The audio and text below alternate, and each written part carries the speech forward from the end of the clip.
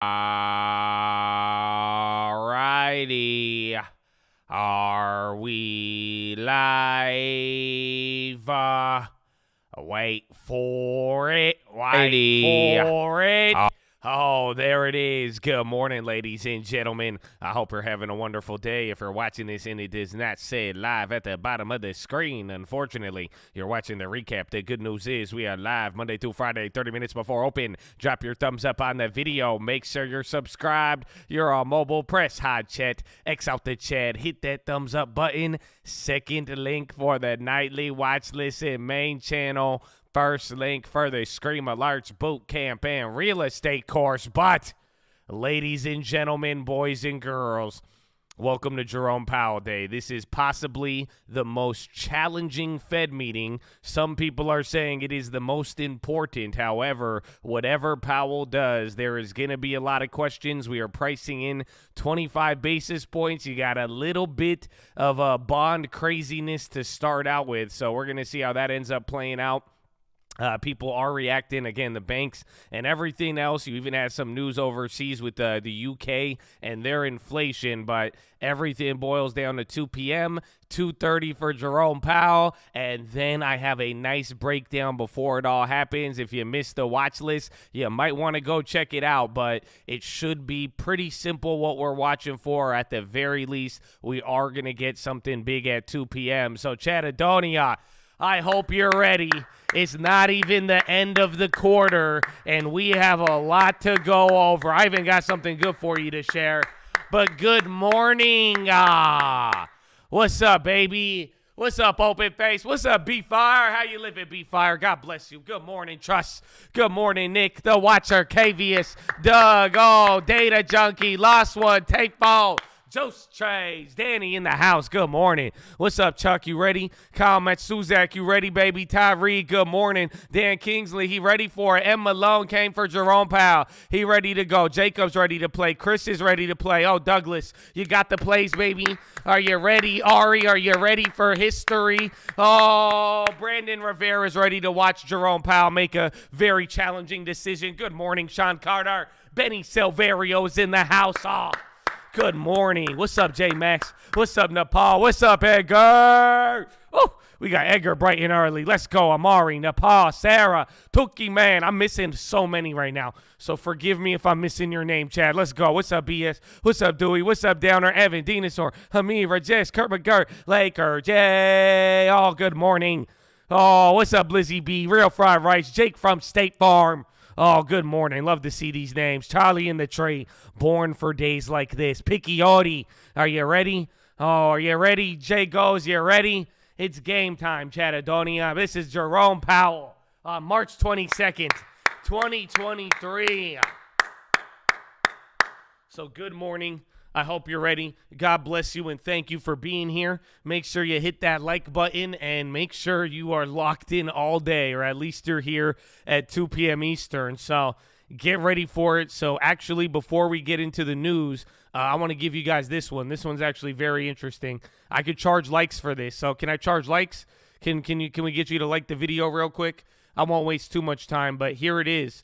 This is the first time in the entire hiking cycle where Powell's ambiguity is very, very important. But here's the best part. I want to share with you the 5 different phases that the stock market has already been in this year. So in the first few weeks of January, it was recession fears. And then late January through mid-February, it turned into soft landing optimism.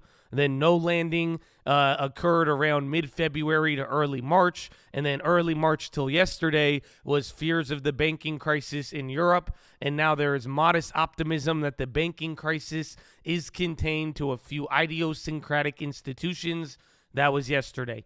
So again, we've gone through about 5 different narratives since the beginning of the year, from recession fears to soft landing to no landing to banking crisis contained to now Jerome Powell today. So stay tuned. Hopefully you've been hanging on throughout all of this, but get ready. And now let us get into the news.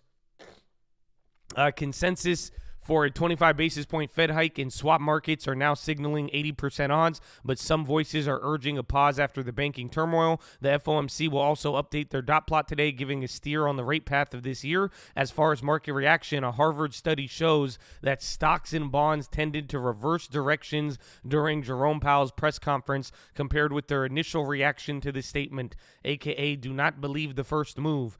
Overlook low treasury liquidity and carry on hiking, JP Morgan said. Liquidity has deteriorated and volatility has risen, but the firm sees no threat to financial stability. A liquidity stress index has yet to breach 2020 highs, even though the Bank of America Move Volatility Gauge has shot past its pandemic peak. The largest dislocations roiled bonds with maturities between 7 and 10 years, the strategists have said.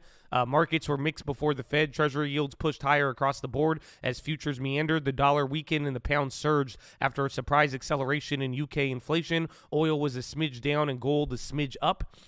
First Republic fell pre-market after the Wall Street Journal reported that they have tapped Lazard to help review their options, and McKinsey for post-crisis planning. And options on the table include a sale, a capital infusion, and asset sales. Earlier, people familiar said a rescue may need government assistance. Treasury, Fed, and FDIC officials will brief senators today on how they handled bank failures. UBS offered to buy back $2.75 billion of bail-in notes it sold on Friday, 2 days before snapping up Credit Suisse. Holders were invited for a tender cash bond due March 28th and March 2032 at their respective reoffer prices. Shares fell but remain about 14% higher since the Sunday agreement. Yields on Swiss bank AT1 notes have jumped more than similar bonds issued by European lenders since the wipeout of the $17 billion of Credit Suisse notes. Data compiled by Bloomberg is showing Moody's is still saying that none of the Europe 11 remaining mega banks, including Deutsche Bank and BNP Paribas, show the credit profile weakness that led to the loss of confidence in Credit Suisse. Goldman European Strategies said the region's bank offer good asymmetry to the upside. Unionized Starbucks baristas will greet new CEO Laxman Narasimham with strikes about 100 cafes today, demanding that it drops alleged anti-union coercion. Boeing won a deal for 21 of 737 MAX jets valued at $2.5 billion. Broadcom proposed $61 billion takeover of VMware is set for an in-depth review of the UK's antitrust watchdog today. TikTok CEO Xiao Chu plans to tell Congress tomorrow that his app does more to protect young users than rival social media and that China has no authority over its data. And then chart of the day is that the re-energized crypto prices aroused the digital market derivatives too. Open interest in Bitcoin options has skyrocketed with the number of contracts rising to an all-time high in recent day. Exchange Deribit said derivative volumes account for more than 60% of overall volume, including spot across crypto exchanges, Crypto Compare said.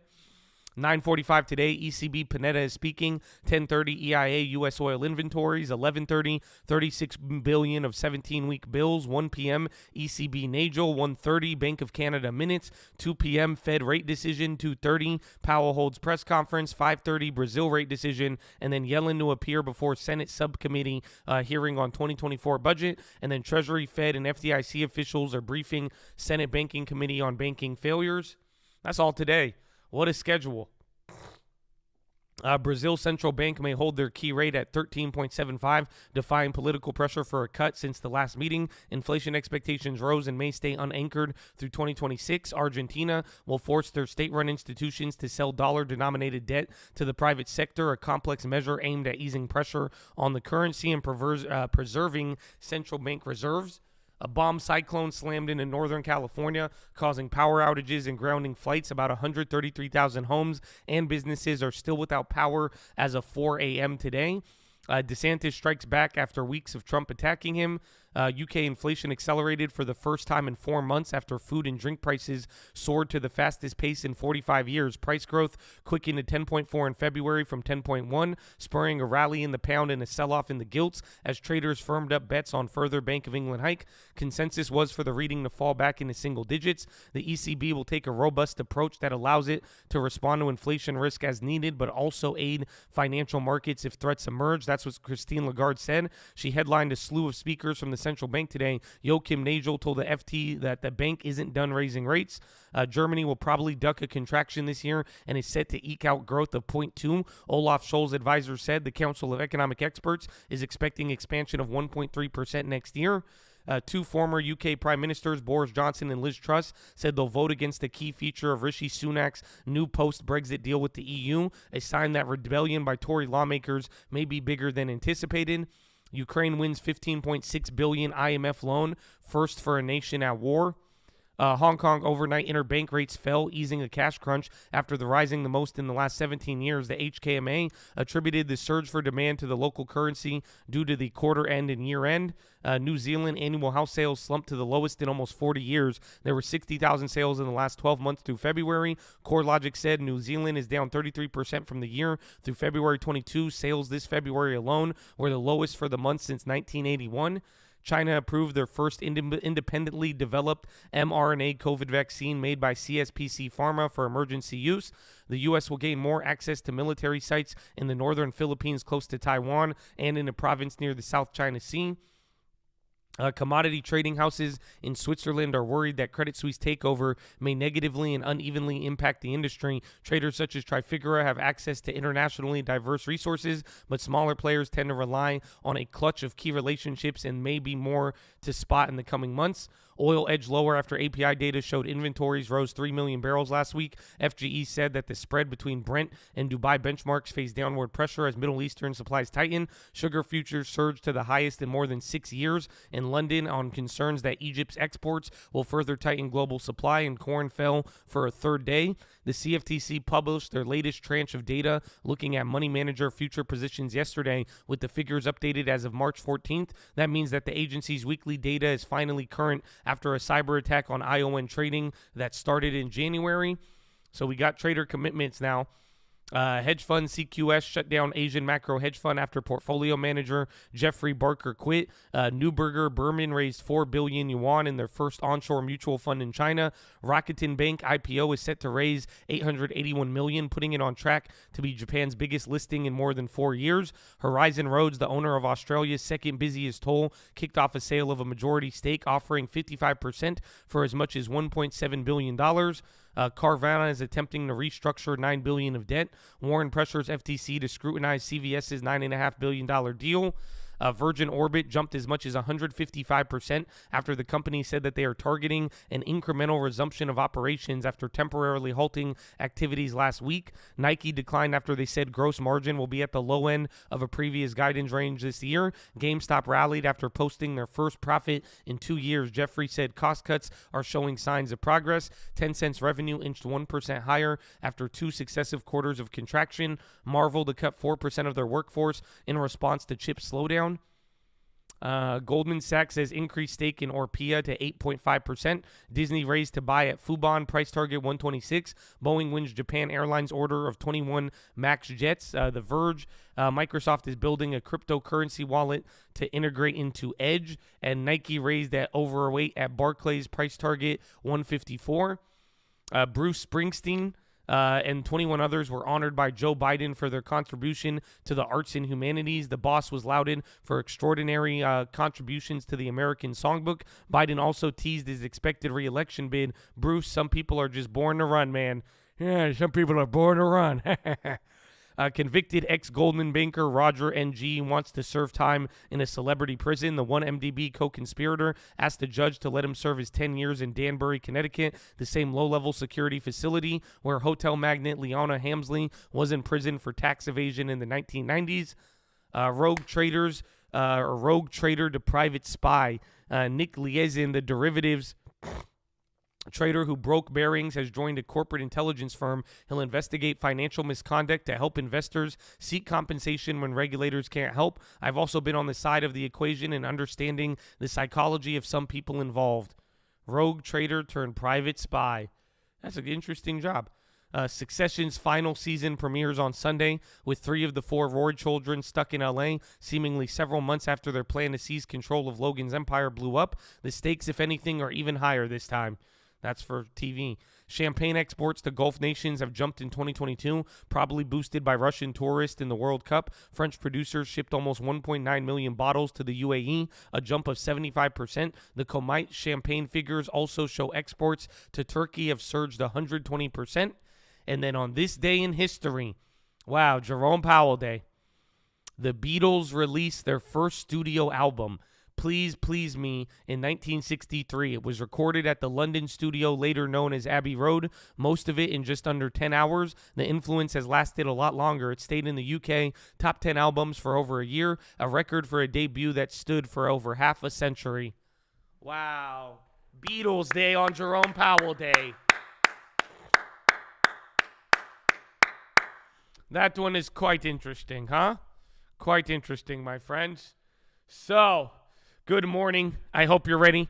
We still got a couple of pre-movers here. Again, Jerome Powell, and we have a lot of analysis to go over in the meantime leading into Powell. But Carvana shares are up 19% after saying they're offering to exchange up to $1 billion of bonds at below par prices as the struggling online seller works to restructure their debt load. First Republic slips 5% as all eyes are on how talks aimed at shoring up the mid-sized lender are progressing. GameStop climbs 52% after the video game retailer reported a surprise fourth quarter adjusted profit. I think they got an upgrade, with Jefferies noting cost reductions are showing early signs of progress.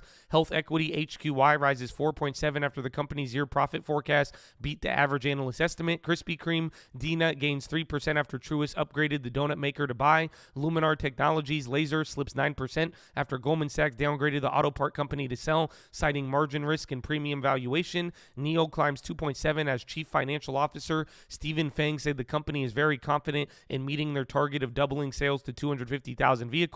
Ollie's Bargain Outlets, OLLI, rises 11% after the discount retailer forecasted year-adjusted earnings per share to beat the average analyst estimate. PACW said they secured $1.4 billion in cash from a financing facility from Atlas, and clients drew down an additional 20% of the bank's deposits, and the firm is abandoning a separate push to raise capital. Shares slumped 13%.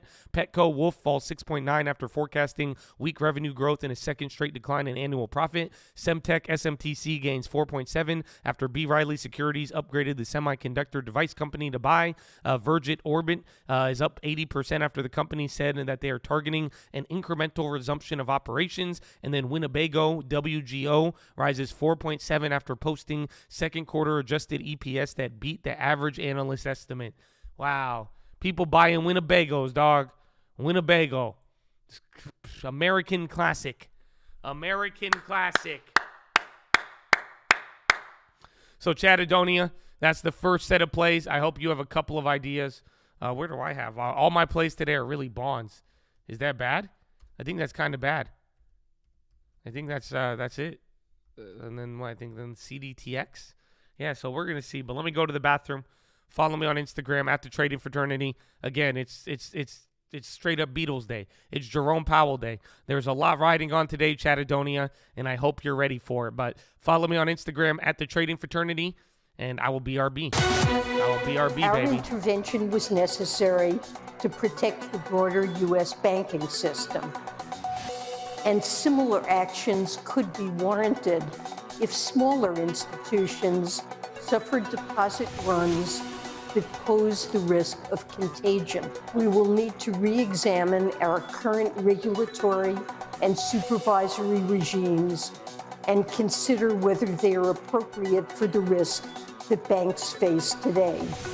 Let's see Treasury Secretary Janet Yellen. Got some breaking news just moments ago. Let's bring in the team. Kelly Lyons down in Washington, your team coverage, joined by Shonali Basak here in New York City. Shonali, what have we got? Listen, this extension of a lifeline to PacWest is pretty remarkable after they're announcing about a 20% deposit outflow. This, John, is the first sign of how much pain the regionals are feeling outside of First Republic. And remember, even at First Republic, we don't know what that deposit pressure even looks like. The more remarkable thing is that Atlas SP is one of the entities extending the lifeline here. Atlas SP was formed by Apollo out of a business carved out of Credit Suisse. Now, remember, this is an entity formed in early February. It's the speed of private capital. It's an interesting thing, John, because remember, once the FDIC gets involved in these situations, they have not really been welcoming to the private credit markets, private capital, to let these firms extend lifelines like this. So this is preemptive. Certainly, we have not hit the point where the FDIC's involvement was really needed in scale for PacWest. But this $1.4 billion might be a template of more types of deals we might see ahead of more firms like this hitting trouble. I took a look at Western Alliance's ticker to see if they had announced anything this morning as well. There's nothing under their radar yet, but they're another one that a lot of these companies are really taking a look at given the pressure on the stock and uncertainties about. Ooh, good morning.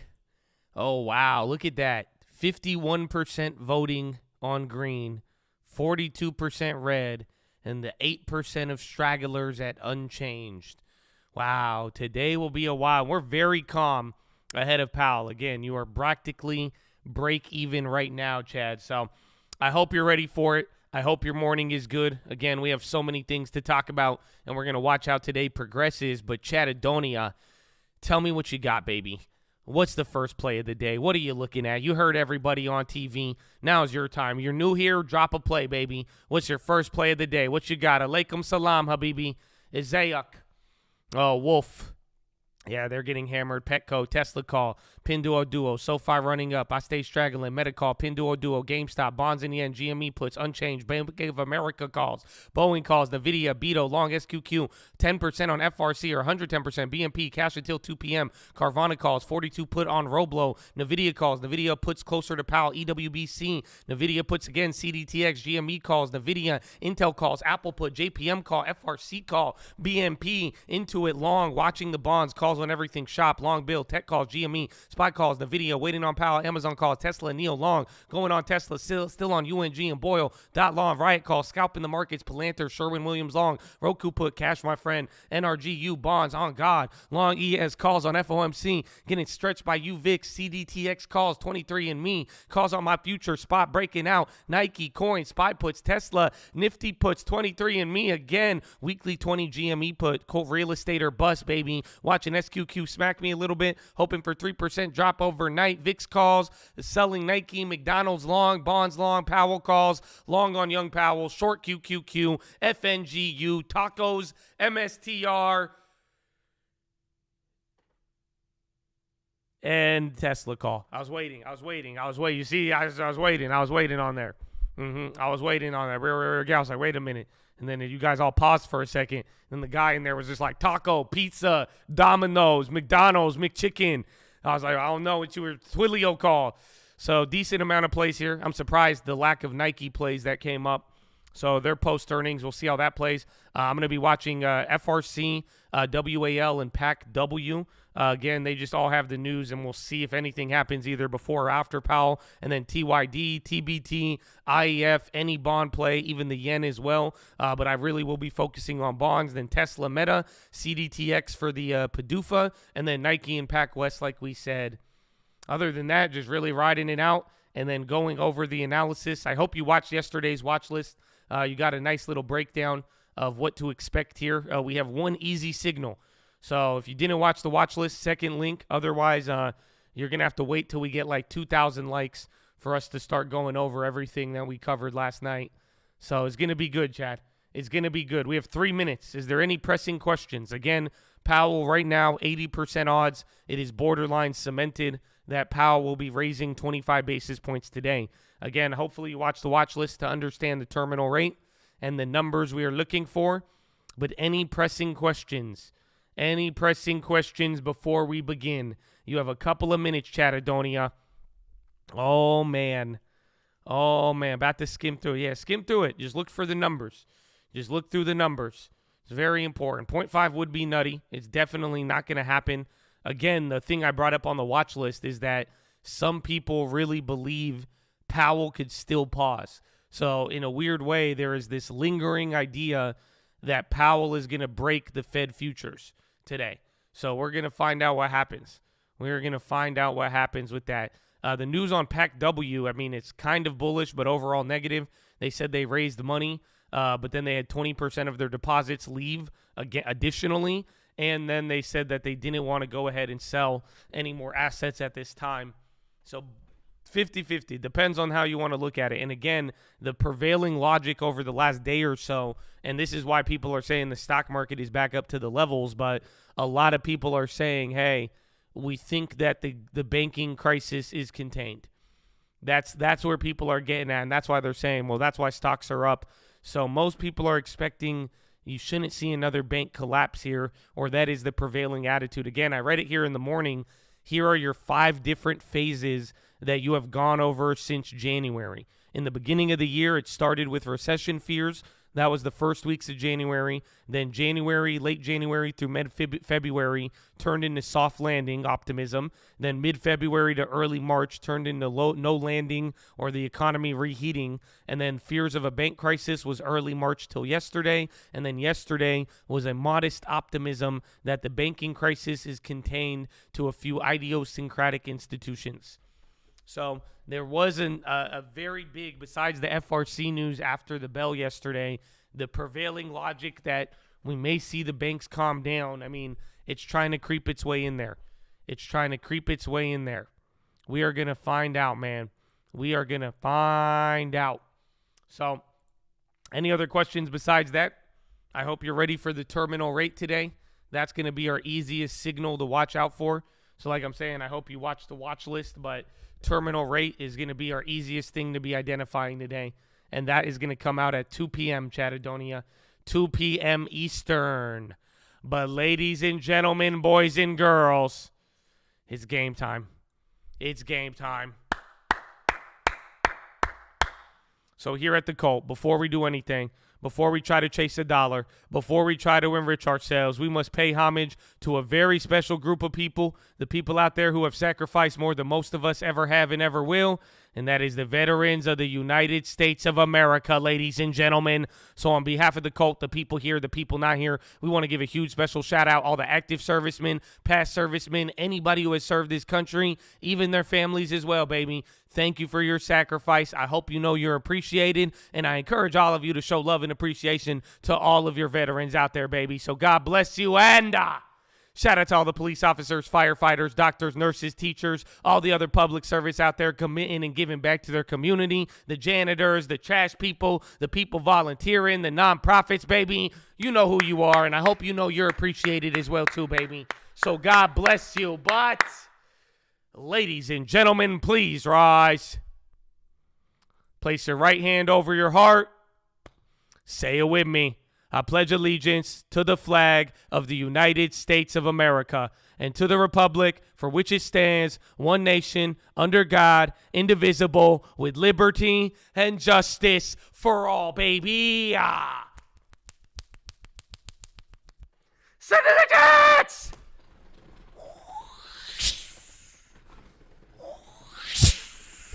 Oh, it's game time, baby. Or nah.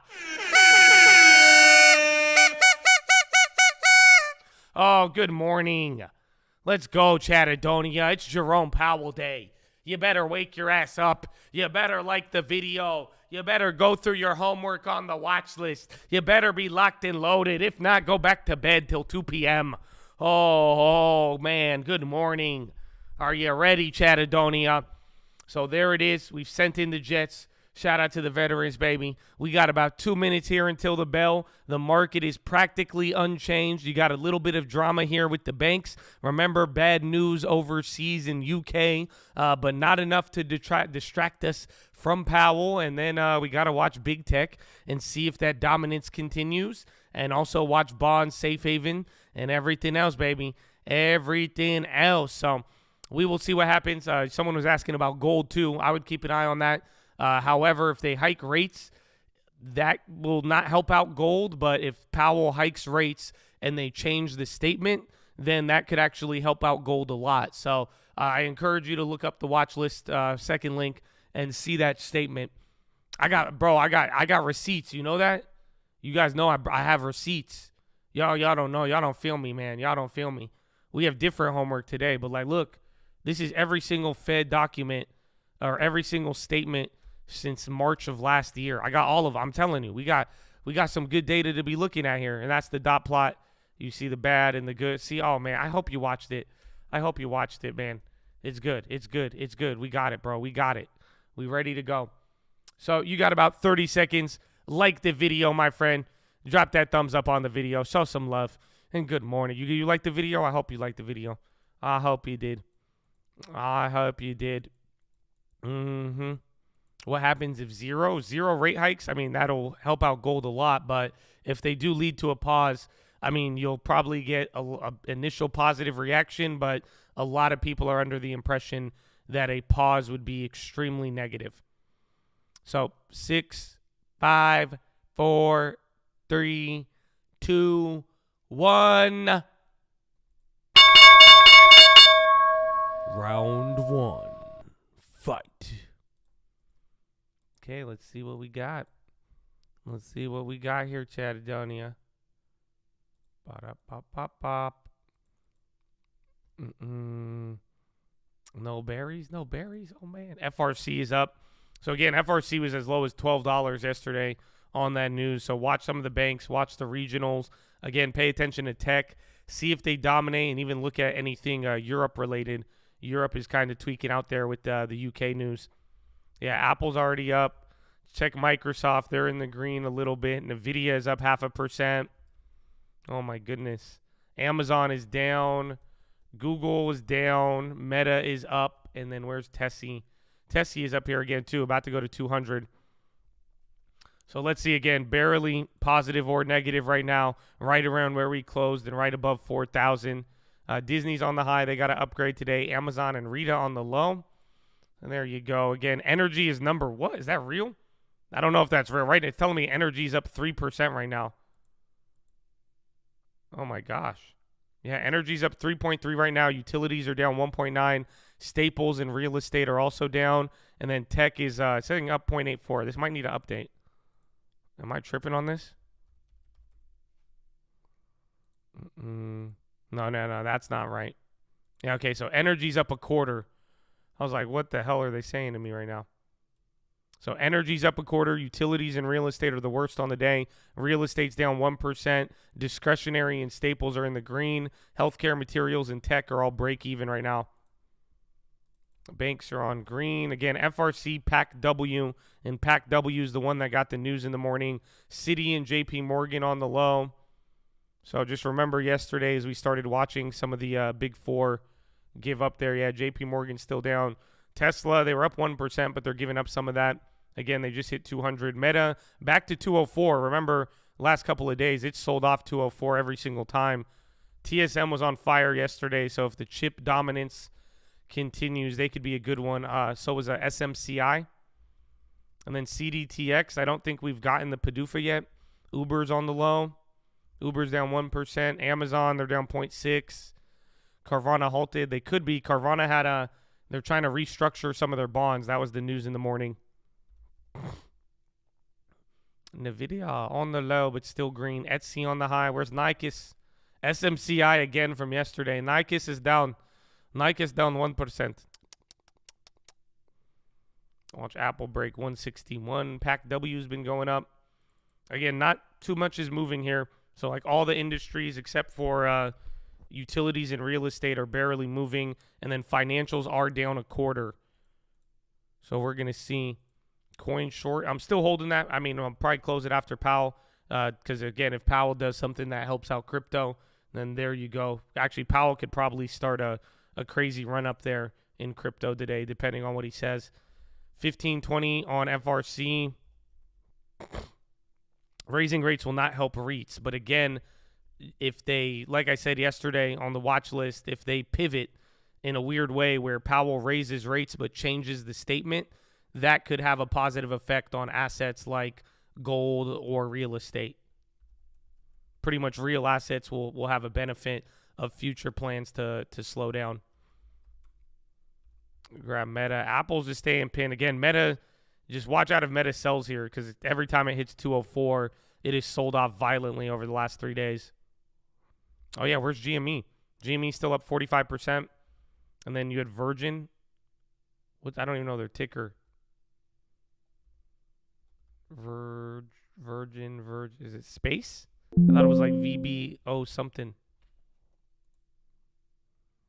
The Tesla put Meta hates 204. It really does. Really doesn't. Coinbase is holding pretty solid. I mean, 0.5, but again, right now healthcare and staples and materials are taking the lead, but they are barely up. So we have not even really moved here in the morning. So a lot of that earlier calm is still remaining. I wouldn't even call it calm. I'd call it jitters. ahead of Jerome right now. What's better is that things get bad and have to do emergency cut or pause now. I think an emergency cut would be better because then it wouldn't, pretty much the market wouldn't like lead into it. But it all depends. I mean, we'll see. I'm telling you, the level of confusion or challengingness to Powell today is going to be mind-boggling. So Powell could come out with a host of different responses, but overall, I mean, you run the risk of the market front-running stuff and the market reacting and even market even misinterpreting. So we're going to see. GME flushing space. Oh, VORB. That's the one. Apple's on the high. Again, Meta hits 204 and sells off.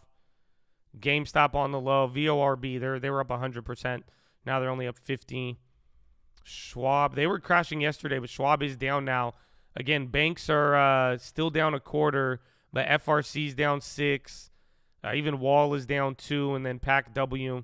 So FRC and PACW is the negative bank news. I'm not sure why Schwab is selling off, but yesterday they kind of started playing along there. Don't forget about UBS and Credit Suisse too. See how that plays out. AMD is starting to break here to the high. PACW on the low again. NVIDIA, AMD, SMCI, even Micron I think are all running. Meta's turned red. Where was it? FRC and PACW. PACW another low now, 1093. That's a big drop. So regionals are down 1%. XLF is only down 0.3. Carvana resumed. Good call. They're still up 20%. So they were halted from first opening candle. Nike already reported. So Nike, they beat on revenue. They beat on EPS, and people were excited, even though the inventory didn't go down too much and China didn't grow. But it was guidance on margins after the report that killed them. So pretty much headline on Nike is slower margins for this year. PACW again. Thessalonian's fighting way better. Morgan Stanley on the high. What's this? Why is Morgan Stanley running up? FCNCA. Yeah, NVIDIA is breaking out now, so you're getting back to NVIDIA leads everything and everybody asking how this is possible. VMware on the high. You are going to get an update here from UK Watchdog on VMware deal today, I believe. Yeah, chips are insane. Meta's at 202. Micron, SMCI, TSM. Microsoft's on the low. So Microsoft's flushing in here. A little bit of a bounce off of the bottom. Again, you're barely moving within 0.5% so far. So this movement is not too crazy. Not too crazy. Apple's up now. Coin ripping. Hates everybody. Yep, back to 1.3 now. MSTR, they're up 1.42. First news of the day, just everybody awaiting Powell and then probably UK inflation going up. So, and then Bank of England has a meeting tomorrow.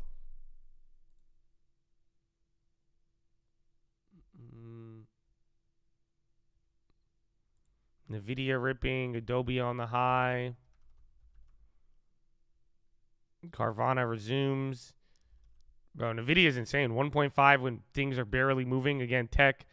I don't even think tech's in the green. No, tech's actually the leader now, 0.16. So tech dominance on the day is emerging. Boeing at the low, back to 200 again. And then I think defensives are selling off here. And Boeing got a $2 billion order today. Good morning. SCYX.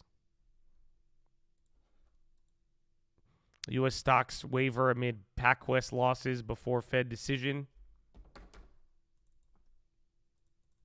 Let's see, are they still down? Dude, FRC, again, regionals do not look pretty. They don't look pretty right now. And now FRC is trading a little bit lower than PACW. And then Schwab and regionals are doing about 3 times as worse so far than normal big banks right now. Powell is 2 p.m. Eastern. The release comes out at 2 p.m. and then 2:30 for Powell. TSM on the high. Like, dude, TSM was on fire yesterday. Even, again, above 90 for TSM is a pretty big deal, I'm pretty sure. PACW, where's Meta? Meta's holding 202, but he ain't doing anything. Meta's at break even. Tesla came back to 200, but wasn't able to break out. Nvidia, they're breaking out through the high. Yeah, JP Morgan, the big banks, all of them. JP Morgan, Wells, Bank of America is barely up, but they're following XLF. But regionals are kind of ugly right now. Petco nailed 10% down. Yeah, they had, I think it was bad earnings, bad revenue. We need 2K likes, baby. Hit that like button. You could either hit the like button or just make sure you're up to date on the watch list, and you'll be good. NVIDIA, another high. We just had TSM, AMD, bro. They're going insane. Let's see, coin again. Oh, where was it? It was like MasterCard, Square, and Visa last night. They were also going crazy. And then Nike down 1.8, which isn't bad considering they were pricing in 8%. UK, United Kingdom, yeah. So pretty much UK inflation came in at like 10.4, and people thought it was going to go to single digits to like 9 something. But then it came in hotter. That was the first hot print for the United Kingdom in 4 months. And then the Bank of England has a policy decision tomorrow.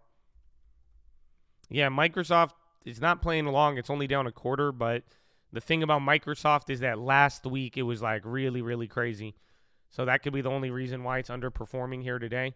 But tech is barely up right now. But again, I mean, everything is just not moving comparatively. Like when you look industry-wise, you haven't made like crazy moves. But then tech is like up by a quarter. So it's a small move on tech, but it's an outlier considering everything else. And then real estate is smacked. Apple, Google on the highs right now as well. Yeah, Apple 0.3, Google's still red. See if Meta and Snap play along. Meta's in the green. Snap is in the red. Railway stocks, they could be interesting. I mean, I think IYT and travel in general, I think a diversified set of like railways plus air and other stuff could be good for you, but I think it's kind of compelling. Just don't get NSC. Tesla, 2 candles down. So Meta, Google, Apple move. Tesla comes down. Pinduoduo selling hard. Yeah, another 3%. And they had bad news yesterday, and they didn't get beaten down too hard. But then all China names are just dumping.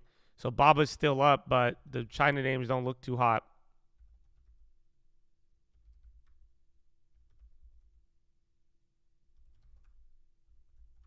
DoorDash, Uber, Coin trying to hold green. He should be. I mean, everything else is up right now. Riot, Mara, MSTR. So even crypto. Boeing now below 200.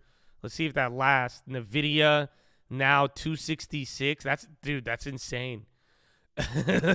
I've wanted to short NVIDIA like 7 different times, and then every time it's like $5 higher than the last price. Again, 260 was a big level there. You opened above it, and now you're hitting 264. SPY is coming into a low. Oil is starting to dump, and now Tesla is on the low. Tesla, can we call it Tesla? And then bonds just haven't even moved, except for catching a bid here in the morning. Tesla's now at the low.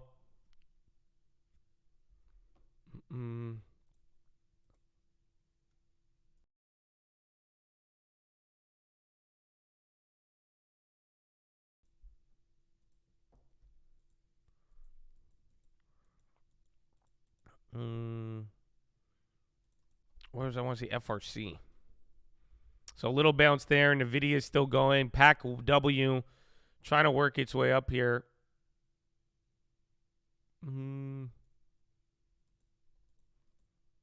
It's decent for now.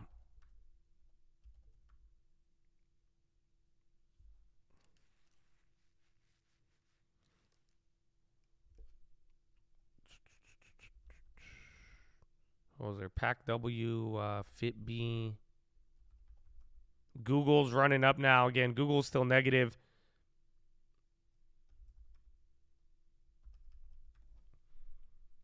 Big bank rescue. That's the dude. It's crazy. Yesterday was a very wild day for us to have all of that optimism day before Powell, and then after news, FRC is like, yeah, we might need a government bailout.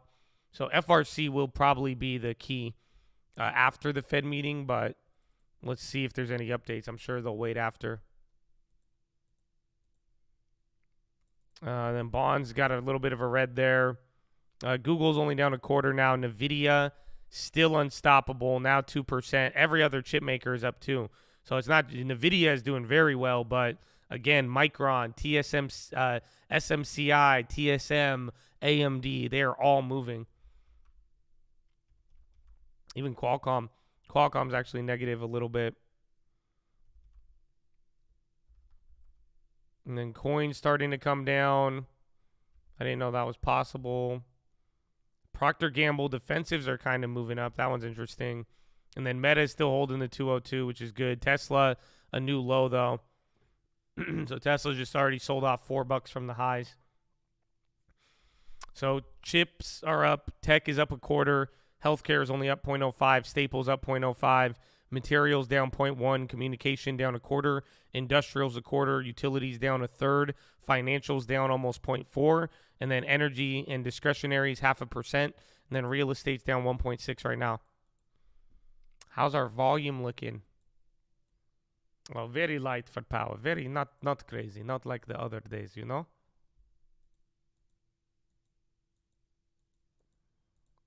Apple nearly 160.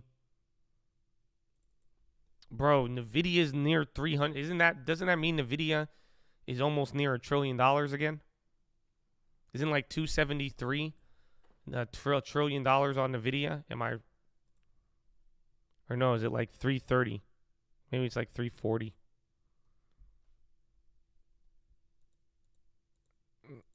Squares down 3. UNG breakout setting up. Unless Apple's been investing in FRC or SIVB, I don't think we're going to get the bloody crash everyone's waiting for. I mean, most people today and yesterday, the new narrative that's poking its head out is that the banking crisis is over for now. And that's why people are saying, no, it's only going to be a couple of banks. And then investors seem pretty confident in regulators that they will step in right away. So that's why this Powell is going to be very key, because we'll see if Powell could give us any signals on that line of logic and what it really means.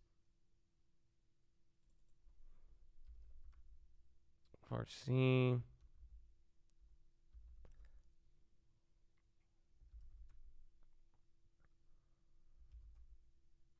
XLF still at the low, though, so big banks probably going into the lows. Defensives now are catching a bid when they were down earlier.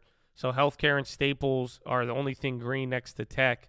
So in a weird way, it's like you're actually watching people kind of go to their safe havens today, but very, very light. And it's still very early, and we have not done anything at all, getting into this event. The jitters are real. Except for NVIDIA. That's the only thing. NVIDIA and chips are the only thing just unleashed ahead of this.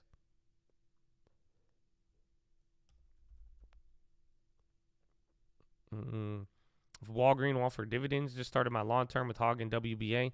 They should. Again, Walgreens is a dividend aristocrat. I think they have like 40, 50 years of dividend history.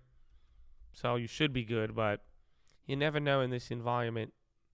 Oh, MPW. Again, real estate stocks are getting demolished. Again, even $60 on O.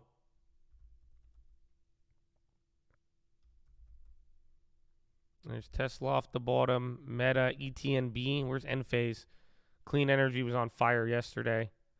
Donut got an upgrade. They're just holding up 8%. Krispy Kreme loves Jerome Powell. Amazon, I forgot I haven't even looked at Amazon. Microsoft's on the high now. And then UNG just died. So something just popped right there. It looks like an energy. Russian cancels auction of May 2023 OFZ. I don't know if that's related to energy.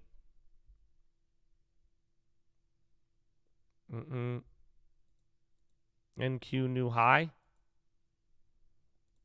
Yeah, 0.11 on the day. We're barely down. Everything's even SPY down 0.09, NASDAQ down 0.09, Dow down 0.07. We legitimately haven't done anything. Microsoft just woke up out of nowhere. So we were just talking about how it was underperforming and a leader last week. So watch out there. JP Morgan to acquire data analytics provider Alumni.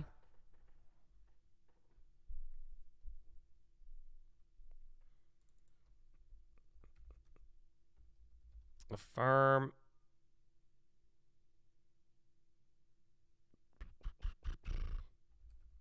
Affirm is starting to run up. Where's GME again?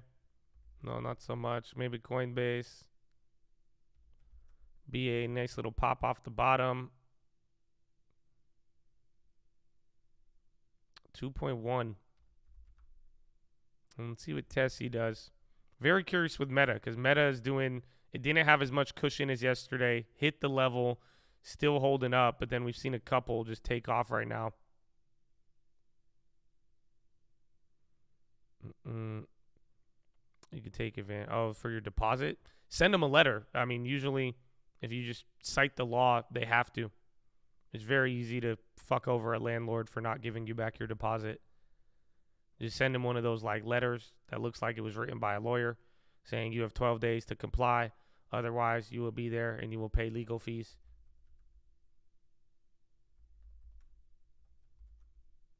Wall is on the high.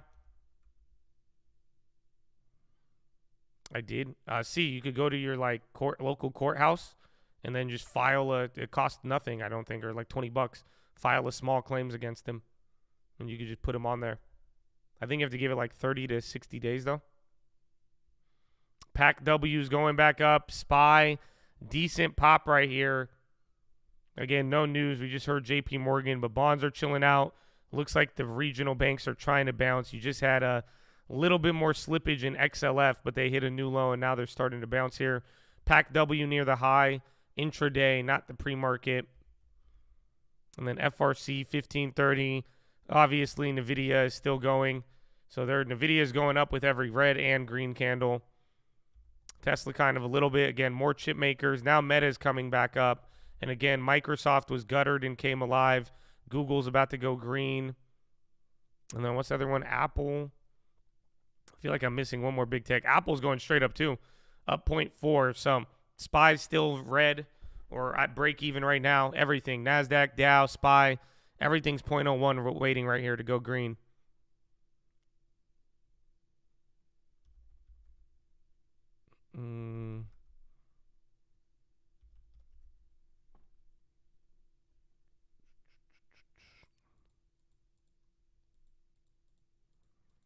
A ton of boy market.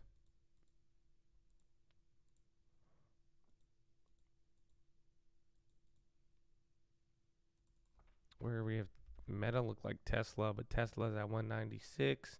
So SPY coming down after that too. But right back to VWAP, but you're at least getting movement. Bonds finally moved. That was a brief little bounce and pop here. I mean, this could maybe develop to the rest of the day, but we haven't done anything yet. It's only been about 30 minutes. Let's see. Panetta, medium-term inflation expectations remain anchored. So ECB, Panetta speaking. And then you got a Carvana update too. Carvana sold off some of those gains, bro. NVIDIA, AMD. Bro, it's about to hit 270. 268.85 and nonstop. It opened up at 262. That's $6 in 30 minutes. And then again, here's the semiconductor index. This thing is just, this thing looks like a utility index. Credit Suisse shares extend loss down 5.2. UBS is still down. It's weird. I guess they should be. It's weird they're down kind of the same amount. Maybe you should have watched the keynote. Maybe you should stop pumping it. Okay? Calm down. Calm down. Relax. It's okay. Market insane.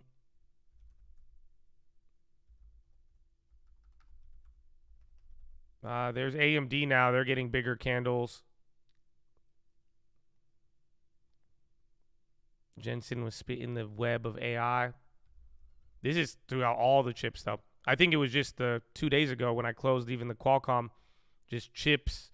This logic is very... people are thinking the chips have bottomed the first, pretty much. And they were very, very strong. But now you get that any sort of update, outperformance, people rushing to tech for safe havens. I mean, it's kind of the perfect storm, but we'll see. We will see after Powell. But even then, even if Powell brings down NVIDIA, they're just going to go back to where, like, that's a lot of cushion. That is a lot of cushion.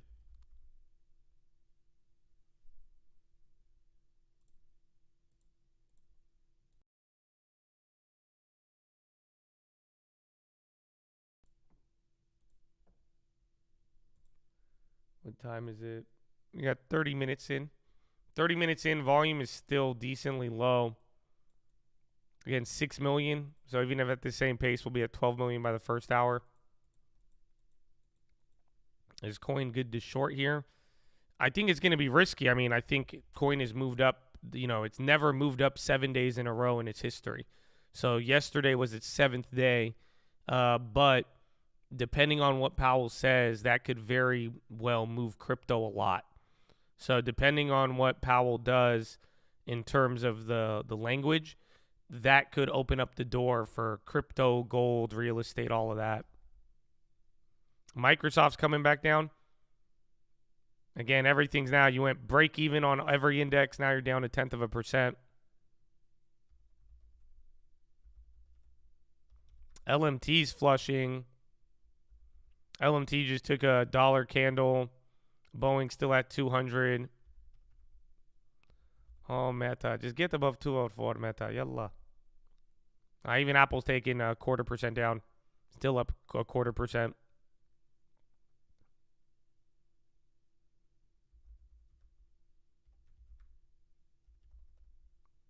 Apple.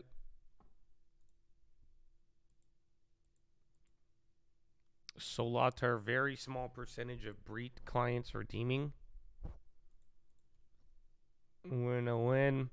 I think every single chip maker, NVIDIA is the strongest, but even SMCI is the same amount as NVIDIA, and then TSM, they're all 2%.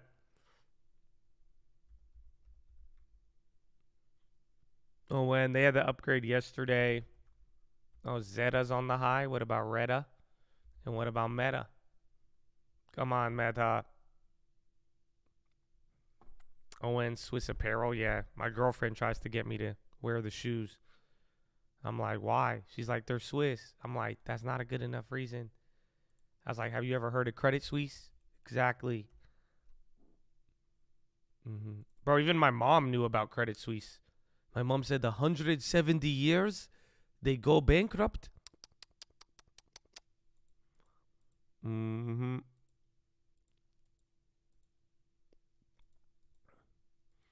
Oh, I forgot. My mom gave me tinfoil yesterday. Oh, I'm blanking on it. I forgot. My mom gave me tinfoil. I was going to tell you guys what I totally forgot.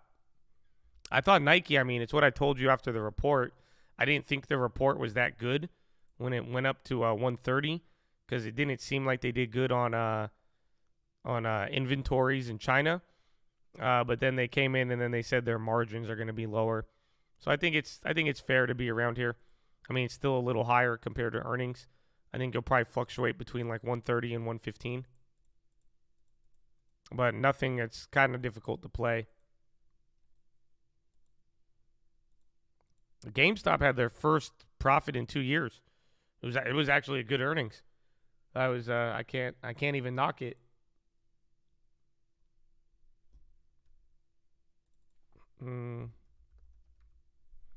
Oh, FCNCA. There you go, Habibi. Yalla. Nike's on the high now, though. So they're starting to break a little bit. Tesla, Meta. Debit sauce. Let's hear. I forgot what my mom told me. She told me something yesterday, and I was like, dude, that's 10. And I was like, damn, I have to remember it. I'm blanking.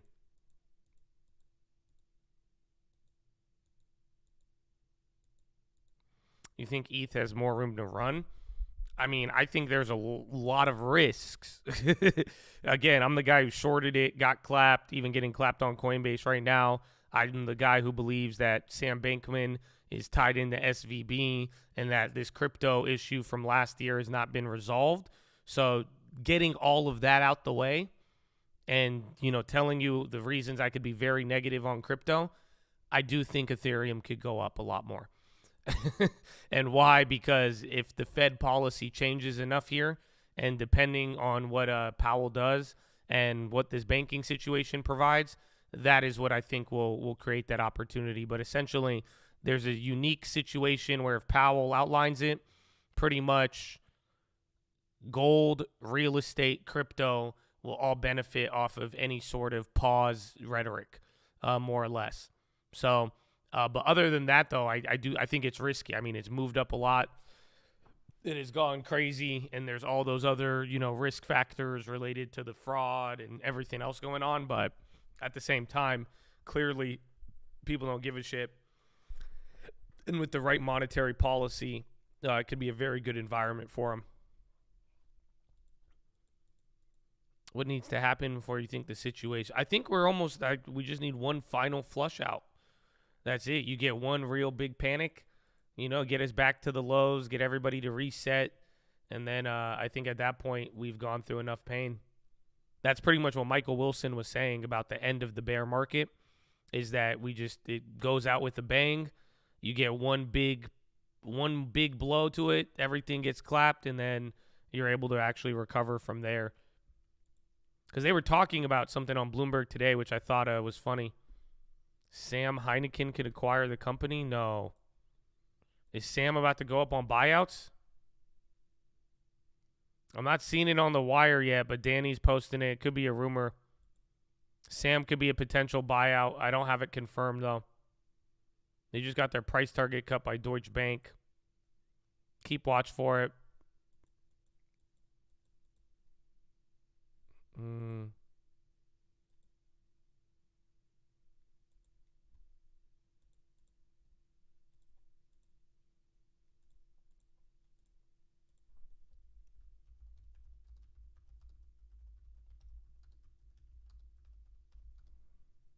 Sword Street Insider.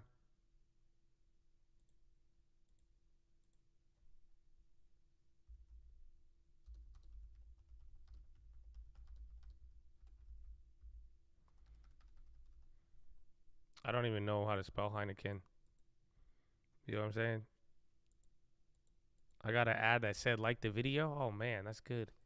It's beautiful. I'm not short. I covered the Apple short at the beginning of the week.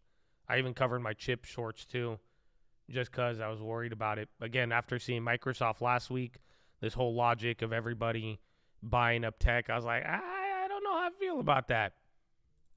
Well, then I was going to even close the Coinbase. I said, I'll wait a little bit, get a better price, and then sure enough, it went crazy on me. Tesla's about to go into the low. Meta, a lot of things were going up there, but now you have a lot more bigger names near the lows right now, kind of just giving it up. We haven't moved, man. You're doing nothing. You've moved 0.1% top to bottom here to start off the morning. So the Powell jitters are definitely real. PAC-W, they're now up there. So watch if the banks start coming up. Again, I got even 2% on FCNCA again.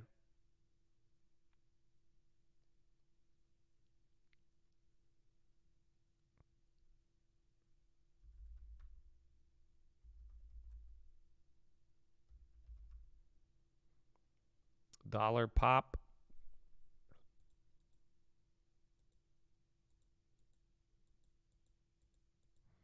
Waiting for someone to ask what time's Powell. So watch Sam. Again, potential buyout rumor. Not confirmed. I guess the source is Street Insider.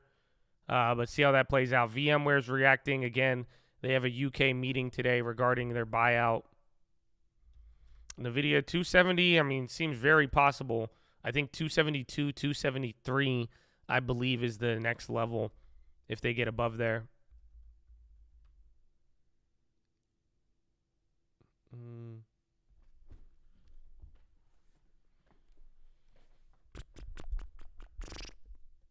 Nike can't break it. Yeah, Nike was just the weird earnings. Oh, you got Bloomberg, Ira Jersey. Or I guess he's coming up. All right. Follow me on Instagram at The Trading Fraternity. I love you. I'm going to go potty. I'll be right back. Much seems to be moving except for maybe Amen. the front end of the yield curve, but that's kind of it as we wait for the Fed. Okay, so what is the game? Which game are we playing today? We're waiting for the Fed, clearly, and everybody's wondering whether or not we're going to get 25 basis points, what the summary of economic projections is going to tell us. But I think this PacWest headline is significant. We're going to be talking to Huntington later on. We're going to be talking to Bruce Richards. What is still happening in the banking sector is relevant here, and it has not gone away. No, and you have to wonder, too, PacWest has access to all the stuff, like all the backstops, all the loans from the government, and they still had to go get that infusion. And I just wonder, does it say how bad it is, or that some of the facility stuff isn't working, that it's just too expensive to get that money from the government, and then it leaves you no other choice? Well, I think you're asking the right question there, which is, actually, is there a private sector solution here, which is Atlas, and maybe that money is cheaper than going to the Fed? Maybe that's how it's meant to work. Here's the backstop. If there's a real problem, we've got your back. That's the message from the Fed and the authorities. But if you can go out there and get a better solution, then yeah, fair game. Go and do that. And the Fed is, though, sorry. I was going to say, and is that actually perfect for the Fed? Because they can just put that to the market side and focus on inflation. Yeah. Are there going to be others? Are there going to be other conversations? I'm sure there are. Are we done with this? I'm sure we're not. The Fed is going to have to fold this into its thinking, obviously, today, and we're wondering what the Fed is going to do. The baseline does seem to be 25 basis points, but what is a win for the Fed today is, I think, a really difficult question to answer. My take on it is emerging with its credibility enhanced rather than degraded. Mike McKee, Bloomberg economics and policy correspondent, joining us. Ira Jersey, Bloomberg Intelligence chief U.S. rates strategist, joining us. Mike, let me put that question to you. What is a win for the Fed today? Let's see what he says. Well, usually we would say a win for the Fed is the markets don't move a lot, and that would probably count as a win for the Fed today. I'm not sure how you define Fed credibility, but we can obviously get a sense from Wall Street of whether they think the Fed got the details right and whether Jay Powell said the right things. That's going to matter more than anything else. I'm not sure they can do anything that would change the perception of the banks. We'll still see some banks, shares down, some higher. The question going forward is, do the markets follow the Fed's lead in where they think interest rates are going to go? And that's Zion, going to be what's most important. Regional banks are starting to pop right now. Pack W2. Ira, a win? Yeah, so I think... First of all, it's so nice to see you in person. He's just not on TV. This is a really cool moment for me. I think a win for the Fed is if Jay Powell is able to convince the markets, similar to what Mike said, but convince the markets that they have the tools to keep financial stability while they continue to fight inflation. And I think the single biggest risk for the Fed right now is that we're still pricing in some cuts later in the year. And I think that they have to convince the market that, hey, even if we only hike one or two more times, we're not cutting. And that's, I think, going to be the big differences and how inflation expectations shape up over the next 6 months. Banks are running now. So we're right near the top you've got end a great of the range model a little that bit. manages the language, models the language, and parses the language, trying to understand exactly what the message is. What language should we be looking for today? Yeah, so I think it's a matter of the difference between how dovish and how hawkish, obviously, Jay Powell sounds during his post-meeting press conference, and in particular in those opening remarks, which, we will run our model as soon as we get the text from those remarks. And I think you're more likely to see more dovish statements within the opening remarks, basically saying, because the Fed has to be at least a little bit in risk management mode and saying, look, we understand that there could be knock-on effects from financial sector ends, but at the same time, inflation is still our primary mandate and what we're working on. So he's going to say, we have lending facilities, we have all these other things to prop up the banks and liquidity support, and then you're right at the inflation is still our number one priority at the moment, and we want to make sure that we kill that before we worry about anything else. So, Mike, when we take into what happened with PacWest today, they have access to all the facilities, they are also going to private financing. Is that something the Fed's going to be excited about and be like, good, great, you guys handle it, we're going to tackle inflation? Well, the Fed would certainly like private sector solutions to all of this, but they'll say they stand by ready to provide assistance to the FDIC if there is regional a banks systemic are about to go problem. green now. I think that that'd be a very right. good sign, what because the that'd be a Fed higher would like bounce to from do yesterday. is focus on inflation, let other people focus on what's happening with the banks, and walk away from this with at least this. Thank you, Mr. McKee and Bloomberg. So very interesting. Ira Jersey thinks it'll be a dovish read. Very, very interesting concept. And then again, we talked about it on the watch list yesterday. There's probably going to be a lot of time that they spend talking about all of these facilities, what they've done, what they plan to do, and all of the tools they have besides rate hikes.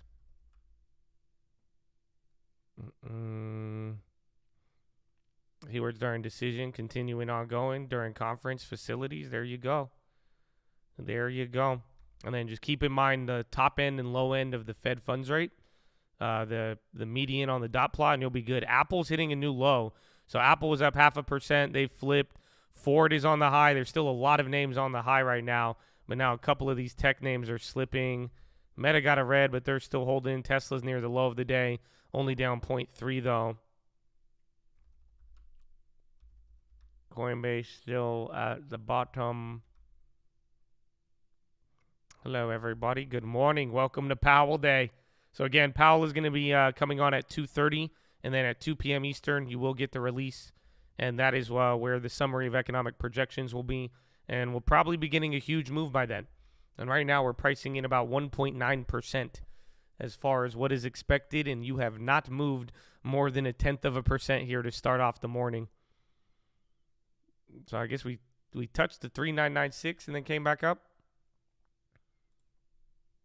You're at 4,002. Things are starting to climb again. Apple went one way. NVIDIA is still holding. Again, more chips now. TXN, again, TSM, Micron. All the other chips are actually still moving, even though NVIDIA is not necessarily hitting a new high yet, but it's close. Procter Gamble, Merck, they're all down. And then bonds are at the low of the day. Yeah, I don't know what is going on with Ford. It just showed up on the high ticker, but it's outpacing GM. SPY's getting another candle to the upside.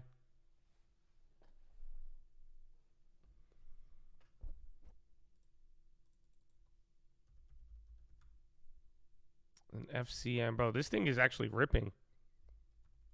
But even the regionals right now, that's a good one. Those are really, really low. Okta on the high, ACAM on the low. Okta's still in the red.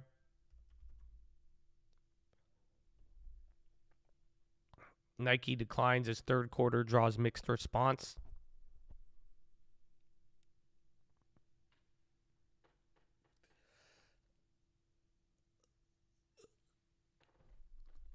CDX, CDTX, PDUFA, we don't know. So hopefully you've watched enough biotech plays that when it's PDUFA day, you have no idea.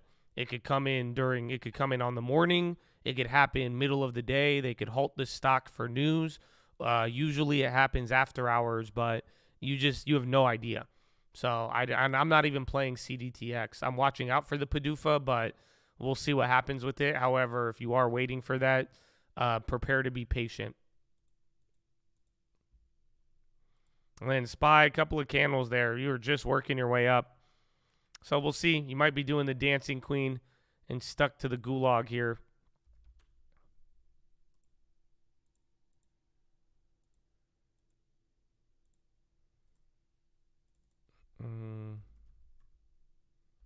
Don't get chopped.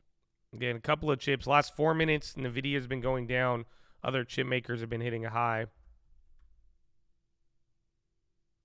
The process of TYD as it relates to Powell.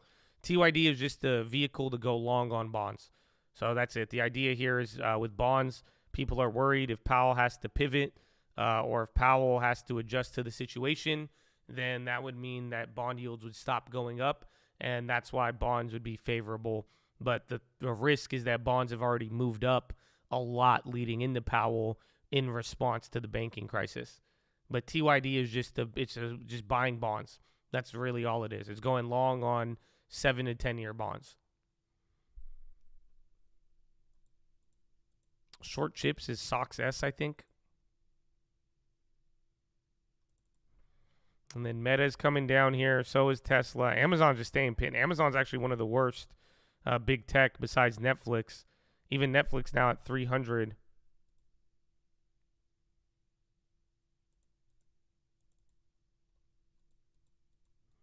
The expected move is about 1.9%.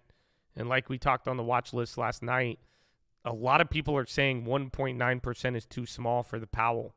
So there's been like 4 other Fed meetings this year that have all moved that much. So literally 1, 2, 3, 4. There's been 4 Fed meetings this year in the last 12 months that have led to just about 3%, with one of them going down 4%. So we're pricing in 1.9. We're supposed to be right here, and most people are saying that's actually way too low.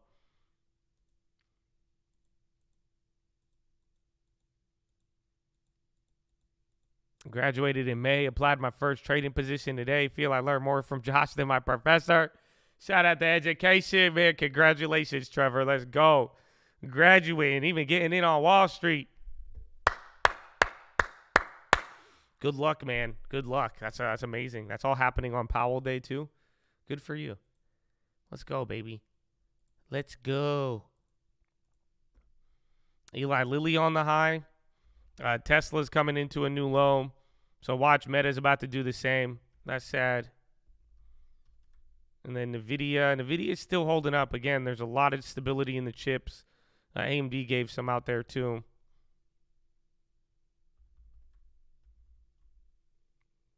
Procter & Gamble. Again, tech, healthcare, staples. Only thing green. Everything else is in the middle or down 0.5%. Banks came up for a little bit. Banks recovered half of their losses on the day. And then the regionals, they really want to go green right here, but they just can't do it.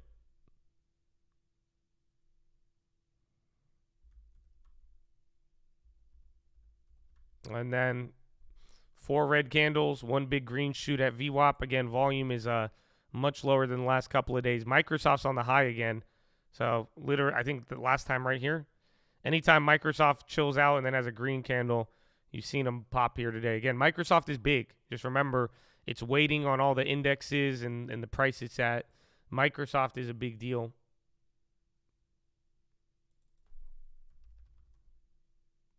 Giglet.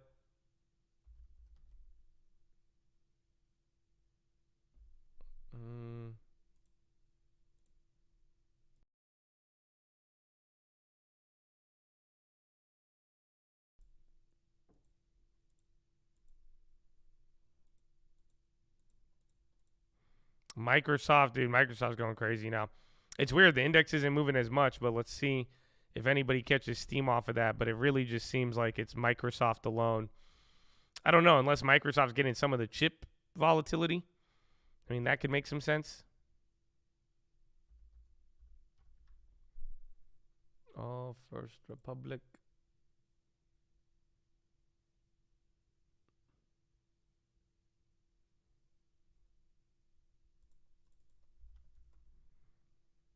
Bill Gates said AI last night. Where's Google? I forgot. The Baird. They're opening up the Baird testing.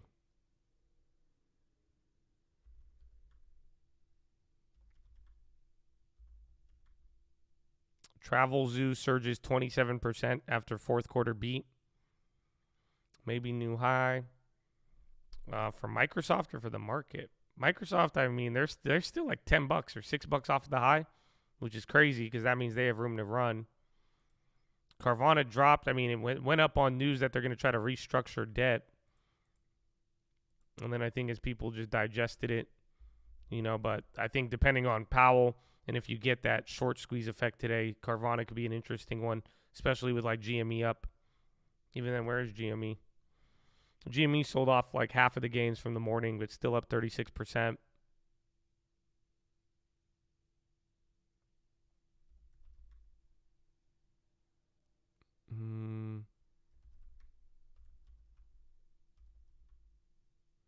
Again, watch regionals. They're still working their way up. And SPY, again, alongside Microsoft, you recovered that here. 3 minutes down, 4 minutes up. You're climbing. You're trying to climb out here. The high of the day is 4,004. You're 1 point below that. Well, let's see if you can break out of this range and lead to any sort of run-up. Coin, are they moving now? Yeah, they're still negative. I'd watch NVIDIA and then Microsoft and then see if even Apple could turn around. Apple's still in the green. And then Tesla and Meta kind of in their own little world. I'm surprised even Meta's still green. And then Google as well. Those are some of the names late yesterday that started to run.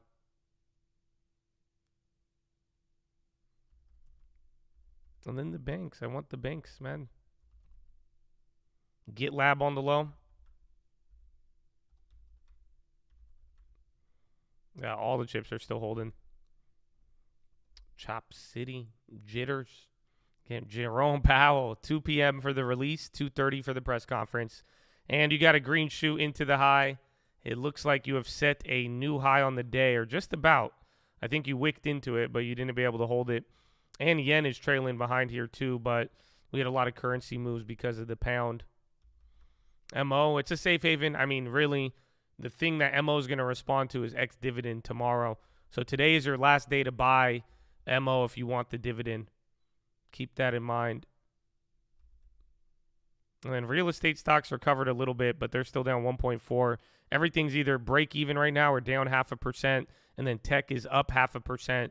Healthcare and staples are in the middle. SPY is now green. NASDAQ is about to go green. Again, everything's matched up within 0.5% of each other right now.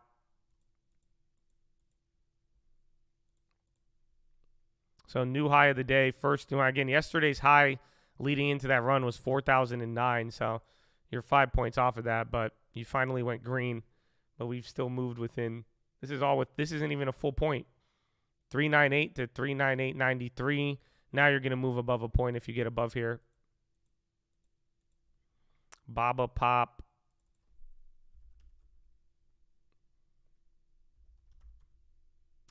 China names did kind of bounce there. Wasn't Papindo Duo still clap? Microsoft, another high. I think Microsoft's starting to lead a decent amount of this because that's big there. Again, we thought Microsoft was going to be guttered, but that's $3 from the low. Microsoft's in the high. Now Tesla, Meta's playing along. NVIDIA is about to start up again here too, near 270. Riot running, so watch Coinbase if all those start going up there. Yeah, Coinbase is now back to break even. They're going green. Microsoft is savage.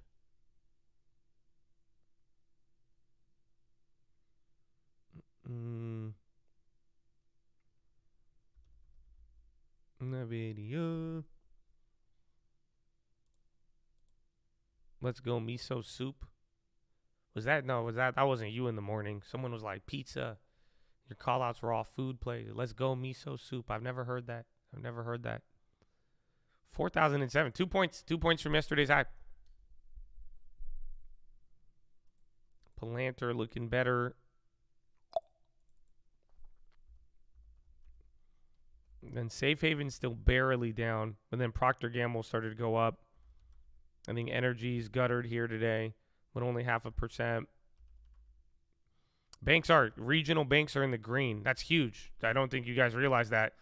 This is now, we're stringing together 2 days of bouncing. I don't think we've had that. So this day was a red close. You had one bounce, then you closed red, but we haven't strung together 2 green days on the regionals yet. So actually, since last Thursday, regional banks haven't had 2 days of going up. So if we actually end up going up and hold here, that'll be very, very big. And let's see if Powell has anything to say about that.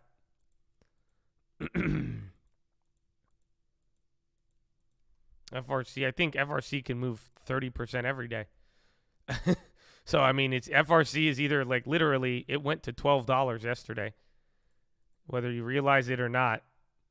Not just from this morning, yeah. You went to $12.90. So I think you could go back down to $12 or as high as $19 again on FRC. And I think you're right in them again, $16. That's why I made the play on it yesterday. Yeah, Microsoft is the one that's, if anything's moved today, it's been Microsoft. I mean, Apple was trying to move 0.5% earlier, then it gave it back. But Microsoft, last 10, 15 minutes on a tear, and even Apple has now came back here. So SPY is up 0.05, or SPY and SPX are different right now, but everything's about 0.1%. And then Dow is barely green. No, MO pays 8%. Yeah, MO is a high-yielding play.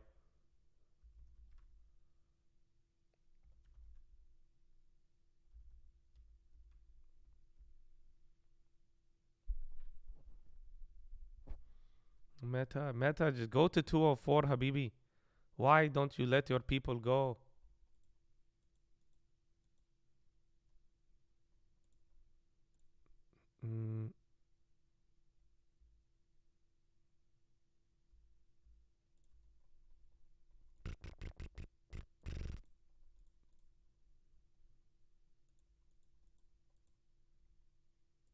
Nothing's failed.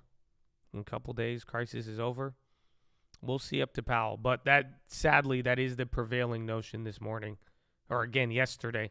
This idea that it's spreading like no landing. So it's just like, you remember how everyone was like no landing, and then finally when bad news came up, everybody threw that idea out the window. So what's happening is you're getting a couple of days of no news, right? Or even though there has been news, nothing has gotten worse. So everyone's like, maybe the banking crisis is contained. So you give us 2, 3, 4 days of nothing getting worse. I mean, I wouldn't be surprised to see those comments start to come about. But we'll find out if we could get 2 updates on the regionals. Like I'm saying, that's something we haven't seen since last Thursday. You haven't seen bank stocks rally one day and then actually hold up that rally the next day.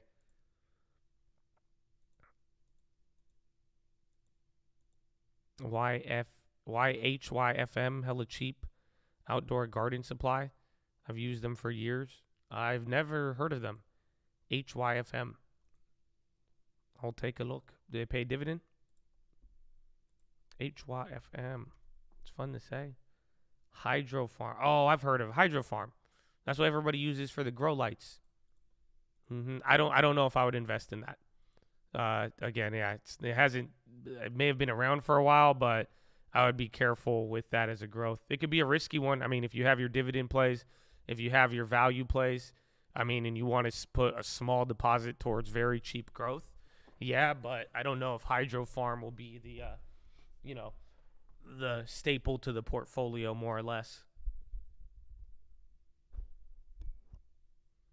Yeah, they grow it for their tomatoes.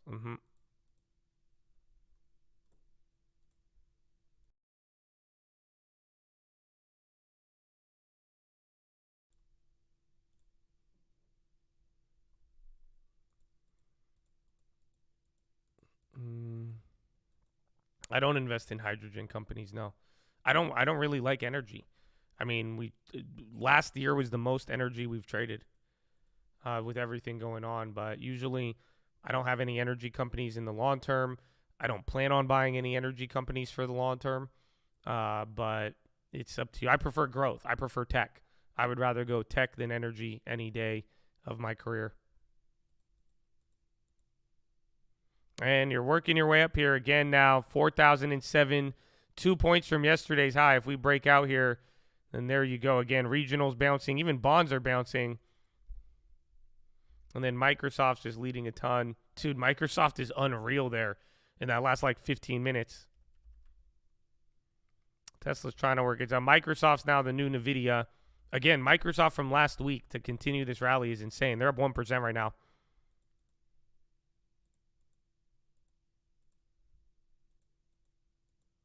Energy stocks for the dividend, you can, but even then, I think maybe this part of the cycle, maybe if energy ever becomes as cheap as it did prior to 2021, then maybe, but at this point, I'm kind of done with it.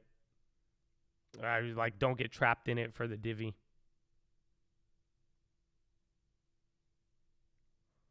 But again, I don't think you could add energy to your portfolio. It's just something, if you've seen it here, I've just never really used it. Or I just don't really buy energy. I don't want Greta to get mad at me. Yellen, I think she talks today before Congress, but right now the real main speech of the day is going to be Jerome Powell. 4,008. You're about to break out to yesterday's high. Even the Qs are on the low right now. SPY is only up 0.16. Dow is up 0.08. NASDAQ up a quarter. It looks like Microsoft's leading the rally, and then anything that held on, they're starting to go. Now Apple is breaking out. Big candle on Apple. You got oil news coming in here right now. Apple will require a subscription to watch Friday baseball. Nope, and then Bloomberg expects crude stockpiles of 1.3. That's it. You had a big pop on Apple and everything here towards the highs. So I think this is just momentum now breaking out. 40.17. You guys remember that level? That is the big level of support from a couple. But this was all before SVB. So remember, last SVB, we were dealing with 40.17, and then we finally got there, and then we started to fall. Remember, this was with Bostic, And then this was SVB right here. We couldn't get above 40.17. And then when we rejected, that's where it got pretty ugly. So that is your next range right now. A lot of big again, the S&P looks like Microsoft here. From 7:15 till right now, 15 minutes, you've gone 39.98 to 40.12. It's not too big, but given how high we've already been. And then Apple, bigger candles here now. So you're starting to get some movement. Even Tesla playing along, 0.3. Meta about to go to 204.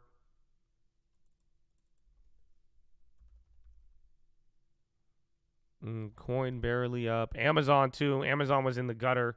They were down about 1%. They might go green. Where's Googly? Google's about to go break even in green. You're getting inventory. Crude inventories rose 1.1 million barrels. Estimate was a draw of negative 1.8. So oil could get clapped on that even more. All this upcoming from. I think it's a lot of things not moving and then a couple of concentrated names just taking off. I mean, I think we saw this happen right in front of us. So, like, legitimately, market was dropping, and then we started seeing Microsoft just lead, and then everything started catching up, and now Apple, and then all the big tech that was barely red, they're about to go green right now, too. FRC. FRC is hard to borrow. Dude, I'm telling you, FRC is, like, expensive. So you got to be careful, even trading that. One, you're going to need hard to borrow. But keep in mind, like, even the margin requirement, and then if you hold it overnight, even if you don't hold it overnight, there is still very big fees with it. So just keep that in mind for FRC.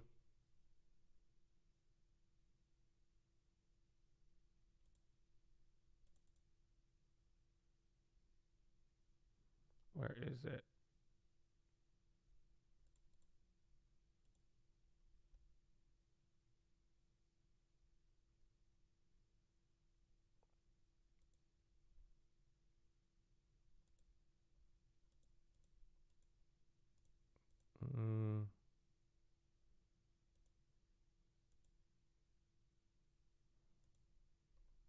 TSM daily pop.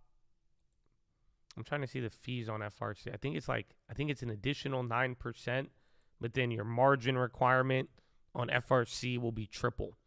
So to short or buy like $1,500 worth, you're going to need like $5 or $6 grand.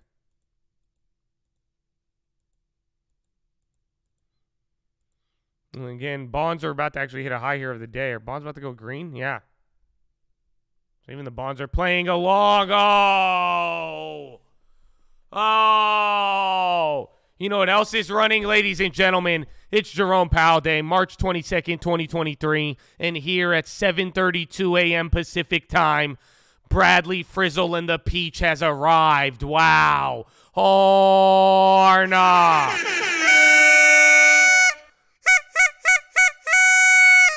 Oh, my gosh. Are you kidding me? Peach Nation, get your ass up.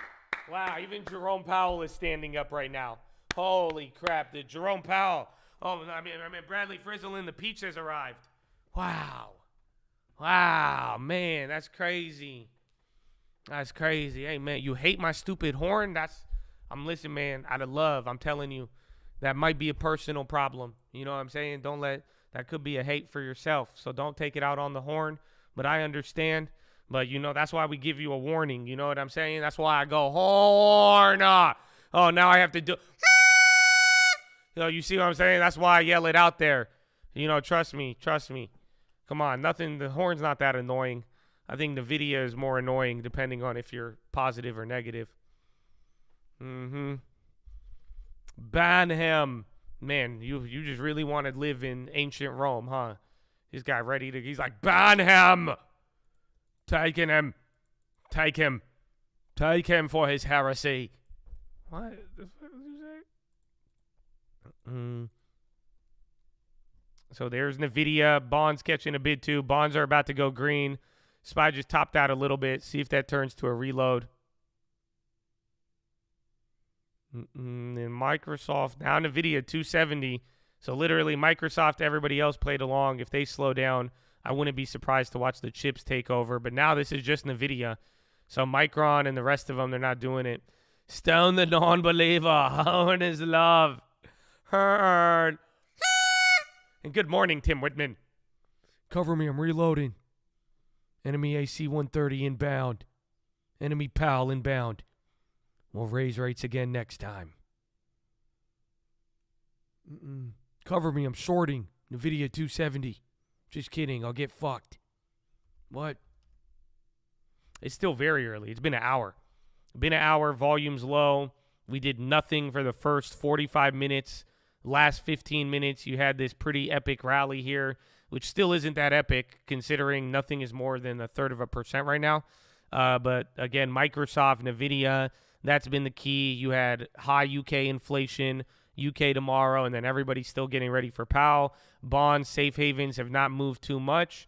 And even Fed futures, nothing else has moved too crazy. So this one, traders last minute dash for 25 plays in the Fed futures. Traders in the Fed futures market left it late, but appeared to have piled into new short positions over yesterday's session. The largest jump in open interest so far was seen in the April 23 futures contracts, indicating a big short position standing to benefit from a 1/4 point Fed hike as of 2 p.m. today, which remains less than priced into the front end. Preliminary CME open interest data shows 42,000 futures for April 23, equivalent to approximately $1.8 million in cash risk added to Tuesday's session. Price action on the day was hawkish, with the contract ending near the low of 95.21 after reaching a high of 95.26 during the Asia session. On the day, hawkish sentiment was also matched with SOFR options market, where flows included a large September 94.375, 94.25 position added for new risk. Price action showed rate cut premium leaking out to the end of the curves. Fed dated OIS is pricing in 22 basis points of hike premium into March, approximately 88% odds of 25 instead of a Fed pause. So that's very unique. Pretty much if that you don't get any of it, here's the thing. People are still betting on the Fed futures right now, and there's a 1/4 point gap between what is expected. That doesn't usually happen, Chad. So essentially, in a weird way, there's a lingering bet right now in Fed futures that Powell could still pause. So usually this close to the Fed, with Powell about to be on here in a couple of hours, the Fed futures should all migrate to like 99%. You see what I'm saying?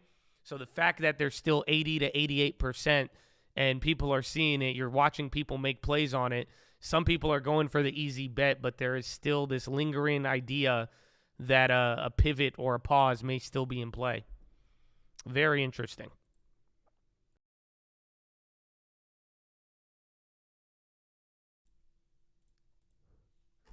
That's cool. It's kind of ominous. We'll see where it takes us by the end of the day, but essentially there's money out there that is doubting even 25 basis points right here, right now. And then there's people willing to take that easy bet. You see what I'm saying? So it's like if you think Powell is guaranteed going to do a quarter, which he should, you short the Fed futures right now because you could still make a 1/4 basis point on that move. But for some reason, people are still holding it up. So it's about 80%. You can make 12. You can make a half a 1/4 point hike on that. But that's wild. So it might change in a couple of hours, but as of now, to start off the morning in a weird way, there is still doubt on the Fed futures, and some people are taking advantage of it, but we'll see where that ends up. Because you'd make a bag if you bought the Fed futures, if you're in that 12%, that 20%, and then they end up pausing, you would make, I think you'd make 10 to 1. But now, and then, or you get a guaranteed, couple of percentage points just off of what should guaranteed happen.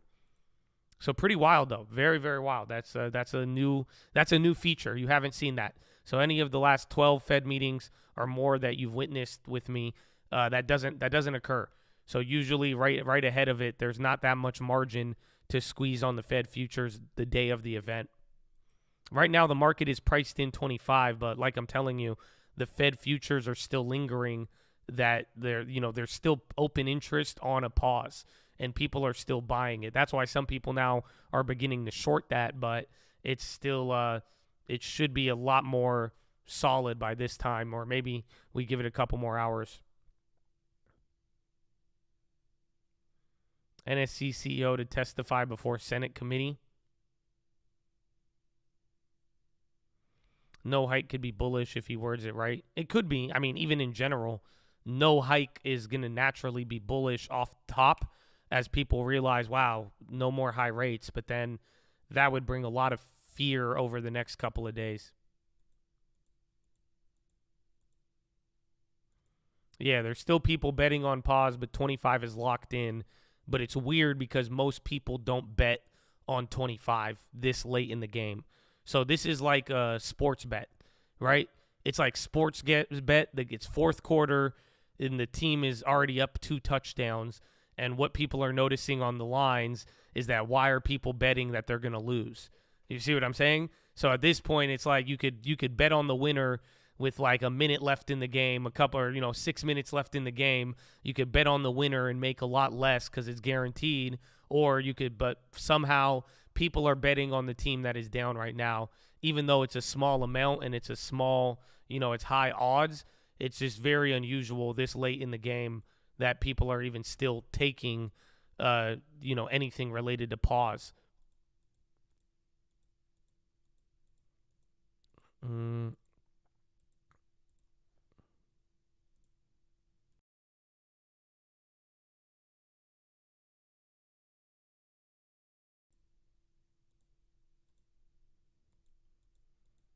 Bet on the wild card. You don't know. The wild card is pause. You don't even have to bet on 50 basis points.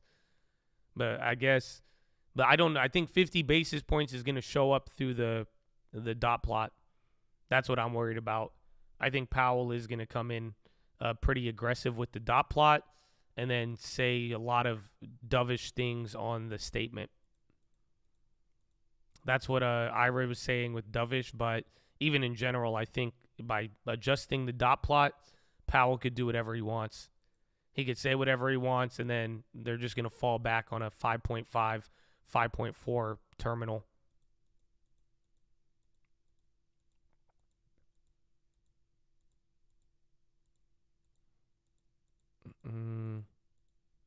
The GME bros are back. Honestly, though, rightfully so. I think GameStop had a good earnings, man.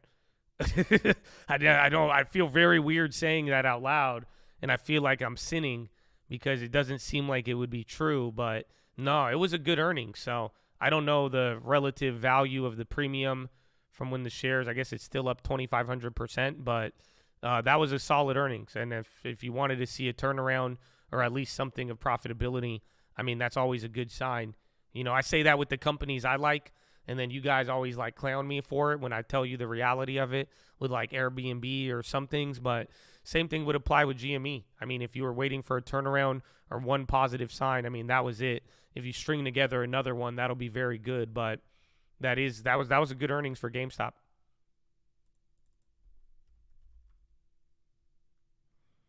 Powell raises 50. When will the market fall? 50 is out of the question. Yeah, I wouldn't. I mean, you could talk about what's going to happen with that, but when it's all said and done, 50 is just not going to happen unless Powell really just hates everybody. I don't know. Oh, Edgar! He does it again. Let's go, Edgar. On Powell Day, Mr. Granados. Horn. That's your warning if you don't like the horn. It goes, horn.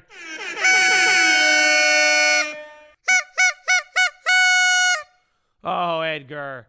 Thank you for blessing. Edgar, I love you, man. I'm glad you have a membership now, Edgar. What have we done to be blessed by Edgar? Honestly, what have we done to receive such a blessing? Edgar is just straight up MVP. Edgar has become the Charlie of the YouTube chat. He has been sunning y'all. He has been the father of so many members. He's killing the membership game. I don't think besides Charlie, no one's ever done it like that. I'm just saying, he's doing it. That's it. He came in, bro. I've never seen somebody buy 200 memberships before buying one for themselves. Oh no. Now you're going to start up Charlie. Charlie is a very competitive individual when it comes. Charlie said, fuck out of here. I'm the father. This is like a weird episode of Maury. You got Charlie and Edgar. Edgar's like, I'm not the dad, but I just provide a fatherly influence. And then Charlie's like, no, I'm the fucking father. Fuck out of here. Look at that. Look at that, Charlie. Good morning. Good morning. Amen.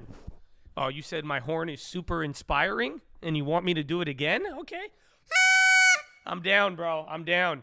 Oh, now Picchiotti. Oh, damn. Oh, I think is the chat getting defensive? I think the Twitch chat is getting defensive. Hold on. I got you, Twitch chat. But Twitch chat just went crazy with the donos. Edgar, look at what you did. Oh, stock trading. Let's go. Horna. Come on, if you're not hyped up by now, I don't know what's wrong with you. Let's go. Good morning. Let's go. Let's go. Hey, man, nothing else has happened yet as of now. I don't know how we were just like, we were straight up just talking, like, we were just talking rate hike odds. We were like getting into the nitty gritty of the Fed. And then all of a sudden, Edgar just comes in. And then now we have started a donation war, it looks like. God bless you, Colton. God bless the chats. Thank you, guys, for real. Thank you. I hope I could offer this to you very, very good. You know what I'm saying? I hope as an appreciation to all of you, I hope we could really get some good info here today and that we could be on top of it. So, that being said, how many likes do we have? We've gotten mad donos already. Can I get a like on the video? Because I know a lot of you delayed and you didn't watch the watch list. So can you watch the watch list, or can I just give you the breakdown, or should we wait till closer to the Fed? Maybe we'll wait. We'll wait like 30 minutes, maybe 8:30, the original European close. All right, we'll do that. Original European close. We will go over, what's it called? We will go over, like, I have a trick. I have a trick for today. That's what I'm telling you. I have the easiest way to play today, even though I don't think it's going to be easy. And I think it's going to be confusing like we talked about. It's just a very simple number to look for today. And if we do that, we'll be good. Oh, Gary Blum. Bro, that beard is OD, bro. I love it. Oh, Gary, welcome. Oh, Gary, you're going to fit in perfectly here. Do you see Gary? Bro, Gary, you look like a beast. I love it. Oh, my gosh, that's swag. And God bless you again, Colton. And Picchiotti, thank you, man. Thank you, and thank you for your service. Your service as a chat moderator. That is fire, I know. Like, I'm very jealous. Dude, I need that beard, Gary. I need that. This pre-Powell risk pump. I mean, we'll see where it ends up. I mean, again, even though, like, that little last Microsoft pump was big, but besides that, we're barely moving here today. And then really what I care about is the regional banks. So we got to juggle here because you have to watch for Powell. You got to watch for the tech stocks and the risk on and interest rate sensitive. But then we also have to watch the banks and juggle and watch that. Drive by liking. Here you go, Twitch. I got you. I got you. Here you go. Here you go. Here, hold on.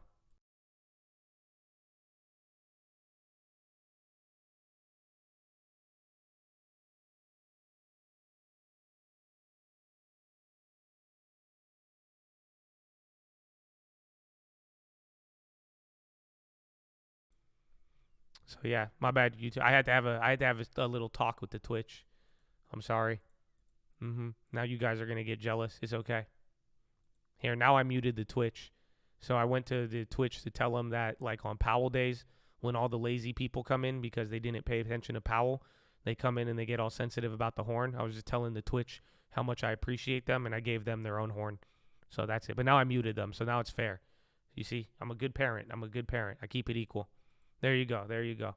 You both got your private message of the day. Good morning. Good morning.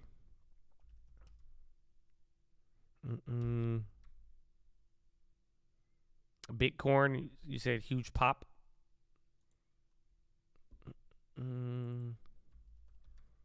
Coin's not moving though. Oh, Jay goes. Let's go. Let's go. Yeah, Bitcoin, bro. Bitcoin's about to hit 30,000. That's insane. Like, that is actually wild.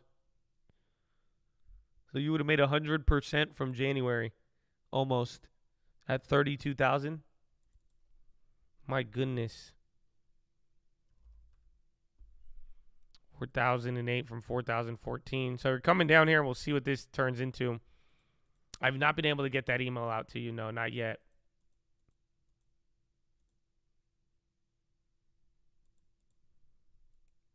Uber on the low. All right, what do we do here?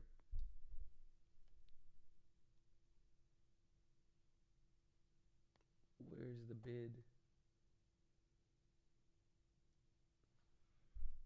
Oh, damn.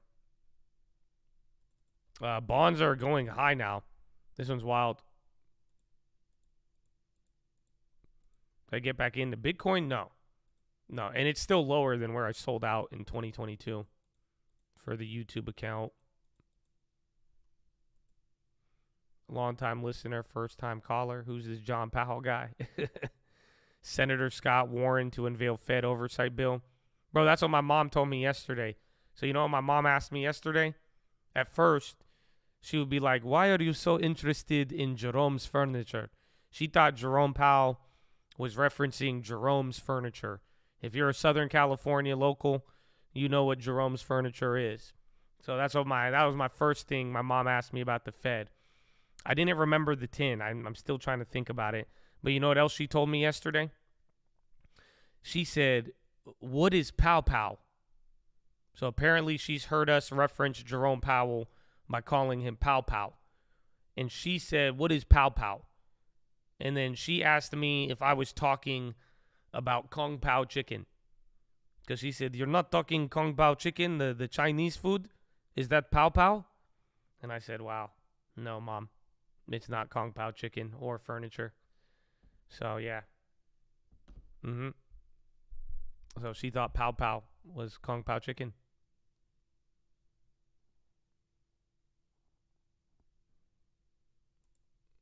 And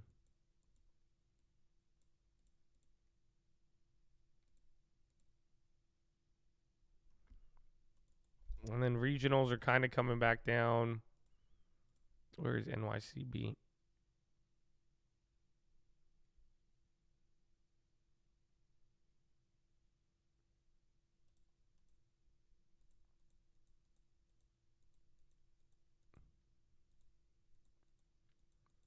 I think, bro, she gave me such fire tin yesterday, but I can't believe I'm blanking on it. J&J at the low. J&J's dumping. J&J news.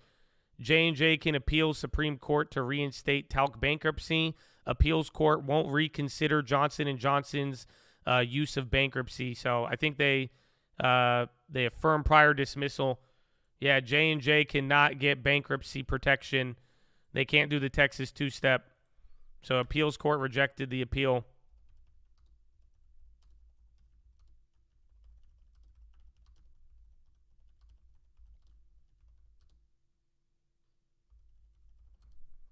So that's big. They could, I don't know, where are they from earlier? I think you've gotten like $4 drops and pops off of this type of news. But I think this was when one of them was a pop that they were going to appeals court. But the appeals court just rejected it. Watch 3M on that too. 100%. They already got a candle. So this is related to the Texas two-step, trying to get the bankrupt unit to avoid any of the lawsuits. China reports transfer of Xinhua fund shares.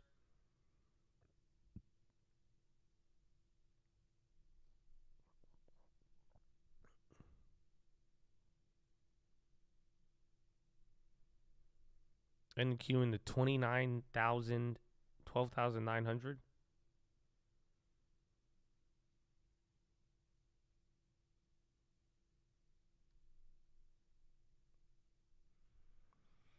Dollar market dropping together seems bad. It usually is, yeah. I mean, I think that just highlights how this was more so a domestic situation, but definitely this is one of the worst dollar streaks since like April, I believe. So the dollar is First Republic moved to under review from neutral at Citi. That's analyst coverage. So pretty much kind of a downgrade. First Republic moved to under review from neutral. Sam, I forgot about Sam. Sam had the Heineken rumor this morning. Still up there, I believe. Apple's going towards the high. There's Microsoft. Meta, just break 204. So annoying. Some banks, yeah. Regionals are chilling out. Watch J&J, see what happens. But regionals were green for a little bit. But now they're down 0.5%, so we'll see. And it's 7.54, so we'll give it some time. No, I don't have the SAM shares. I took those at a loss. I remember I did a lot of tax loss harvesting at the end of last year because we had all of those gains. And then everything I tax lost, pretty much everything started bouncing again. So I didn't have an opportunity to buy back in, or I didn't really want to.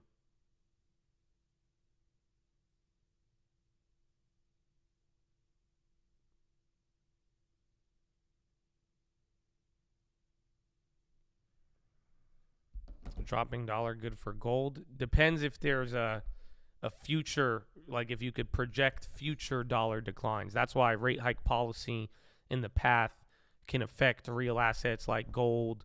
Is crypto considered a real asset? I don't think so. But gold and real estate.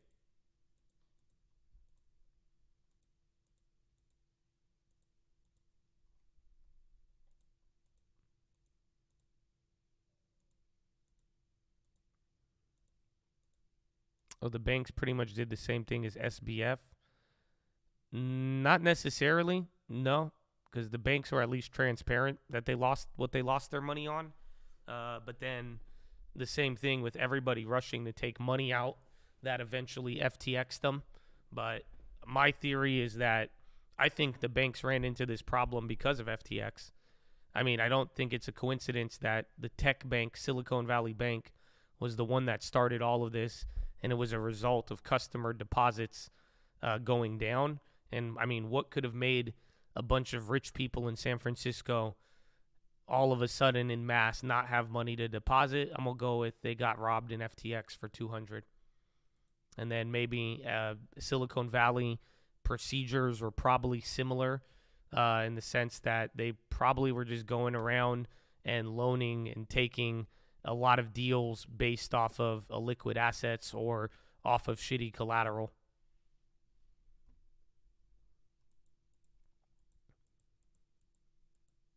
Because remember, that's what I said the big fear would be, is like if we find out that other banks, if big banks did what FTX did and gave out loans that were only backed up by, invisible tokens or altcoins, that would be very bad. But the good part is, I mean, if you had anything backed by crypto now, I mean, you have 100% value back for a little bit, or 50% value. I don't know how the percentages work after dropping and rising that much.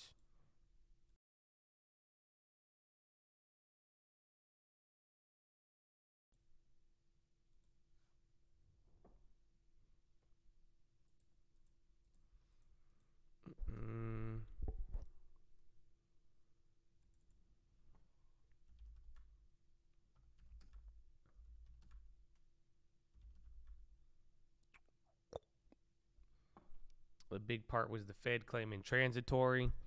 Well, there's two individual parts. I mean, with SVB, and I mean, again, the comparisons to FTX are quite interesting, but it's there's government, or there's the deposits, and deposits dwindling, and then the other side of the coin is unrealized losses on bonds.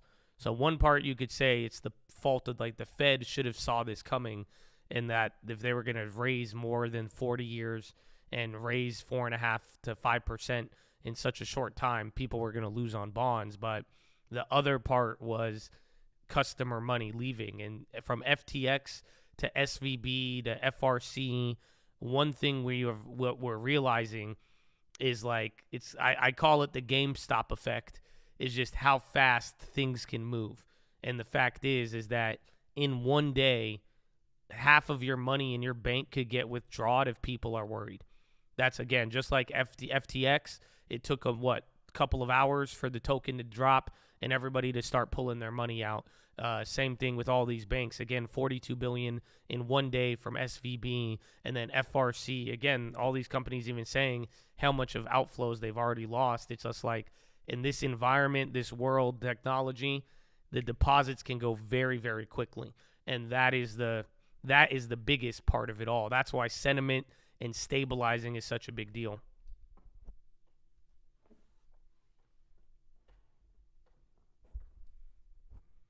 Not in UBS, no. I have Credit Suisse that will become UBS. That's about it. Oh, UBS is getting pummeled right now. Yo, UBS just flipped. Check regional banks. Something's going on there. Check UBS Credit Suisse news. Credit Suisse equity holders will absorb loss before AT1. So that was an update at 10:55, 4 minutes ago. Credit Suisse equity holders will absorb losses before AT1. So I think check Credit Suisse. They're probably just going to scam the shit out of shareholders then. So I think they're changing the whole AT1 thing. Because remember, that's $16 billion that they need to figure out. And then all the bond investors were getting pissed.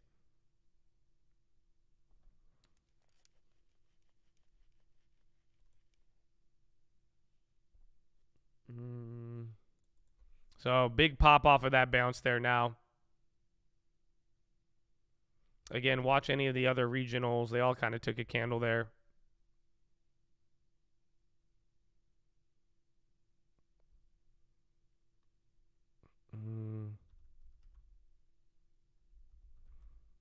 Well, that's 5% and then back up 2.5 on that candle. Again, Credit Suisse, UBS, they're going crazy. Watch the other regionals. I mean, First Citizens is going up. Where's actually the big ones? JP Morgan. JP Morgan's into the low.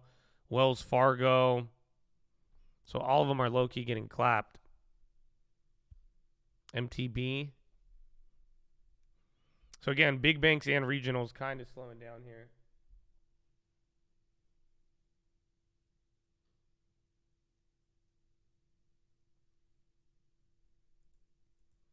The CS share should turn into UBS, but I wonder, I mean, again, that's what this news is probably going to bring up questions of how that's going to work.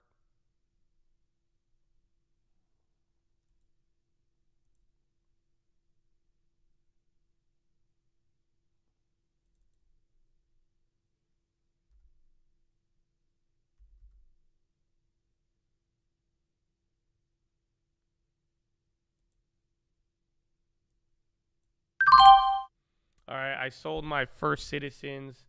That was like $390 profit from yesterday. They're honestly doing the best. That's like one of the only banks that's up right now. I kind of feel like I'm going to sell it and it's going to run up another $50, but that was nice.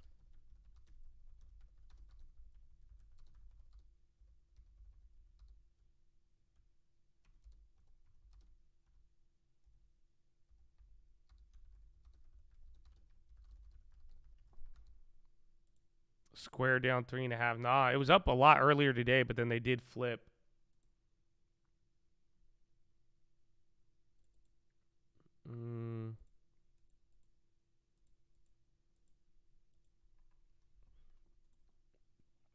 There's Citi. Again, watch UBS, but all the big banks are starting to drop now. And you did have a little bit of bond activity. Evergrande estimates offshore debt holders to recover 9.73 billion yuan or renminbi. Yeah, JP Morgan, Citibank, they're all flushing right now. So again, watch out if the regionals end up going down. Regionals are now near the low of the day, down 0.86.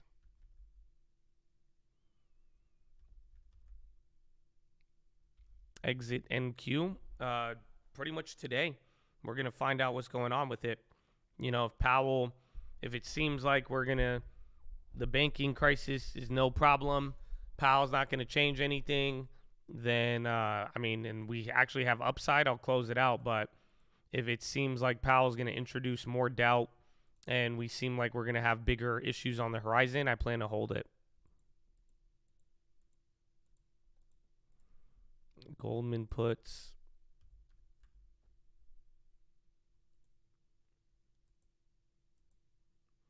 Goldman's actually doing pretty decent. Again, JP Morgan right now, they are riding into the lows. And then even then, watch KRE. We just got that UBS news about shareholders losing more than the AT1s now. So we're going to watch where that goes.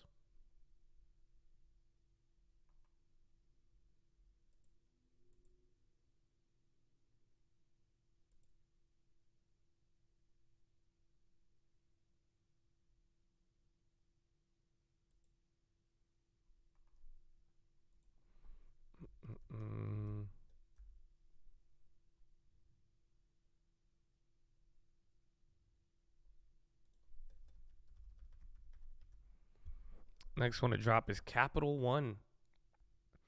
Honestly, maybe.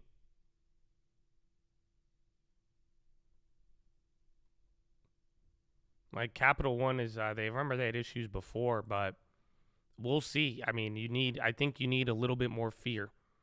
And that's kind of what we were talking about here, where it's like, it's one part to have bad financial decisions. It's one to make a bunch of bad losses, you know what I'm saying?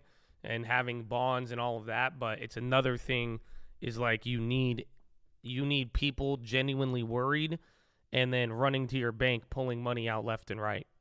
That is that's been the thing that sets off all of this. Again, even like today, the update with, what's it called? Pac W.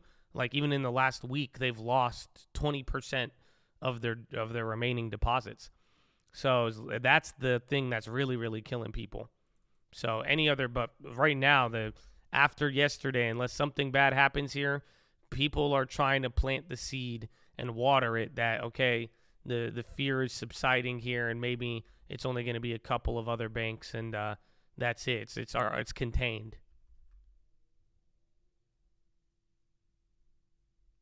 SMCI is just crazy. We saw it yesterday, but I probably should have went long on chips after I closed out the short. Will 25 push bank stocks down? It could. I mean, there was a time about 2.5 weeks ago, 3 weeks ago, where rate hikes benefited banks, but today they might actually I don't think they'll like 25. Again, we brought it up yesterday on the watch list, baby. Second link in the description. Again, if you haven't watched it yet, I would take a look at it. You'll be much more prepared for today. But what was I saying? You got me. My self-promotion distracted me. The rate hikes would spook investors. It would spook the bank stocks and spook investors. 25 basis points will add pressure to the banks. So any rate hikes adds pressure, spooks people. But for now, or prior to this, 25 basis points would have been good.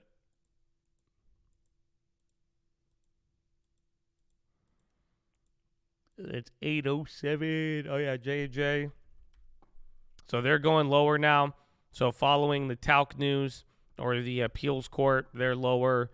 3M hasn't responded, but J&J is flushing a little harder now. There's Procter & Gamble.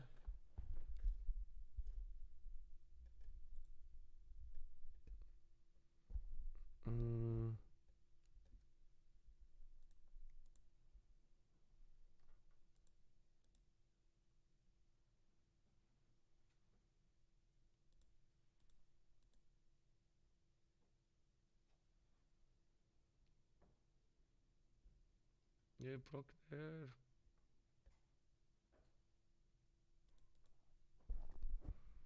ARYER. Why not short more coin? Because it's expensive, it moves a lot, and I'd rather wait until Powell now at this point. Because I wanted to cover it, man. I was ready to cover it, and that shit just went crazy. But at this point, at least the parachute is Powell for everything. So I'm probably not going to do anything until then. I just closed out that bank play because we had good gains from yesterday. That play was like what? That was $40 a share in 2 days. But closing out of that one because it's related to the banks, and that's it. So we're going to wait.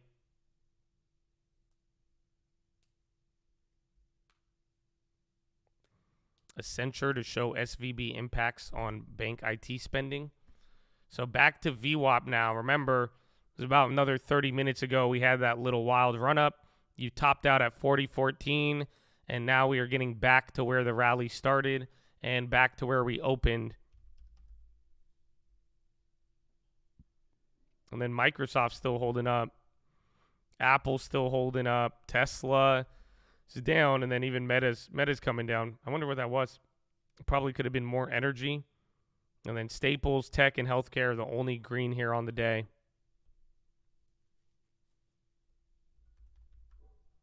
Coin staying pinned. Again, big banks are dropping now. JP Morgan is literally into the lows. I think that could be it here. since we hit that high again. Regionals and the big four have all been slipping right there.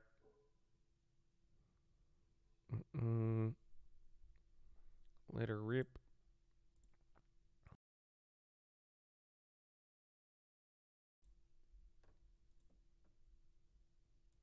Google's on the high. It's time to, yeah, Google is. So again, even I think Apple is about to run too. But Google is on the high. 17-week bond auction in 20 minutes. Oh, we need to check. I forgot. You guys now remember we put in an order for the 4-week bond auction. It's supposed to be tomorrow. I don't know if they cut it off here today.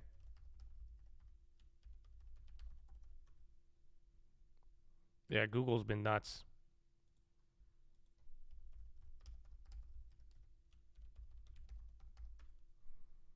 That's tomorrow, day after Powell. So order status, yeah, still pending. So remember, I think we're going to lose money on it, though. I think we're going to lose $10. I want to get our first bond test in here and see what happens.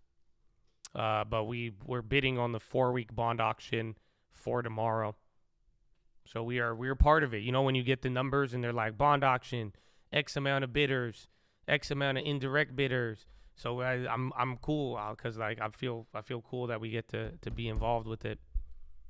MSTR dead. It's weird because crypto right next to 30 right now for Bitcoin.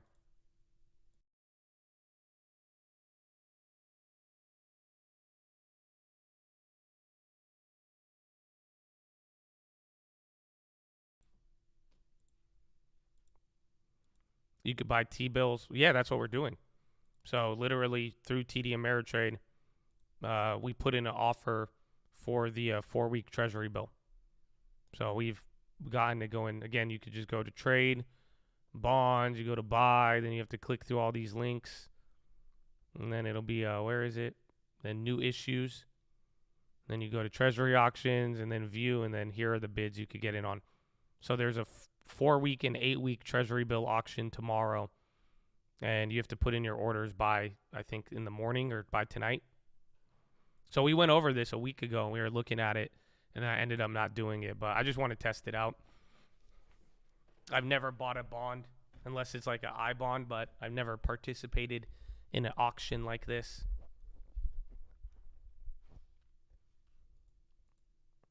FTC seeks input on cloud computing practices. Microsoft. The minimum you could buy is $1,000. But I'm pretty sure there's a fee. That's what I'm saying. After fees, we lose money. If there's no fee, then we're going to make like $20 off of $3,000. But that's for 4 weeks. It'll show. I don't know how it's going to show up in the account. That's why I want to try it. So I want to see. I want to put in an order. I mean, the yield is good. A couple of red cheek lays here, though. So watch out. Everything. Value plays down to tech. They got a couple of candles here. Again, FTC seeks input on cloud computing. That's all I see, but the candles are getting bigger as you're breaking VWAP. A little bit of a Clifford. 399 to 398.5. So it looks big, but it's not the biggest. It's 5 points in 2 minutes. But now you're back to where we started the morning. So that little rally there has just been wiped out. Again, banks are leading the way down now. So financials are second worst on the day. But if anything has shifted in the last hour, it has been XLF and KRE. So XLF's hitting a new low on the day. KRE is about to get lower. FRC still up. PAC-W is going back down. This one not good.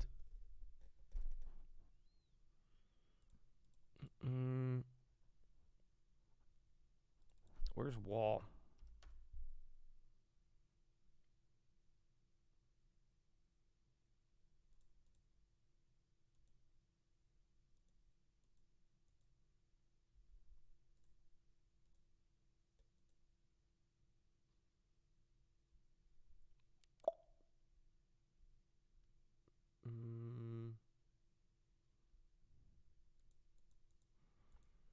Yeah, Wall's going to be an interesting one.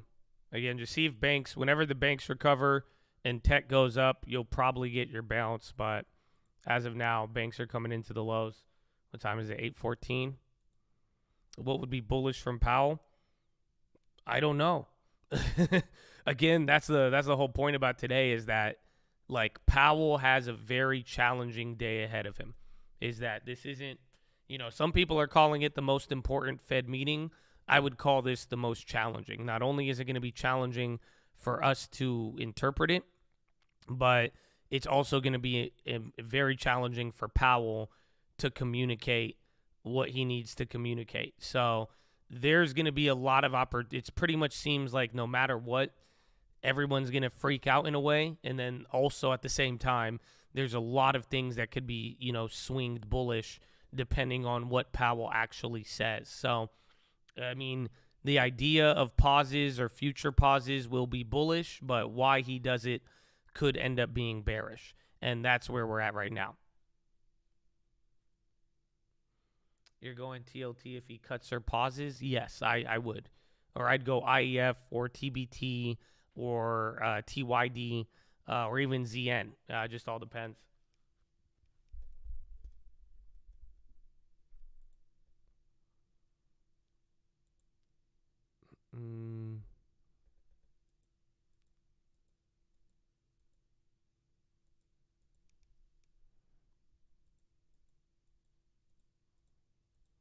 UUP. Yeah, well, the dollar, this is one of the worst dollar streaks, and it's just been highlighting the banks, but depending on what Powell says, that could pick up the dollar, but everything starts with bonds first.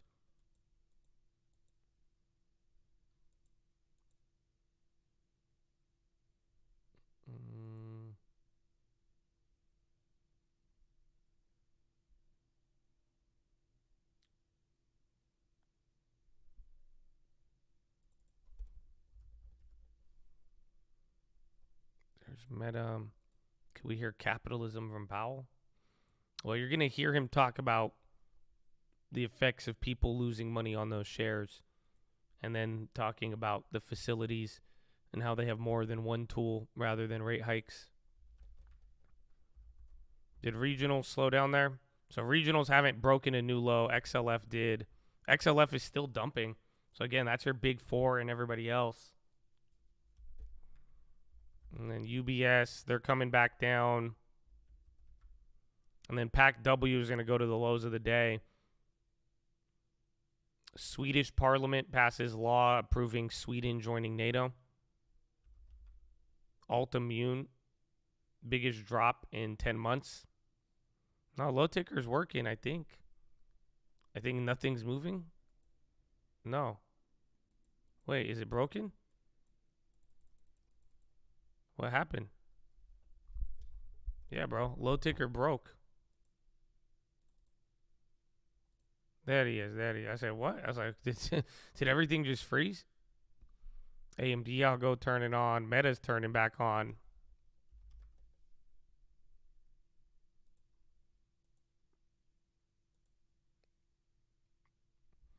The Honda stalled. It happened. It happened, Habibi. It happened.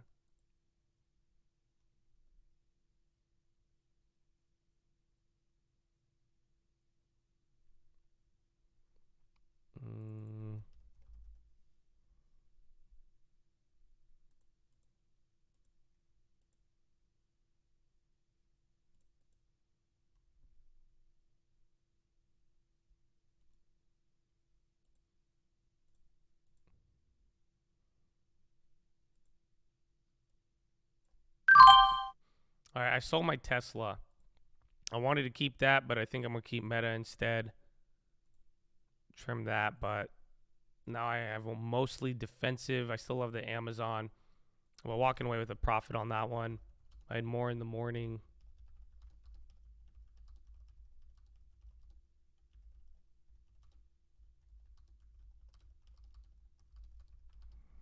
I would hate to be Powell. This is going to be weird. You know, Powell is going to definitely have to explain some things. He is definitely going to have to explain some things.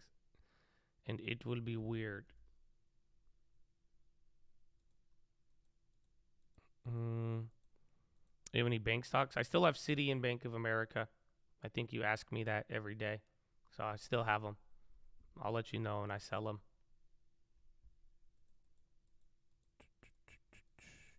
Take profits before. I like the. I said I wanted to keep the Tesla, but I'm feeling more confident in the Meta, so I want to let that one rock. I just need it above 204. I sold Tesla, yeah, and then I'm thinking either I wait till before Powell to close the coin at a loss, or I could. I'm sure if I risk another $1,000, wait till post Powell, I could get a better deal. CRM announces Einstein GPT for commerce.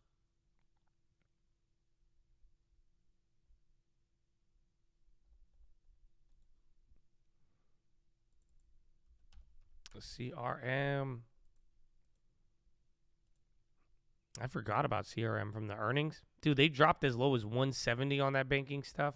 But even then, 170 is extremely high for them, considering the lows.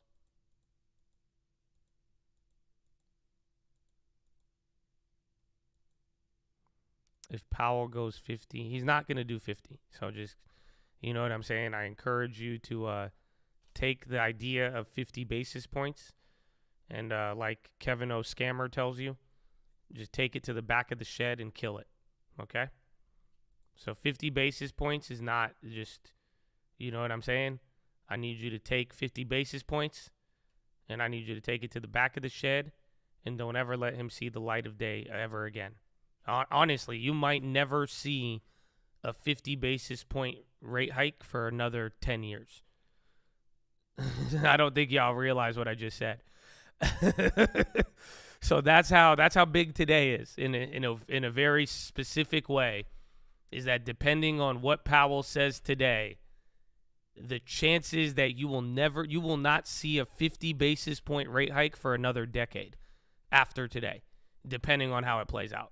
So right now 50 is not even a possibility. I wouldn't even take it into consideration. It's just either quarter point or pause, and even then pause is still very arguable. However, we've talked about how unique it is. So you're riding this to the upside? No. I mean, well, what you saw me, I just sold 2 upside plays. I still have a short. I still have upside tech and a lot of other plays that could come back, but I'm pretty agnostic towards this. But what I'm trying to tell you is, as far as what is expected here, you know, it's already going to be confusing. So I hope you could focus more on like the real possibilities of what is about to occur. So I would check out the watch list, you know, some self promo. But at the end of the day, it's like, you know, talking about 50 basis points right here, this just isn't going to happen. And it's like, to get the brevity and scope of today's meeting is that if things change enough, like legitimately and factually speaking, you will probably not ever see 50 basis points again, or for another 10 years if this is where things are going. AI's on the high. Coinbase is rocketing up. That's what I get for saying I either wait till Powell or not. Everyday content fire. God bless you, my friend. Riot's on the high. AI's running up here. And I still do have the sound. They're down 50% though. Terminal rate rise. Yes, there's summary of economic projections. So today we will get a new one. Oh, I didn't cook it up. I should have. I forgot. Yeah, maybe you guys are going to have to wait. But this is here's the chart. I mean, here's the chart from the last month. So as of March 9th, from March 7th to March 9th, we priced in a 75 chance of 50 basis points. And then from March 10th to March 13th, we actually went, the low was March 15th. It was less than, it was a 70% chance of there being a pause. So now we are right here. But you want 50 basis points. This is 25. This is pause. So we're stuck between these two. But do you see what I'm saying? You're not even close to 50 basis points. And like we're talking about, this could be the very big change to the cycle where, again, 50 basis points may become something of the past that you will not see for a very, very long time. But right now, it's all debate between 25 or 0, and we're heavily weighted on 25. Yeah, the dot plot is going to be magnificently important today.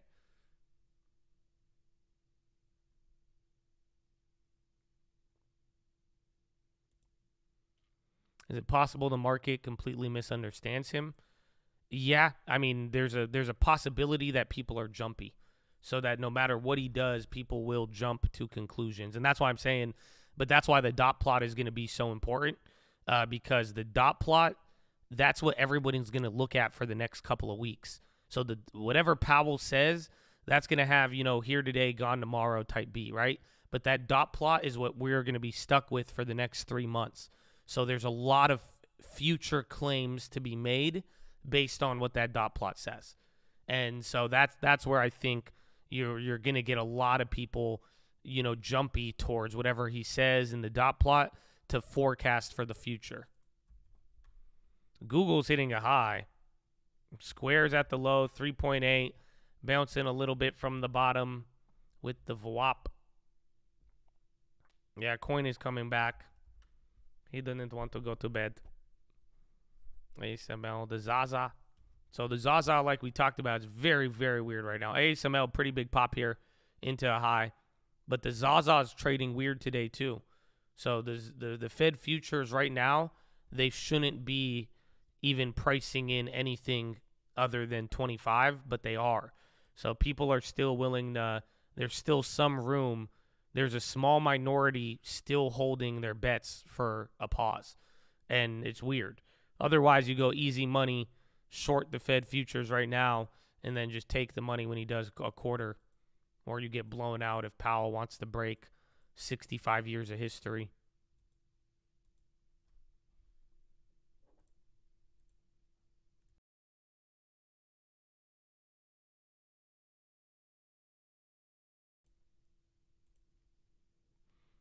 We are 50-50 on pump or dump. No, I don't even know the odds, dude. Today is going to be, just picture, I want you to picture AMC. I said AMC for all my AMC boys out there. You know that? Because I could have said something else. But we'll go with AMC. I want you to take an AMC theater filled with 100,000 people. I know that even then it's realistically probably 25 million people. And then Jerome Powell is going to be in the middle of that theater saying shit. And if he says anything, people are going to listen. Some people are going to run to the concession stand. Some people are going to run towards the exit. And that's what I'm expecting for today. We don't know the odds. The chances, though, of everybody being jumpy, if you hear the word fire, if you hear the word everything's all good, it's like everybody is going to rush to certain areas. And I wouldn't be surprised if half of the day we react one way, and then following the conference we react a completely different way. And then even tomorrow as well, we still got to factor everything. So I don't think there's any real odds of up or down today. I'm telling you, there's people just on edge waiting to see what Powell is going to say, because you haven't even heard from Powell since all of this began. So that's why we gotta find out. But how people are going to take this, I don't know, and that's why the price action today is probably going to be fascinating, and that's why it'll behoove thee to react to Powell than trying to get ahead of him. But what he can possibly bring out today and is wild. We have no idea. And then on top of it, you don't know how people are going to take it. That's why I'm saying the price action gets very crazy today, just because he could say a lot of things, and we all have our ideas. There's a lot of analysts out there and people who have an idea of what can happen today. However, you don't know what is going to spook investors. You don't know what is going to get people excited. Again, in the last week, one of those, reactions was people buying tech hand over fist as a response. So we don't know how that's going to play out today. Powell could say something very bad.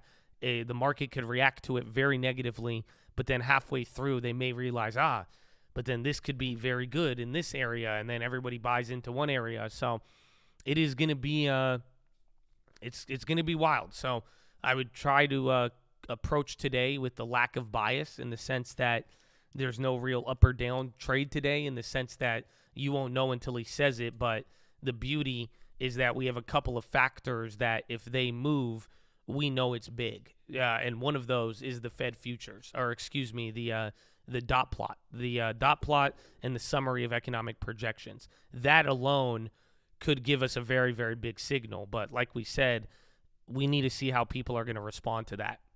Yeah, Pac W flushing is not good because if Pac W goes down, this shit looks like SVB on 2 Thursdays ago, where you have mini gap down, bounce up to the high, and then sell off on bad news. This is not a good setup.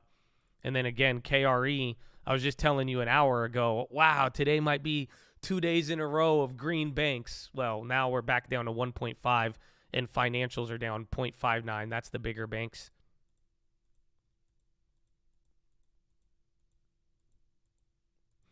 Yeah, the state of FRC is strong. Our bank's doing fine. The situation's stabilized. So what if we lost 30% more deposits? They're going to deposit infusion to lemon cucumber infused the bank deposit infusion. We're going to infuse the bank rates or the deposits. Okay? Come on. Keep an eye on COF, Capital One, no joke. I will. We should probably do another dive into that. Oh, you got to add? All right, let me go pee. I need to go pee. Follow me on Instagram at The Trading Fraternity. I love you. Spies at VWAP, barely higher than where we opened today. Bank stocks have given up earlier gains. And we have a long day of Powell ahead of us. I hope you're ready. I'll be RB. Good numbers if you are the Bank of England. Morgan Stanley's chief UK economist, Bruna Skarika, joining us now. Bruna, 25 basis points looks nailed on. Why did we all get this number wrong? We all anticipated that we were going to see headline inflation coming down, that core was going to drop as well, and then that would give the Bank of England some wiggle room. We all got it wrong. Why? Sure. So I think there were several factors, really. Part of the story for headline inflation, at least, was that food inflation reaccelerated again. And this really was the case across Europe. If you look at the euro area numbers, if you look at Sweden, if you look at Norway, where, of course, we're all importers of fresh food from Spain and Morocco to a degree. There were weather-related disruptions to supply chains, and that resulted in higher prices in February. We all experienced that in our supermarkets last month. When it comes to core inflation, the story gets a little bit more interesting there, because you are right in pointing out that the bulk of the increase was core services, but the series is actually still running below where the Bank of England thought it would be back in the February MPR. And there probably were some one-offs and quirks in the print itself. For example, the price collection happened on 14th of February. That, of course, is Valentine's Day. The ONS normally collects prices on the second Tuesday of the month. That was not the case last year, that it was Valentine's Day, but it was the case this year, so that provided a bit of a boost. And then we also had a very sharp increase in prices of drinks across restaurants and bars that looks so strong that perhaps was somewhat of a one-off level adjustment. So I would say a clear upside surprise, but the extent to which it was driven by one-offs tells me that perhaps this is not a very firm direction change. Well, I mean, we were just talking about on our chat how my mocktails are like $10 to $13 now in Brooklyn. But what has the cocktails? Where's Bostic on that? If you have a Romain Bostic, he would love that comment. Will the SPAC market ever get hot again? I don't think so. Again, SPACs had a very fat run-up, and then the retreat away from them was crazy. My mic, I thought my mic volume's loud. I turned it up the other day. I could turn it up a little bit more. Is that better for you? But I'm just telling you, once that horn come in, or if I get excited and I start talking louder, like, you're done. You know what I'm saying? So I got you, though. I turned it up a little bit because, I'm down to turn up. But just be careful, okay? Just be careful. You don't want anything to, scare you. Mic volume way up. Silicon Valley Bank loves SPACs. Yeah, but there was a very big exodus from SPACs. So once they stopped kind of performing and then everybody's seeing some of the losses, it went. Remember, SPACs were very looked down upon to begin with, and then just all of the hot money in 2020 allowed them to make a comeback, and then, that was a trend that quickly went back into its hole.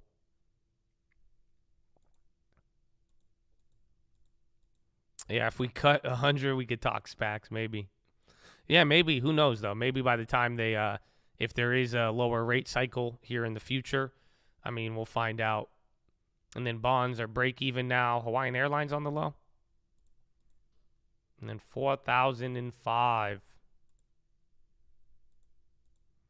If Fed members got interviewed yesterday, they shouldn't have. So it's still the Fed blackout period, unless it's related. The only Fed member we've heard from during the blackout period was Michael Barr, because he's the vice chair of supervision, and they're doing that little investigation into SVB.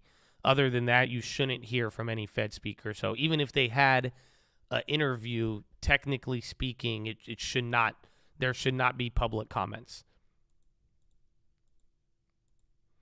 The fear of the banks dropping, it still exists, but I'm telling you, over the last yesterday, the comments by Yellen, things not dying further. Again, when you look at the banks, they are still dramatically lower than 2 weeks ago.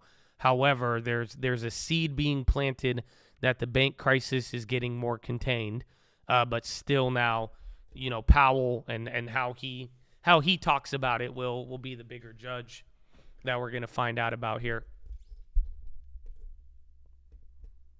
Oh, was it ex-member Clarita? So there you go.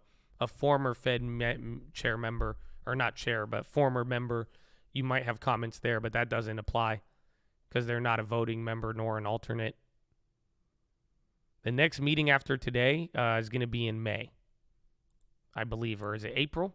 I think end of April. It's April or May. We just looked at this the other day.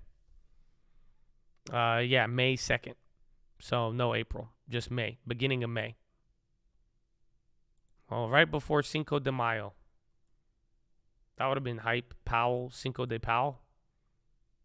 They should move it back. Move index is calmed down, but still holding up near the highs. Again, and the move index terrifies me.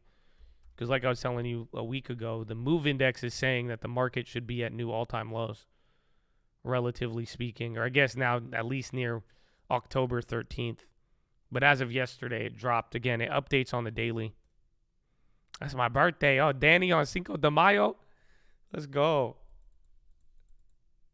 I mean, your birthday is always a party.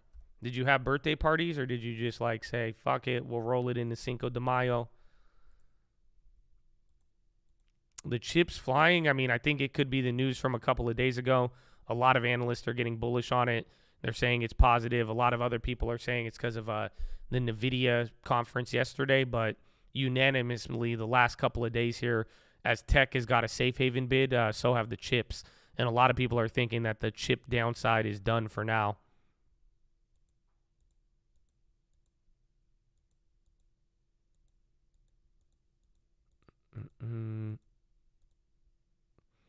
When do you think commercial REITs come back?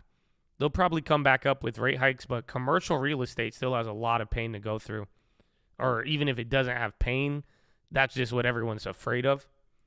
But I think that one, you need a lot more time during that process.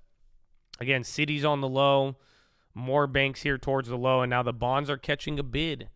You got a pre-Powell bond bid, and then bonds are still at the panic levels of a couple of days ago. That plays borderline the same price. Yes, the move index is clutch. But that's why. So we're going to find the update. But as of now, the move index is pointing towards lows. But that's also because we have gone through a very historically wild set of bond volatility here. Again, move index didn't even go that much in 2020. Boeing, I don't know. They had an order today. They had a $2 billion order, but that wasn't enough to keep them up. They're still holding 200. Little green cheek lay again, even as the banks are going down here. Watch if tech starts to wake up. There's Tessie. Oh, 204 on Meta. He's going to do it. Good for you, Meta.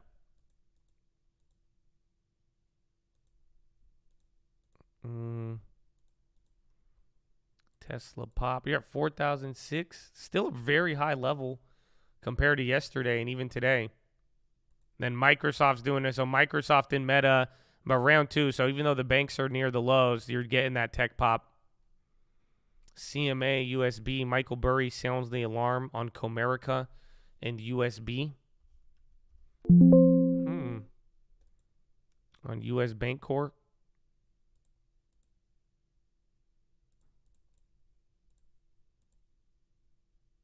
Oh, Mr. Burry. How many billions have been bought back on bet? I forgot about that, but I don't know yet. Remember, they still had $10 billion from the previous year, but I totally forgot about that gigantic buyback.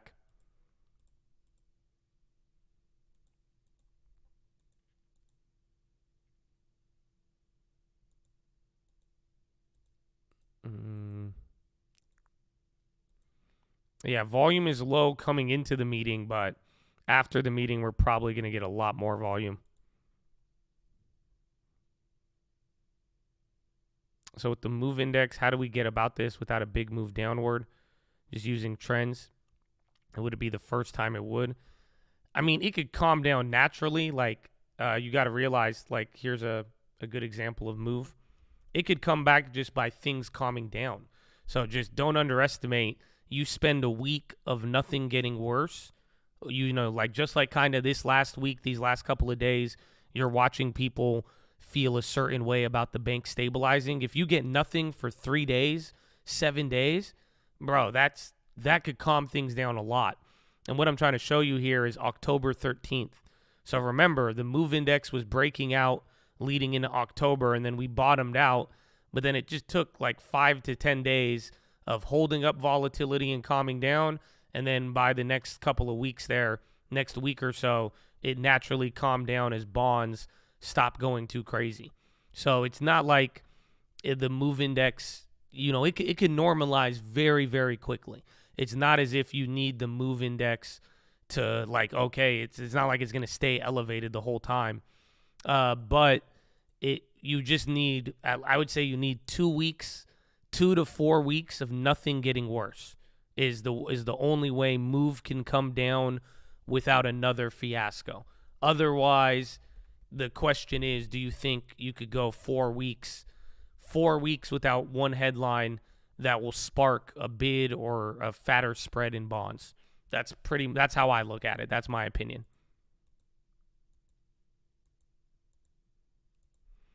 Well, the thing is, though, bonds and SPY have matched up, though.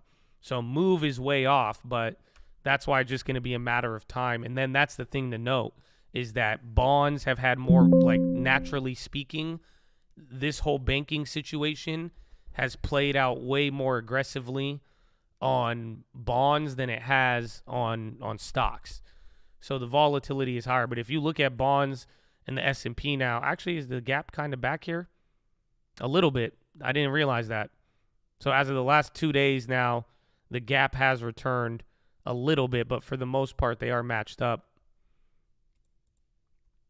But don't worry, today we'll do a lot of work there.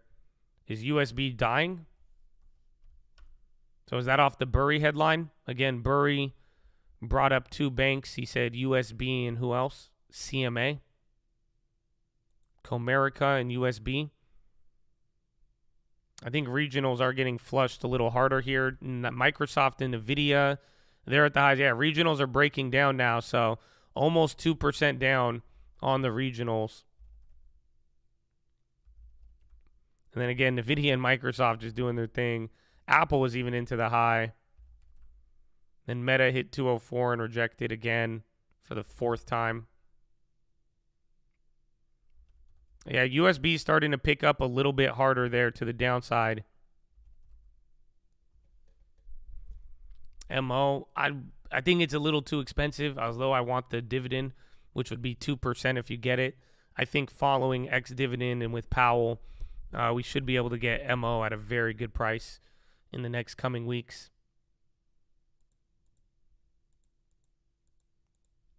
Now, the big 4 banks are getting dumped on again. USB.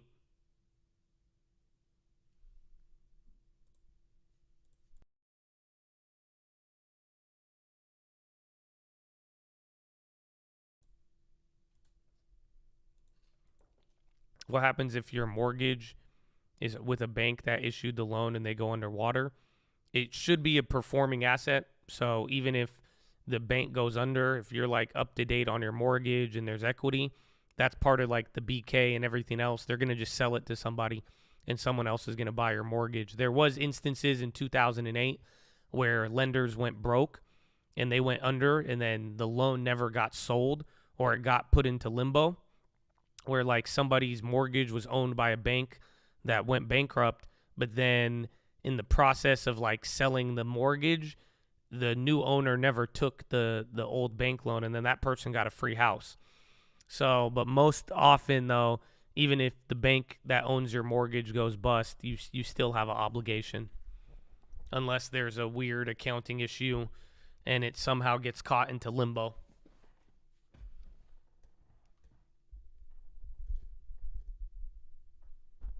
NQ is hella strong. Yeah, tech is up 0.8 right now. So all throughout the day, even though NASDAQ's up only a quarter, it's like a reverse of yesterday. Like yesterday, tech was only up 0.5%, but the NASDAQ was up like 1 and change. Today, the NASDAQ's up only a quarter, but tech is up 0.8. And then regionals and big banks are slipping. That's kind of been the more of the story for today, besides whatever we're anticipating. And then again, bad news at the UK to start off the morning.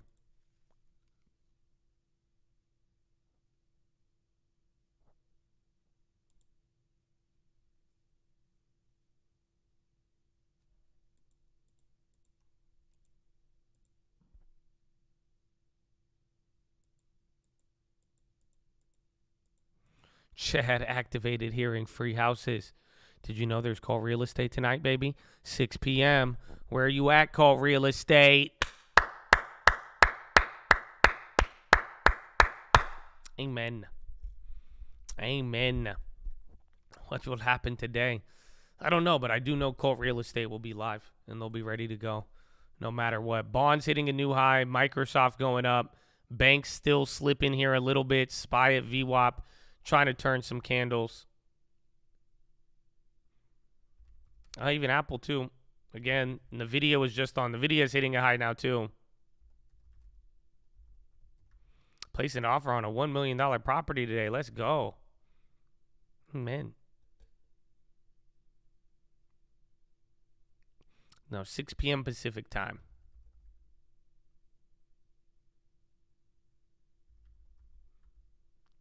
Microsoft. Oh, where's Bill? Bill, did you go up today? Bro, the rates are going to go up today. This is the highest Bill has ever been. My goodness.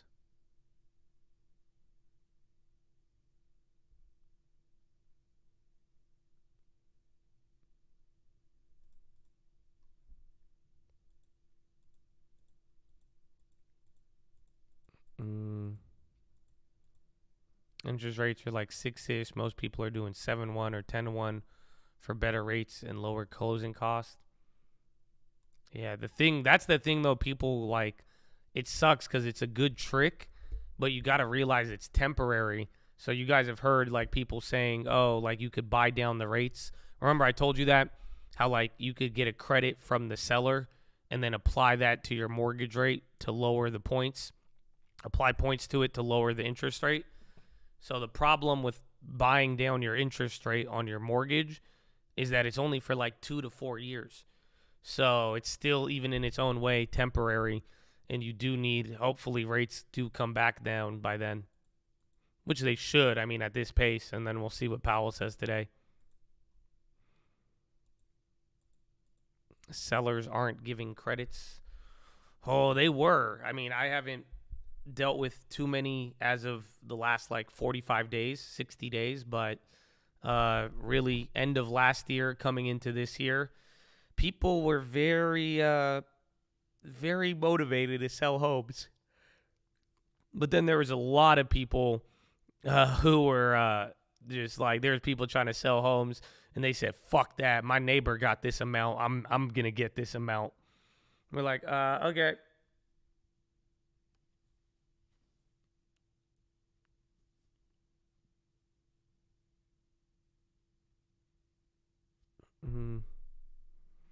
A lot of properties, not a lot of land. And, I mean, good condition properties. So that's like even the point with commercial real estate right now. Not only does commercial real estate they rely on regional banks and they are sensitive to interest rates. But a lot of commercial properties in the U.S., they're dog shit. They're not even up to standards that most people would operate a business in. So it's like that's the next factor. But even applying it to residential real estate, the amount of homes that are in good condition and are turnkey, ready to go, that's the problem. Like most affordable homes right now are just in bad condition. And like you have to put in a lot of work to get them up to a livable set.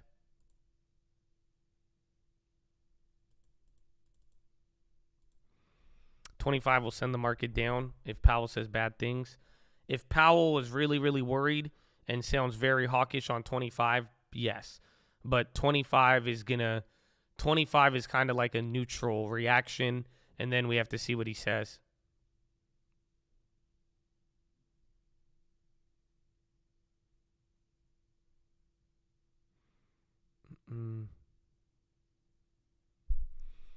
People would keep selling houses 50 above. And the psychology is messed up. Like in 08, like there was big psychology of like right when prices got back to 08 levels, that was a psychological level for a lot of people who were underwater. But now you can't underestimate. What the fuck is that? Is somebody stealing my electricity box again? But what was I saying? Did y'all hear that? Do you hear that? I don't know what the hell is that. But what was I saying?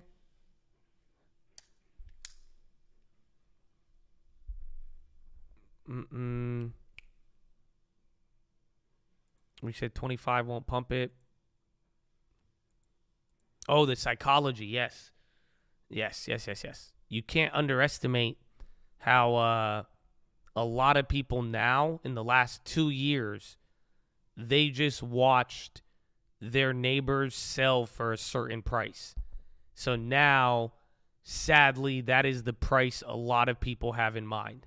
You got to realize if you own a house and you watch any house in your neighborhood go for 20% higher. So your house is worth 200 grand and you see your neighbor sell for 275. That's it. You're fucked. Because now that person for the next 2 to 5 years, if they really want to sell, they're not going to get that out of their head. So they're going to be like, nah, I think I'm going to get 275. You know, you're like, that's like the invisible number in their head where they're like, yeah, that's the price I want. So if your neighbor sold for 275 at the end of 2021, and then it's like middle of March 2022, right? And then everything's going down, you're like, I think I could get that. You're like, I want 275. And then if someone said 250, you're like, no, he got 275. I think I like that price. I wouldn't go lower than that.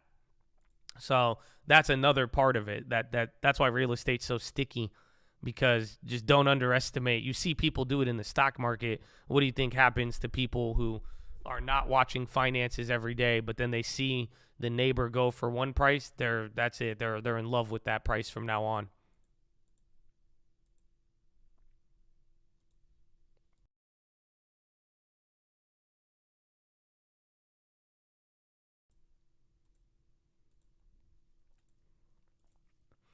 If you copped in 2019, you chilling.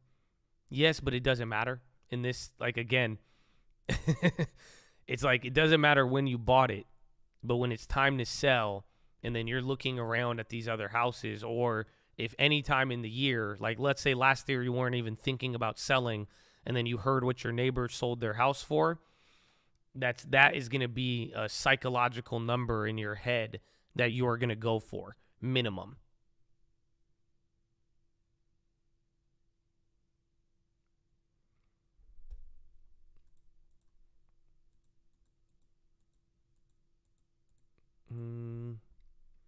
Meta's above 204 finally. Let's see if it actually holds.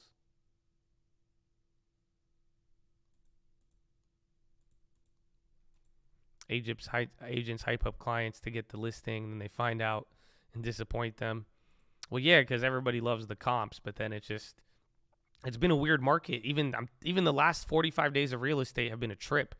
So like I'm telling you, I read you the 5 different scenarios that we've gone through. Let me refresh you on that. So I think it's really cool to take a step back. But the first few weeks of January, we were worried about recession. Late January through mid-February turned into soft landing. And then mid-February to early March turned into no landing. And then early March to yesterday turned into fears of banking crisis in Europe and U.S. And then even like yesterday, today, everybody is trying to plant the optimism that the banking crisis is contained. So the same thing is played out even in real estate over the last 3 months. Rates went lower. All of the mortgage people got excited. UWMC, Archite, activity was back. You saw mortgages go up and then rates go right back up. All of that mortgage behavior shifted right back down. And then last 3 months of people going back and forth in real estate, it's been a shit show just as much as it has been in stocks.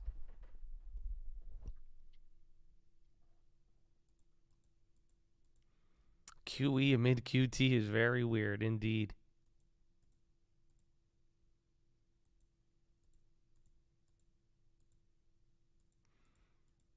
Some properties have 0 offers, large days on market, 72 showings in 3 days and 4 preempted. Yeah, it's very weird. Exactly. So I'm in escrow on that flip. I flipped a house in the last 2 months here. I'm still in escrow, but like I went in escrow in 3 days, and then the neighbor who had their house listed, they were listed for 79 days, and I don't even think they're pending yet. So it's very weird. So it all depends on, there's so many little variables from the type of property to the price and then the interest rates and then the buyer. It's weird shit. We have 3 bad choices. Don't raise saving rates to bleed deposits. Raising saving rates kills banks. Cut the funds rate, risk higher persistent inflation. Yeah, and even communication. I would add 4, communication. You know, how to communicate whatever reaction they do to any of that stuff, how you communicate that now in the middle of a potential banking crisis and higher cash rates. People are very, very motivated to respond to things and start trying to get ahead of it. So how it gets communicated and what to expect, that's the big unknown variable. How do the list prices compare? My list price was lower, but I think I'm selling higher. Their property just wasn't in good condition. That's what it was. But even then, I thought I was getting ready. Like I had everything.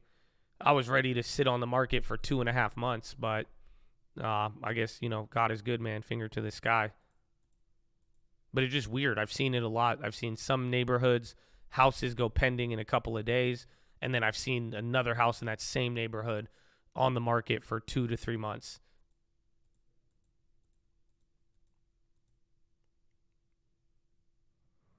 I think teacher strike will spread and cause problems.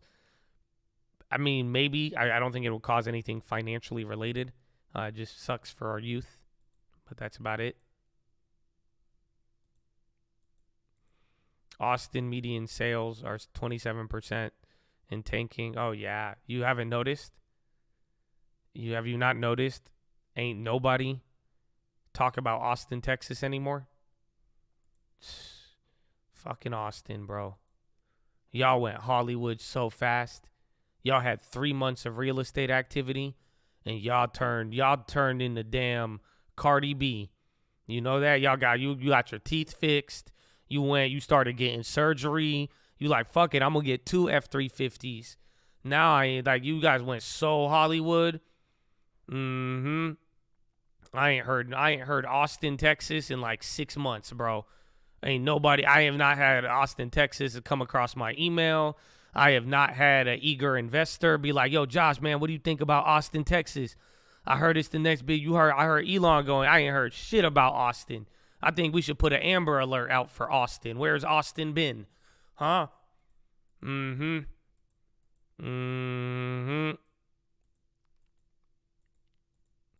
say, I'm killing it. I said, well, your name is Austin, so that's good. That's good. I like Austin, Texas, though. That's a different story. Well, Austin was just one of the areas that went up the most. So, like, Austin real estate was actually on fire. Like, it was like, bro, if that's the thing, because, like, if you had Austin real estate from, like, 2019 to, like, end of 2021, bro, oh, my gosh, you were having a party. It was insane. But then it was like the, I wouldn't call it the GameStop, but it was like the NFT of real estate.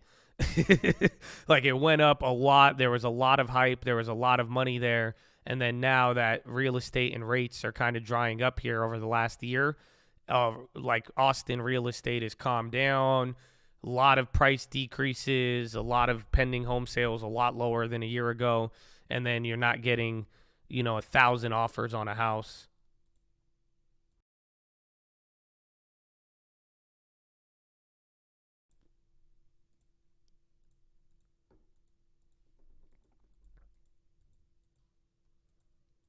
It was no Boise, Idaho. That is true. Boise, Idaho is even hotter. Boise, Idaho was the first area to go nuts. I told you that. I remember I had that property, and this was a couple months ago. They reached back out to me. I had a property in the beginning of 2021. The property was rented, and it needed some work, and the people wanted to sell it to me. We started out at like 1.1. Or first it was like 900,000, and then they're like 1.1. I was like, okay, I'll do 1.1. And then they're like 1.3, and I was like, okay, maybe I'll do 1.3, but that's it. And then they were like 1.7, and I was like, okay, you guys are fucking insane. Go ahead, take it to the market. And then 1 year later, the renters left. They fixed up the property, so then they put in the work. And then now they're trying to sell it again. They asked me if I would buy it at 1.3, and I said no. And now I think they listed it lower than the first initial offer. And this was in Austin. It was a nice property, but they pissed me off. I know my family bought 4 houses in Idaho, dude. That's a great area. It went insane. But do not tell Elizabeth Warren that, okay, Troy? Troy, some of this stuff you're saying, if Elizabeth comes by, we're fucked. Okay, you're like, I got a pay raise. We bought 4 houses. Troy, okay? You realize if Elizabeth Warren hears what you're saying right now, that we're fucked. That's it. Elizabeth Warren is going to come in here. Just don't tell Lizzie anything. Just be careful. She got ears everywhere. You got a couple of Elizabeth Warren fanboys in here. That's been the weirdest thing I've ever encountered.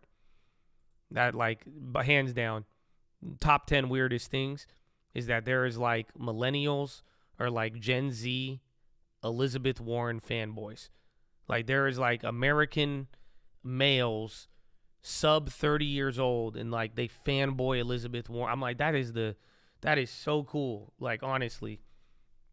It's cool. It's very unique, but it's definitely like, wow, I'm still trying to wrap my head around that one. No fangirls. Nah, I've honestly, I've never really asked the females about Elizabeth Warren. You know what I'm saying? Maybe. Ladies, do you like Elizabeth Warren? Any ladies out there? Ladies, if I could, I'm not going to ask you for your phone number, just your political opinion. What do you think about Elizabeth Warren? Do we have any Elizabeth Warren fans out there? Yes? Yes, I do. You like Elizabeth? No? Shout out to ladies. Absolutely not. That's a no. I like her surname. My girl loves her. There you go. Tulsi. I'm a Tulsi Gabbard fan. Yeah, me too. Ladies, would you fight Elizabeth Warren? No, I wouldn't fight her. Never heard of her. All right. Well, we don't have too many ladies in here. It seems 50-50, maybe 60-40.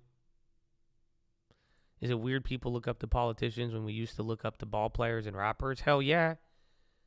Dude, I looked up to Allen Iverson and I turned out like this. I could only imagine the motherfuckers who looked up to Elizabeth Warren now. That's going to be a weird.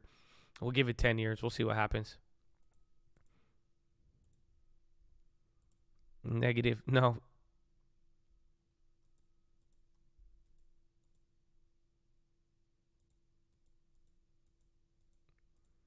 Tulsi, they say Tulsi is a Republican, even though she's a Democrat and switched to independent. But I like Tulsi. I don't know. She seemed chill. She was a Democrat, and she was very, I don't know. She seemed like she had a lot of common sense. She was repping Hawaii. I was like, I liked her. I liked her a lot. I was like, I could get down with that. I could get down with that. She's like, yo, I'm a Democrat. What's up? Y'all want weed? Y'all want gay marriage? All right, that's cool. But she's like, but nah, we ain't gonna do some of this other stuff. She was but then the Democrats didn't like her. She switched to independent. Who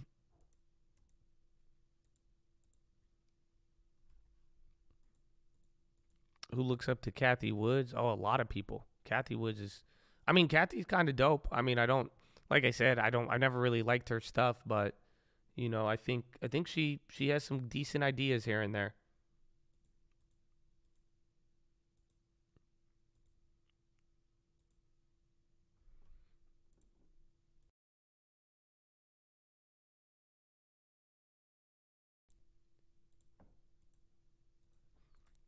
Yeah, 6-9 got jumped. Man, the market hasn't moved, huh? Because we're getting into these conversations. Yeah, we're literally at the same price of open ahead of Powell. Is it 8? Oh, it's already 9? I'm going to need a carbo here in a little bit. But should we go over today? Should we go over Powell? Do you guys want the secret for today? All I want is likes. Actually, I want something else. All I want for Christmas is puss, baby. All I want. Okay, so this is what I need from you. Okay? I need you to like the video, but I need you to watch the watch list. Okay? I need you to watch the watch list. All right? And when you're on the watch list, I need you to subscribe. Because this channel is almost at 300,000 subscribers. So, Chad, we only need a couple more. So, if you have yet to subscribe to the watch list, if you have yet to run up the watch list, one, you've probably been missing out on SVB since it's happened. Again, it's been a while. Damn, that's crazy. We got to go back a week. That was 12 days ago. Next, that's crazy. But just run it up, okay? That's all we're looking for. So, if you could click that link, make sure you're subscribed to the main channel here. Get us to 300,000. Get us to 300,000 on Powell Day. You know what I'm saying? Make it a special day. Make it a special day for Powell. But in all seriousness, though, everything I'm about to show you, I have put it in the watch list last night. So you could be missing out on a big factor of this, okay? So I hope you went over yesterday's watch list because, again, it explains it very broadly, and then I dive deeper. What I want to explain to you right now is we're just going to go straight into the easiest thing to spot. So again, I hope you understand the difference between the mandate of price stability and the mandate of financial stability, and how Powell is going to be, Powell is going to be up to that test today. That's where everybody is going to be looking to see if Powell is going to sacrifice price stability in the name of financial stability. That is the overarching theme of today. Is, again, which one is more important and what is more important to the Fed. You're getting red candles here. We're breaking down a little bit. Apple even had candles. Microsoft is no longer at the high, but NVIDIA, they are holding up. And then Meta right below 204. So here it is. This is what you need to be looking for. Are you guys paying attention? I hope so. Oh, let me put out a stream alert. Hold on, I need to let them know.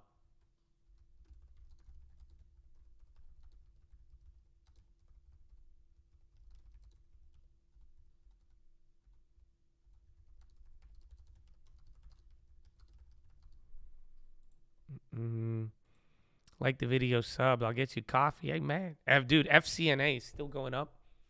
That bank is actually working.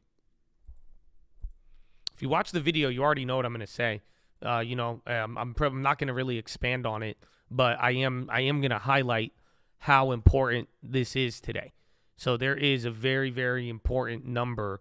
This is the only clue we're going to get. Like that, I'm telling you, this is our lifeline for today, because the interpretation of these numbers are going to be the only thing that won't be as subjective. This is like borderline the only objective thing you're going to get today, whereas everything else will be subjective and up to interpretation, whereas now the SEP is going to be all of it. So I put out a stream alert there. I wanted to make sure everybody got it, but here it is. It's the summary of economic projections. This is what we brought up on the watch list. This comes out today. They update this every 3 months. So this is the summary of economic projections. I've given you this breakdown before.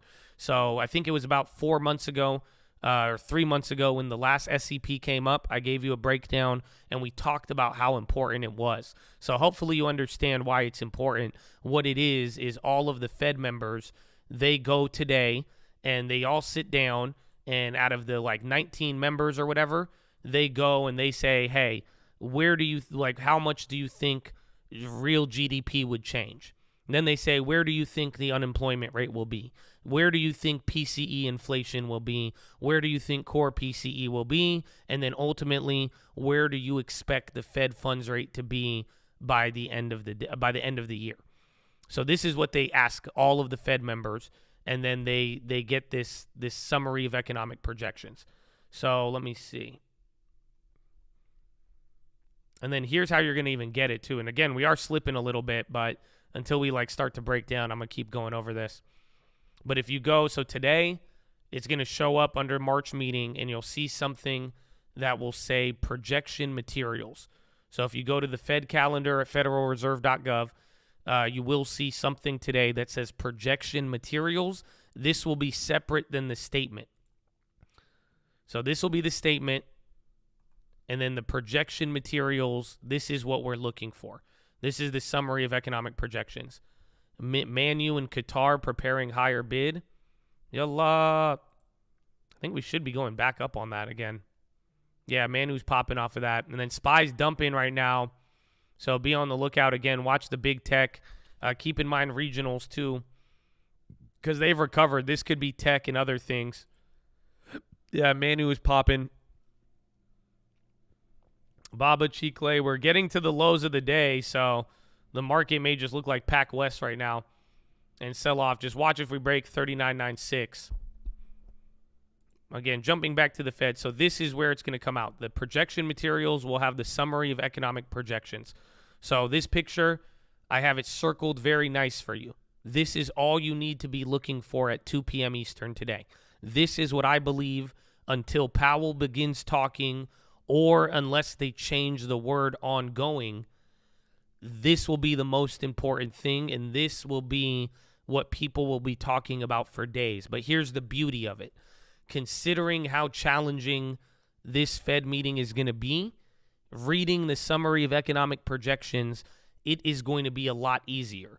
There will be variables in terms of GDP and unemployment rate. That part is going to be a little bit more subjective in terms of what the Fed is trying to communicate. However, all you got to look for is right here. It'll say federal funds rate projection. That's all you got to see right here for 2023. So this number right here. So at 2 p.m. today, if this number comes below 5.1, we have a problem. That would mean the Fed is forecasting rate cuts at median. That means the middle group, that means more Fed members are saying lower rates than not. That will mean a rate cut. That will not be good in the sense of that means we have a bigger problem. Maybe the market reacts positively to it. However, that would not be good in terms of what to expect economically speaking. If this number now comes in above 5.5, that will be extremely hawkish, and then that could also spook banks as well. But then it means Powell and the Fed are not looking to change plans, and if anything, they plan to do a lot more. So we talked about it yesterday because the problem is that they might go higher on the SEP, so they may go 5.5, and then come in very bullish on the statement. So then that way they're going to come in very, very dovish, make the statement sound very, very good, but then they're going to say, but we're still anticipating another half a basis point of rate hikes by the end of the year. If it's between 5.1 and 5.5, nothing changed. That's fine. That's already kind of where we're at, right? 5.1 to 5.5, that means nothing has changed. You see what I'm saying? That would actually be ideal. 5.1 to 5.5 is Goldilocks in the sense that it pretty much means from inflation data coming back up and going down and going back up, and now banking situation and calming down and not calming down, right? All of that would mean that the Fed is not changing course, because 5.1 to 5.5 is already where we've been at or where the Fed is already at. So you hate that. You hate the Goldilocks word. I know a lot of people don't like it, but that would be good. It would be just right as the story goes. So that's the first part. But again, it's very simple, because if we go below 5.1 or higher than 5.5, today's going to be a shit show, and that means we're going to get crazy moves. And then that means, the chance of something moving from here is going to be very, very high. If that stays the same, that'll honestly be a good sign for now. But now here's the next part. I'm telling you, I'm glad I have receipts. But the next part is what we discussed in the watch list, the statement ongoing rate hikes. So this is where I think Powell, this is going to be huge. It might not change. Remember, we were focused on this the last couple of meetings, but we don't know if it's going to change. Some people are expecting this is not going to change today. But if Powell was going to do anything, it's changing this word right here, where he could say, okay, we're raising, but then the ongoing will change to continuing, or maybe they change ongoing to further. But this is what I want you to realize, why this statement is so important. This is the March 16th Fed statement. Again, they anticipate ongoing increases. That's March 2022. May 2022. Anticipate ongoing increases. Where's the next one? June 2015. Anticipate ongoing rate increases. July 2022. Anticipate ongoing increases. September. Anticipate ongoing increases. November. Anticipates ongoing increases. December. Anticipates ongoing increases. February. Anticipates ongoing increases. So this is why, if they change this right here, that could also determine the path beyond the Fed futures. So, but some people are still arguing on whether or not this will actually be a change. So it should be ongoing, but the point is that depending on what they do with the dot plot, that's how they could communicate, further moves on wait and see, pause, or if they say ongoing increases or continuing increases based on the situation, or if they say we plan on further increases, but then they take out ongoing, that means they're getting ready to slow down. And then that will have its own reaction as well, too.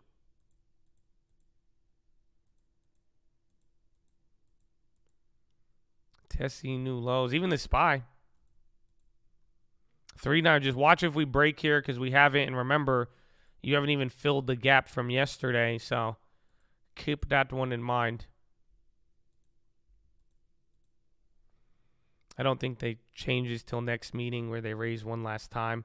Well, that's the key, is that if this could be interpreted as the potential last raise, that's what we're really debating. But a lot of people are doubting that will change today. But if it does, I think that's going to be one of the easier reads, and then it will tie in quite nicely into the SEP.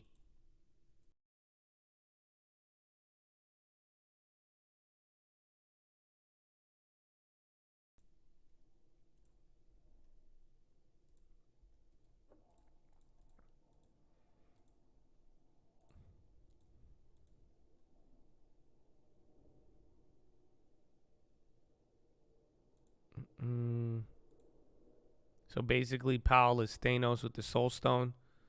What economy does he want and willing to give up? I think, because here's the problem. You're going to judge me very, very hard right now. I'm not going to lie to you. I don't know the story of Thanos. Like, I understand the general plot, but I never watched Thanos.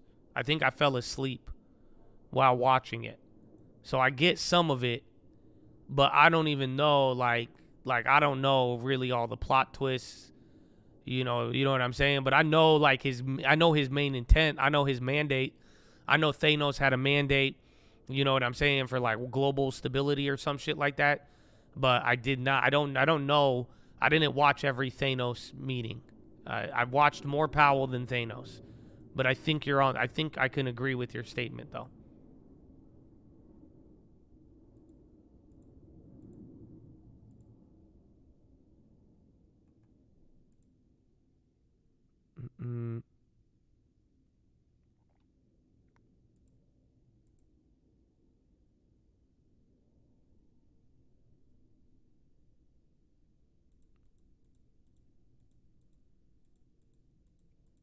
You get the idea, yeah. That's it. I've never seen it though.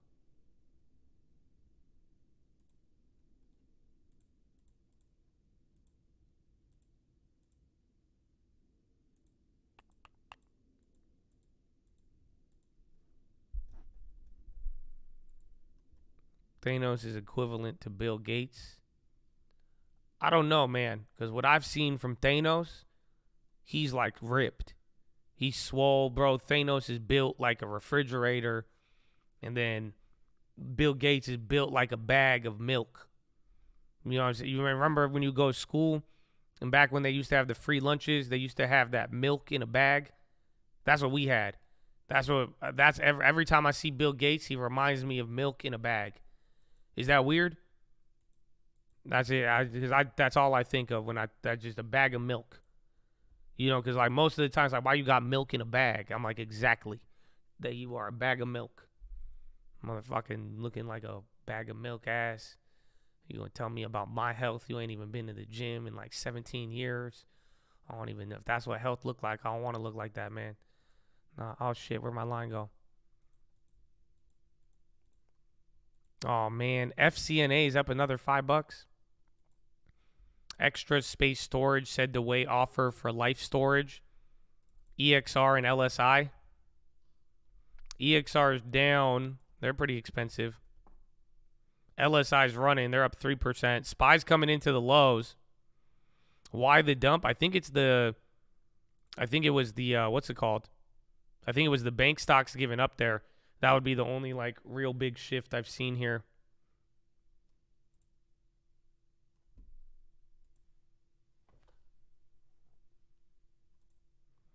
So 3997. We haven't broken below there. Again, First Citizens Bank. Oh, if that one goes crazy, because all the other banks are dumping and they're holding up.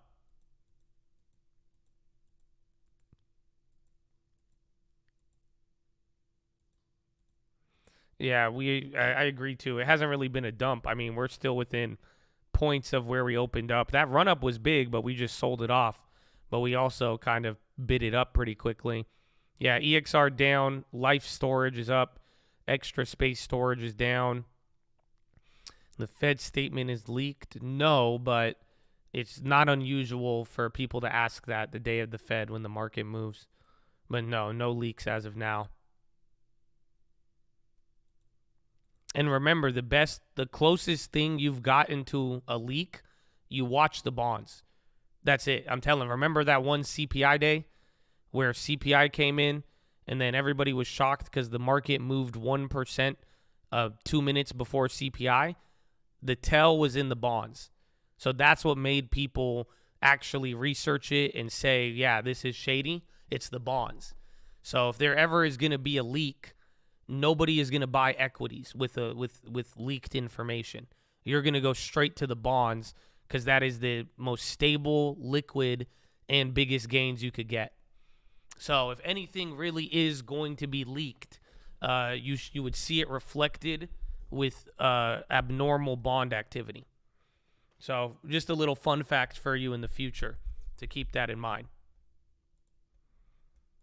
The bonds tell the truth. And it makes sense. Like, that's where, like, if you had the data before, you make way more money on the bonds, and then the bonds liquidity, the spreads are tiny. So it's actually, that's the place you would go to if there was that type of situation.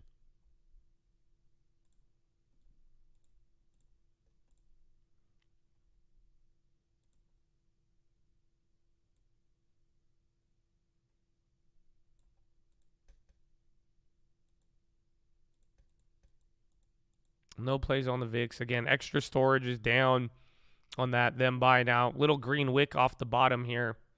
Again, just still within the range of today. If this slips and then we hit a new low, then it'll look a little bit more uglier. But again, if this just bounces and holds up here, same price as the morning. The only difference is now we've burned 3 hours.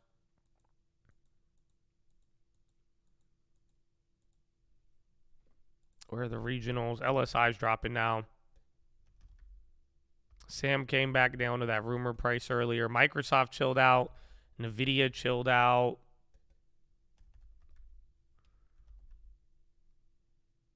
I don't know when Trump. I guess they delayed it, but I don't know. Oh, that's part of it. I had talks with my mom yesterday, and I said something to her, and I think I should share it with you guys because I think it's very important. Because she was like, she brought up the Trump thing, and I told her, I was like, don't get distracted by it.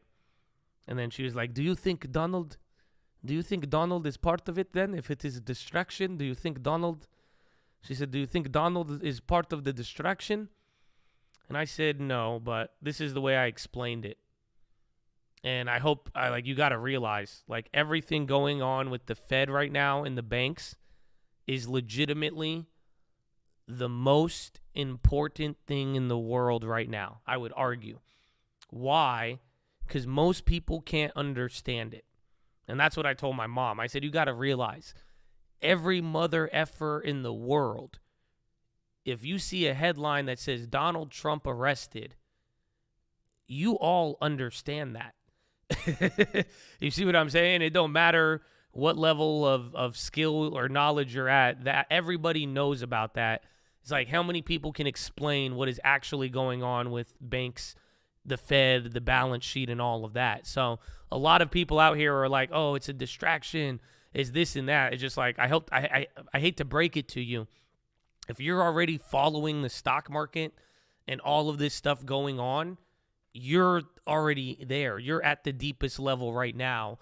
So so any distraction is more likely keeping people away from the stuff that's harder to understand. So it's like, you're like, oh, this is distracting. It's like, well, if you're already looking at stocks and bonds and banks, you're not distracted, because this is the most important thing. And chances are more people will understand an arrest and politics and other stuff 100 times more than they will understand what is actually happening with banks and the financial system right now. So, fun fact. I thought that was cool. So, that's why. So, good news for some of y'all. I don't know what tin you deal with, but at the end of the day, you're here. So, nothing should distract you if you're already aware of the brevity of how big this is for banks and everything else right now. It's kind of hard to distract you if you already know that.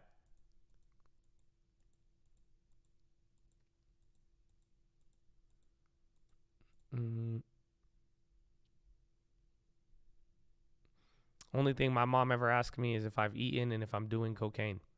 As long as I answer yes and no accordingly, her world is fine. That seems pretty chill. Nah, me and my mom, we have talks about a lot of stuff, a lot of weird stuff. Again, she brought up Credit Suisse to me yesterday. She asked me if Pow Pow meant Kung Pao chicken instead of Powell. So it's good. It's good, but she stopped asking me if I'm high.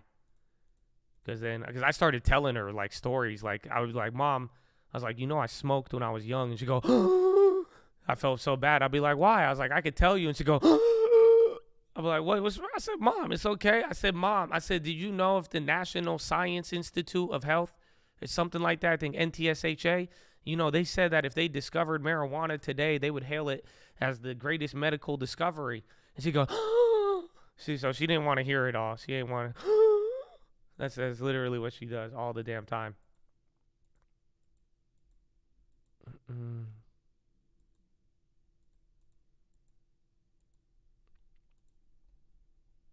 Do you think parents are nicest to the youngest? At least moms are. I don't know. My mom, everybody could get the smoke. Like, I've been slapped recently. I think it was when I made the joke. Because she was like, oh, like, when are we going to have another grandchild? She's like, when are you going to have kids, Josh? And I said, Mom, you give me 9 months. I could do that right now. I said, I'll just go get somebody pregnant. And then she slapped the shit out of me. So I was like, damn. I said, what? Instructions unclear.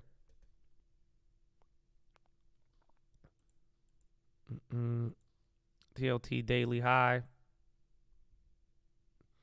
Do you talk English or Arabic? It's a mix of both. Like Spanglish, we speak Arabic-lish. Or no, I don't know. But so like she'll speak to me in Arabic and then I answer in English and then that's it. And then like halfway through a sentence, it'll be half English and then it'll switch up. It'll switch to half Arabic. And then now you have an ad. So kind of like that. You know what I'm saying? Where it's like half of me talking and then it switches to something you don't understand. Arab English.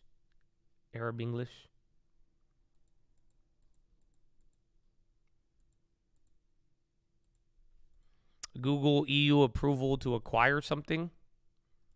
We're still waiting on VMware too. There's something with the EU there today. Shout out Josh Jr. in 9 months. Nah, man, my mom didn't like that. My mom did not like that idea. Josh comes up with random stories. They're too funny. Nah, these are real stories though. I just remember them randomly. And then I tell you at very weird spots. Like, like the day before Jerome, like I just started telling you how big this financial situation is for the world. And then I'm telling you about how my mom would beat me. So I don't know. Maybe that's my ADD personality. Does your mom watch the watch list or have the long term? Well, I made her a long term. I don't know if she watches the watch list. She watches the stream until I say a cuss word. So that's what she says. So the minute I cuss, if she's watching, she's out. So I don't know when she's watching, though. So that's good. We kind of have a nice agreement. But other than that, I know she watches the stream. And then she prays for y'all in the chat.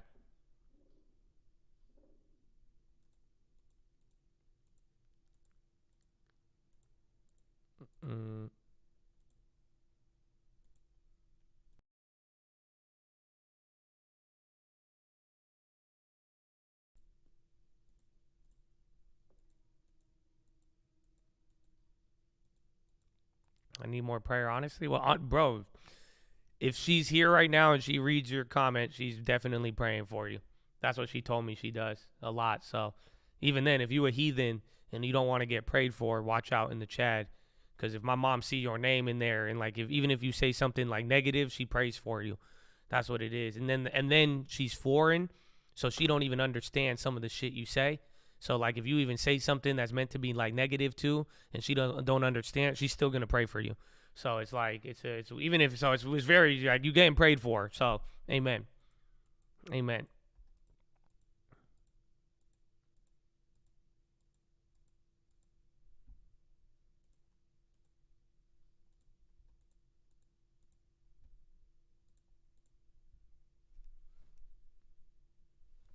Bro, I have a fruit fly epidemic again.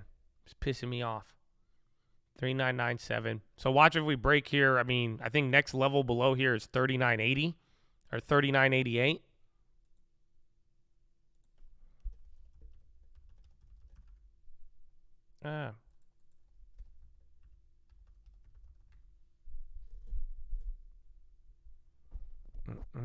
Where is it?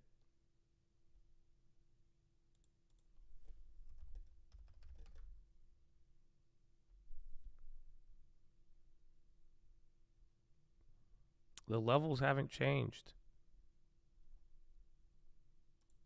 Yeah, it's pretty much the same levels for like 2 weeks now.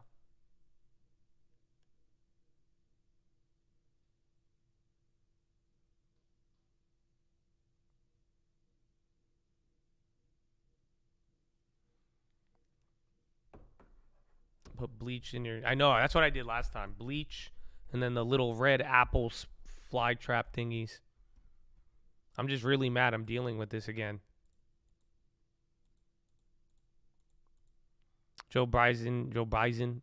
That's a cool name. Biden met with Ted Lasso the same day Putin met with Xi. Yeah, and honestly, I'm more impressed that Biden met with Ted Lasso. They got me with that. You have no idea. I can't even hate on that. I'm sorry. I know some of you don't like it. You understand the pandering of it all, and I know it's a very, very big issue. But I'm just telling you, that's it. I have no problems with that.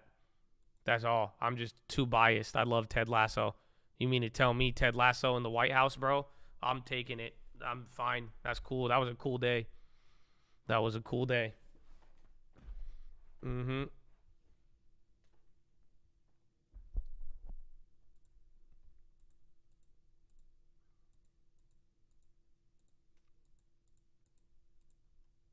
Bring BTS. No, I couldn't relate to the BTS one. That one I was like, what is this? But like Ted Lasso, I'm just like, it doesn't hurt to have them.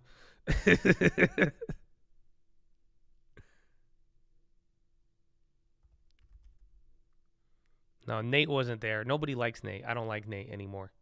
Especially after this season. I'm not a fan of the Wonder Kid anymore. He's a little asshole.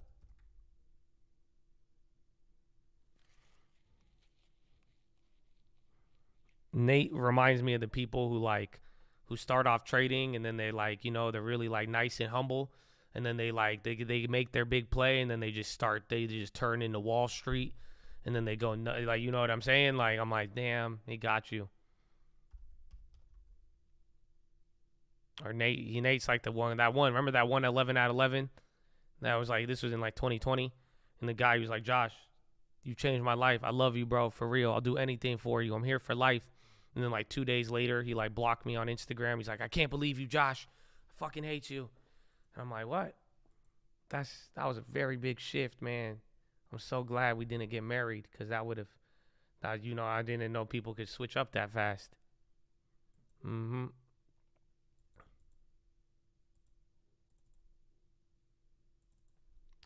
CNA. Let's see. Coinbase. Disgusting.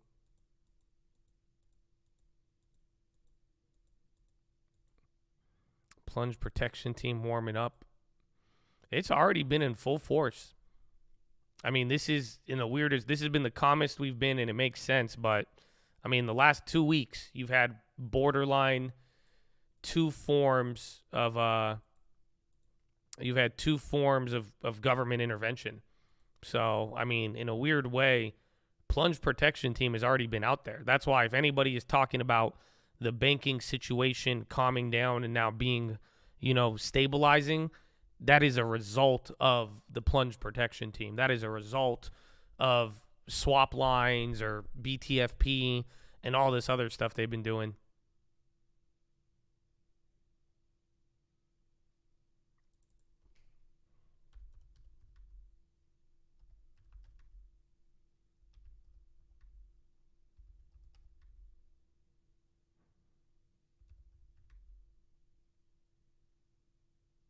Mm-mm.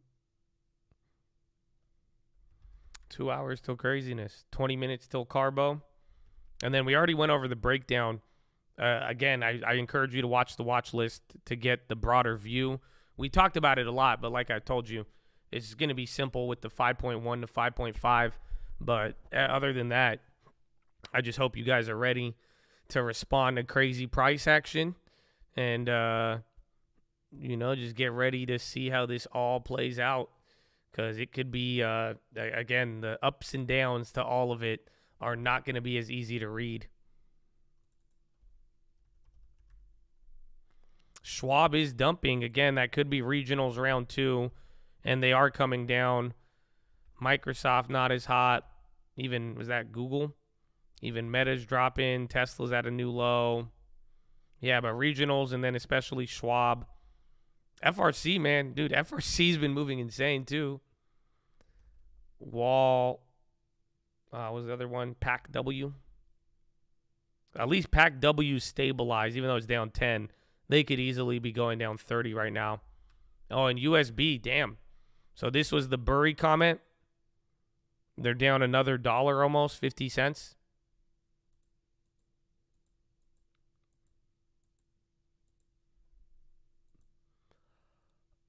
Coinbase said it receives are delayed for XLM. The insurance companies could be there, but since they have bonds, but unless the only way the insurance companies get clapped is if there's a natural event that occurs. So that's what we had a Chad who works with insurance. You know, they do about 150 million in premiums, he said. But he was saying that, like, they have a bunch of unrealized bond losses, but he said the only way they get clapped is if there is a payout event. So, like, if you have to if the insurance companies, if there's, like, another hurricane or if there's, like, an earthquake or, let's say, I don't know, another train derailing somehow, and there's, like, a outsized claim that the insurance companies have to pay, that would be the only reason they would have to sell these bonds at a loss. Other than that, though, the insurance companies do seem they have some risk, but at this point, they should be safe for now, unless another bank goes under or, again, if there is like a natural environment or a natural disaster or something that leads to a mass insurance payout, that would be the only thing that could threaten their held till maturity securities. So we're below the 3996. I mean, you're slowly edging down here. Again, volume is still pretty low. 24 million. Oh, my gosh, dude. Nobody's doing shit today. Bro, this is 24 million, and we're, 20 minutes shy of 4 hours? We're at least, 3 hours in? That's crazy. That's like, 8 million in volume an hour?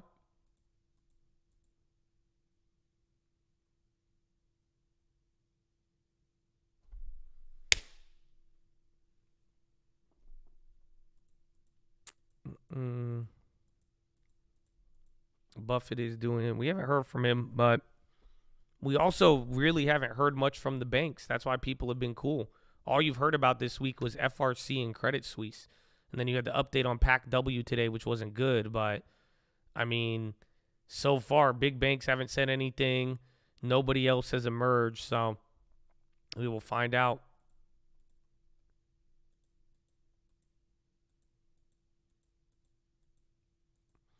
We're going to have 40 million bulls coming in 2 hours.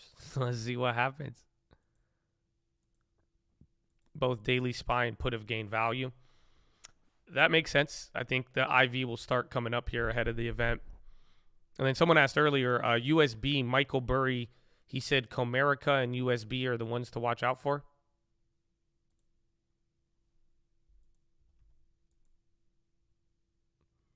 $24 million. I mean, I don't know on TD Ameritrade, but you come here, just go to SPY, look at the volume, see 24 million. It's right there. It's where my mouse is. I can't mouse over to it because if I move the mouse, it goes away. But 24.6 million volume right now. Pre-tin, no pre-tin, just good luck. Just good luck, get ready. This is very, very important. I mean, it's going to go beyond 1 day today. It's not as if just today. Again, I still stand by it. Like, if whatever happens today, if FRC goes under and then we see another, re-emerging risk with any of these banks, you might have an emergency meeting right around the corner. But as of now, I mean, this is just good luck and just get ready for anything. I encourage you to not have a bias. Wait till Powell actually explains some stuff here, and when we go off of there, we'll be good. And then just watch the terminal rate of the SCP. Watch anything lower than 5.1 is a problem. Anything higher than 5.5 is a problem. Watch for the phrase ongoing increases. And also be on the lookout for dissenters, any Fed members who dissent. But that is also getting called into question here today too. So I brought that one up on the watch list. Just watch out if people dissent, because we haven't really had anybody dissenting. But I think it was Michael McKee this morning. He said he expects no dissents because they want to show a unified front. But we will find out.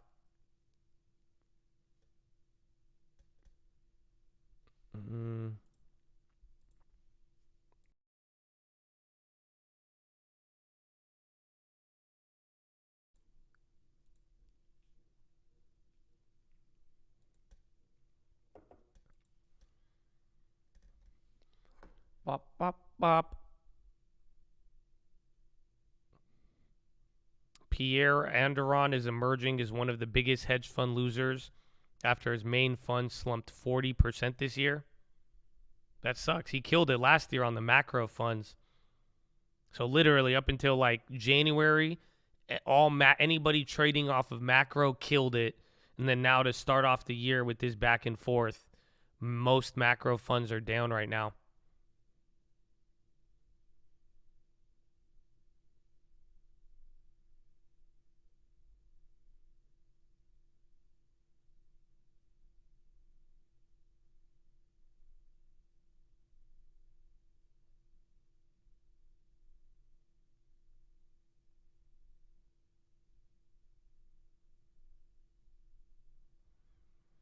Those stats, no. We have 2 hours? An hour and 15 minutes is when we get the 2 p.m. release. And if you hear random clapping, that's me trying to take out a fruit fly. If macro funds are down, does that mean stock market isn't priced? No. It just means, like, you've seen it. Like, legitimately, from August, like, second half of last year till the end of the year, the macro dominated. If you knew, like, literally, if you were reading the bonds, if you were playing off of the Fed futures, if you were going after anything related to macro, you killed it because that was the stuff moving. That's why CPI and the Fed meetings got so important. But towards the latter half of the year, people were making, again, plays with the dollar, plays with the yen. There was so many opportunities on macro. But then what happened is that in the last 12 weeks of this year, the macro story has been flip-flopping, and then now you have, it's not even flip-flop, it's just everybody is flip-flopping while the macro has been doing one thing. So now this whole idea of, again, like the bonds shouldn't have moved how they were. The macro situation at the beginning of the year, and then and then the bonds flipping out of that and then flipping back to where they are today, that's insane. So that got a lot of people off guard. You had a lot of people short on bonds into the year, and then it was bad for them, and then it flipped, and then they thought it was good, and now it's bad for them again, and then vice versa for the people who went long on it. Again, all the people who are going off of commodities and any of the inflation plays, it was good. I mean, essentially, the macro plays were killer, and I still think they are, but the problem was you just have a banking crisis now. So now a banking crisis changes the types of plays rather than following the macroeconomic situation. So that's why it's like now what was going on with bonds and the dollar and the rates and commodities, it's different if you're responding to inflation and macro rather than responding to, banks and bank runs. So that's really what I think has caught all of the macro funds off guard. And again, I've even been hit off a couple of trades. It makes a lot of sense there because there were sometimes going after macro data that we've played. It would have hit bank, and then all of a sudden the market ignored it, only to go back to it. But then after swinging 30, 40% or whatever else it was.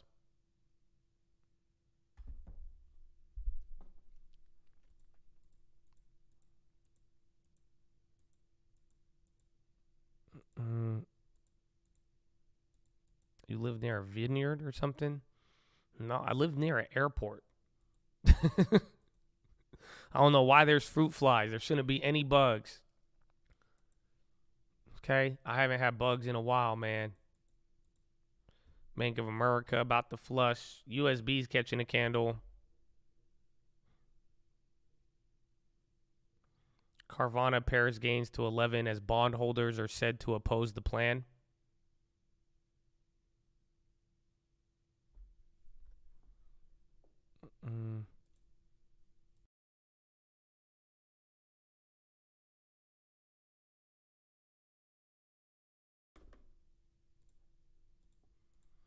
BAC for the long term, I think if the yield goes up, but at this point, I mean, if we could really finalize this situation and have an idea, I'd love the banks. But as of now, it's just I don't feel like we have closure.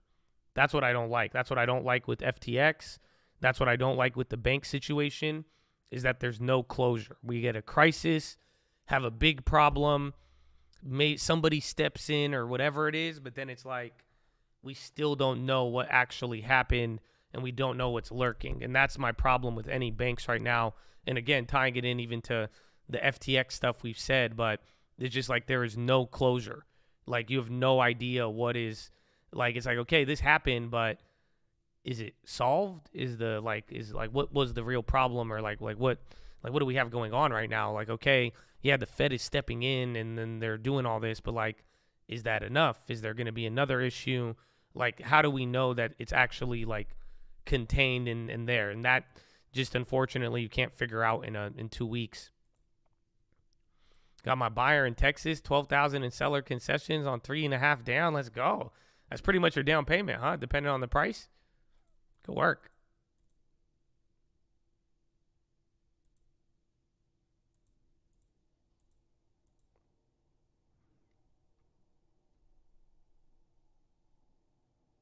As Yellen says, I love this place. This place loves you, my friend. Welcome. And get ready. Big day. Big day with Powell. Thankfully, you only got to wait about an hour and 10 minutes. Woo-hoo!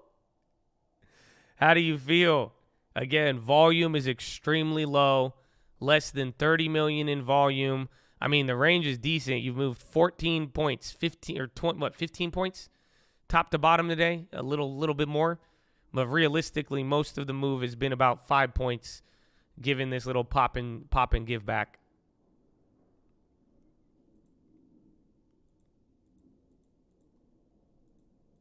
What did the Fed step in? Well, they stepped in by the FDIC taking over. That's definitely different. But then the Fed created the Bank Term Funding Program, BTFP, which is what they pretty much invented on last Monday. And that was to provide up to $25 billion in short-term loans. But it was designed to value anybody's bonds at par value.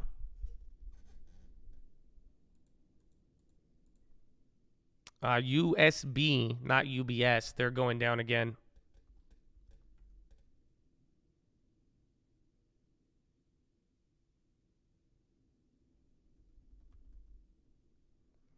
How you doing? Doing good, man. Excited for today. History in the making. 25 will be proof JP can be pressured to slow down. Yes and no, but like, that's shitty pressure. If 25 wouldn't be like the craziest. If he goes to pause, I could agree with your statement. But 25 was the plan already.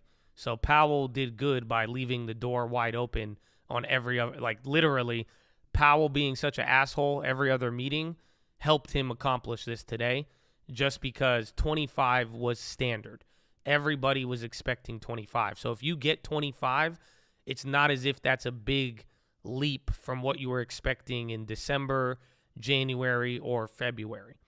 So, but if anything below 25 and he pauses, then that means the pressure is really there. FLTR, the floating rate ETF, that thing's dying.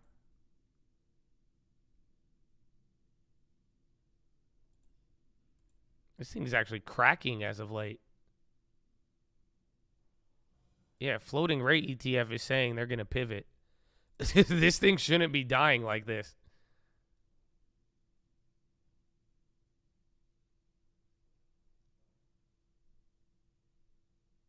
Very interesting.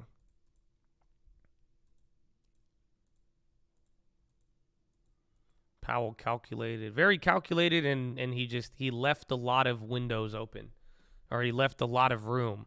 Like, you know, by never really putting himself in that corner, or anytime he was a corner, you know, sticking to the script and giving him that, like, it helped out in this case because banking crisis arrived, and now he's still able to do exactly what he said he was going to do prior.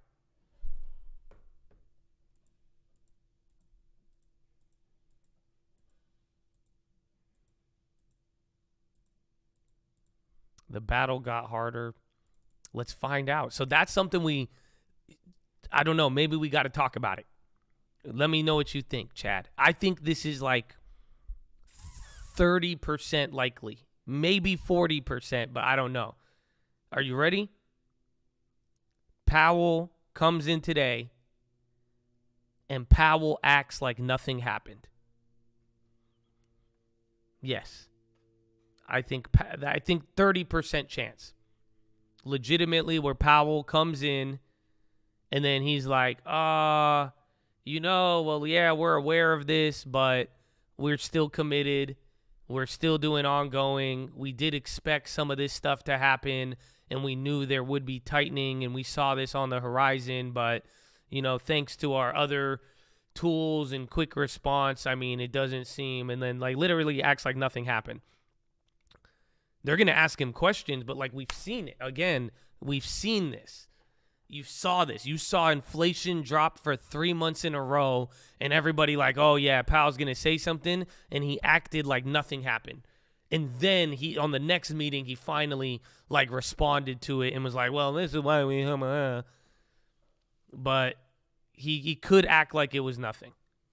And I think that's a possibility. That I think 30% chance. It's been such a big situation that we want him to, but...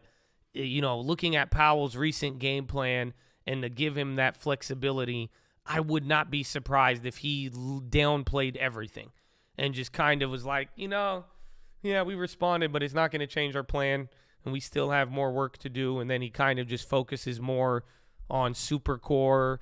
Because, again, that's the funny part. What's crazy is that today is the day of Powell, but, we haven't even talked about housing excluding services. Right? And all of these other factors that were so important to him. Because, if none of this banking stuff happened, we would be looking for how he was going to address core, PCE, what he was going to say about housing excluding, or service excluding housing and all that stuff, even unemployment. So 3993, you're dumping a little bit more. Abivi's even selling off. But a couple of things on the low, even defensives. Tech is still up 0.5%. But now communications went red, and so did healthcare. Healthcare was a leader earlier.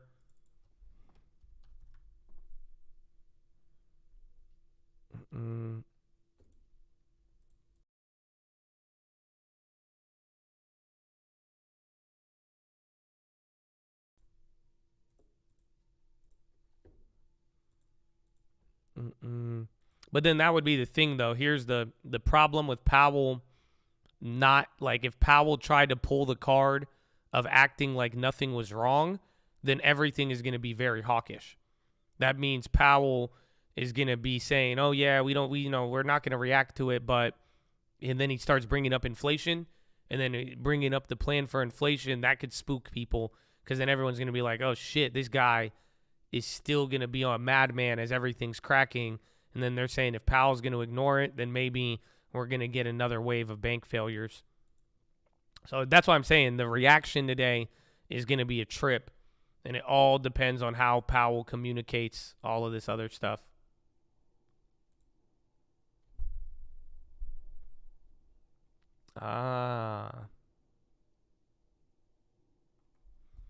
That's why people are bringing up Capital One. Danny just sent me that. So Capital One's credit default swaps are surging. Oh, they still got meat on the bone, too.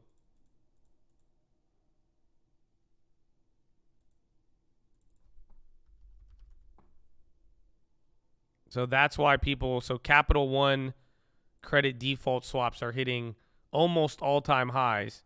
They were higher in 2020, but now this is the highest they've been in a long time. And that's the same moves that preceded almost every other bank failure there. Those credit default swaps would surge.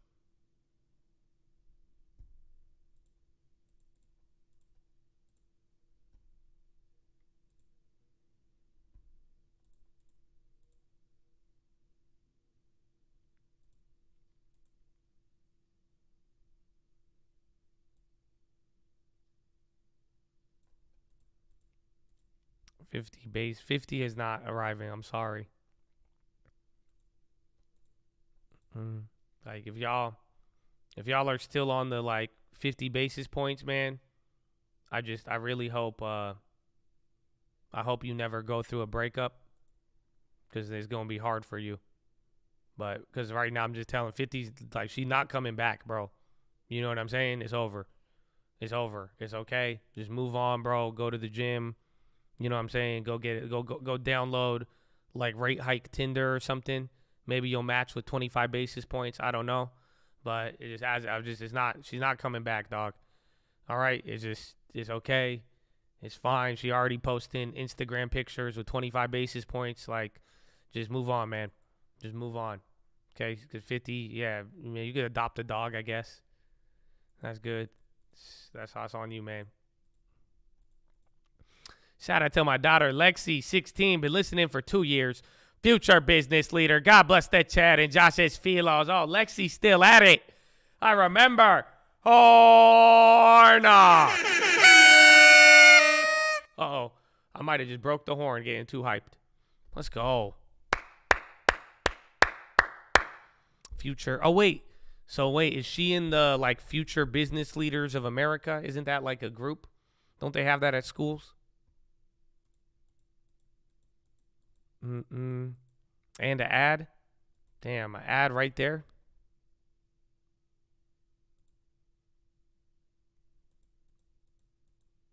Awkward ad? Because you've been looking at awkward stuff. No, but future lawyer. Hell yeah, let's go. Let's go. Amen. Remember, you could always get ahead.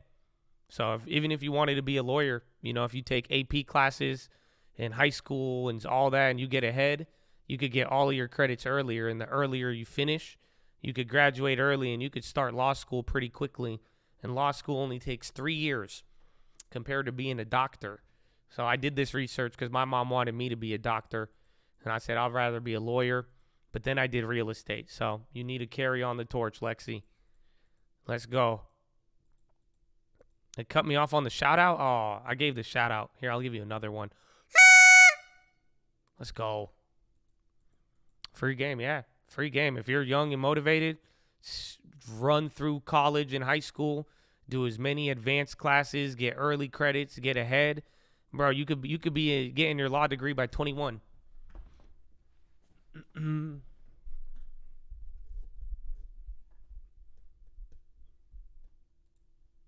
All right, 3991, so 39 or 39.88.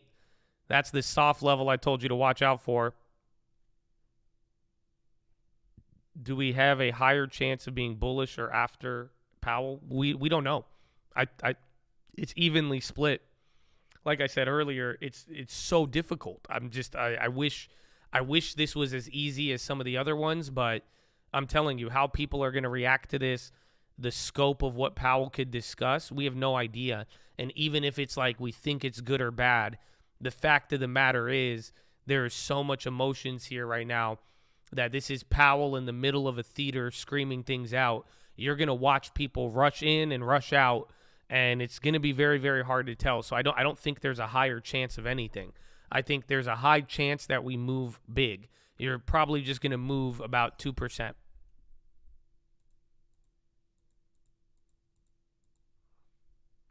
All right, you're flushing a little harder now. So, again, watch for 38.88 or 39.88. Nike's even selling off. Is that Boeing or is that Alcoa? Even, again, Abivine Healthcare, they were one of the only greens in the morning, but they are giving it up now. Even MS or LMT's down. Microsoft's working its way up, though, on every one of these red candles. Apple's down. Nvidia's down. Teslonia's there. And then Meta and Microsoft are working their way up. Regionals are still pointing down. XLF, bro, big banks are dumping. It's only 1%, which seems small compared to the last couple of days, but that's a clear weakness. And like I told you, XLV and financials, that's the second half of gainer turning to red. 39. So you're still going lower. 39.90.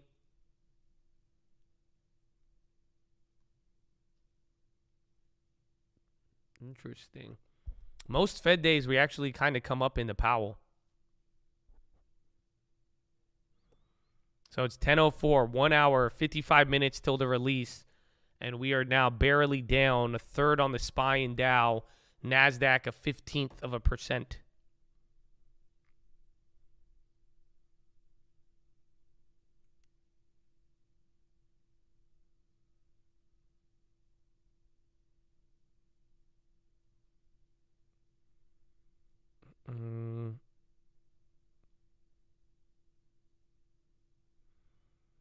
Every time you see your positions, they're negative, they're swing trades. Yeah.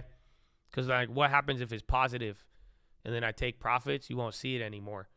So it's very skewed. It's skewed to make me look like a piece of shit. But I have been getting clapped on. I mean, honestly, so far this year, futures have not been great. I've gotten 2 big losses on there. The shares have been chill, though, actually. Believe it or not, where all share profits from the beginning of the year were actually up on. I have unrealized losses, but even if I took them, the profits account for it, and then the other balance there. So shares aren't hurting me, but the futures, we've taken those bigger losses, and then overall slightly down from the beginning of the year. But shares have been padding the stats there. But that's pretty much what it is. So, like, 2 positions today. I closed out 2 positions today that were green. So if I take it off, I don't own it anymore. You're not going to see the green. So you're more likely to see negative than not.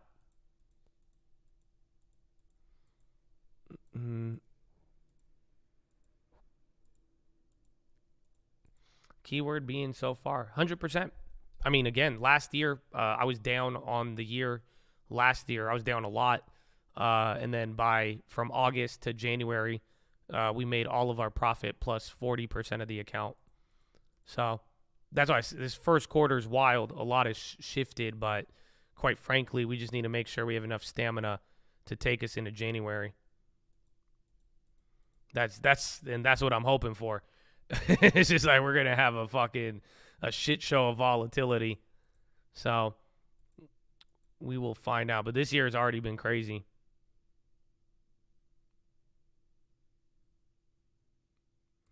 $3,988. So here it is.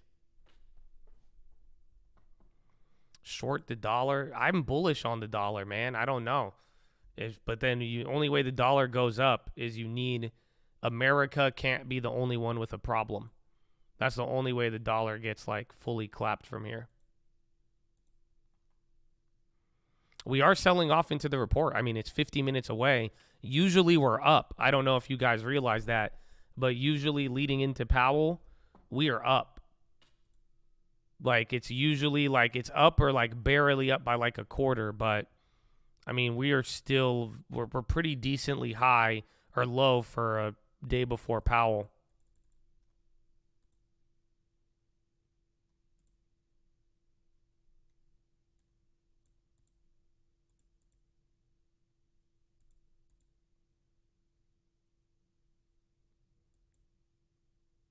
And then contract, damn.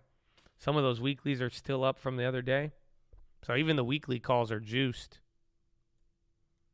AMD. And then bonds were climbing up through all of these lows. They're kind of chilling out. Tesla does. I like Tesla, but I took my profits on it because I was like barely green on it. And again, I even went down on it for the last week or so. So I figured and then I'd keep Meta instead.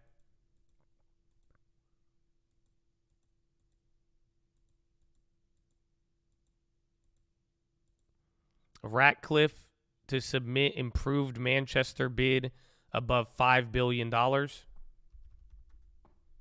apparently Manchester United now is going to get a bid higher than $5 billion. That green shoot is turning to red now. You wicked into 39.88. So just watch from here if that holds or keeps selling off.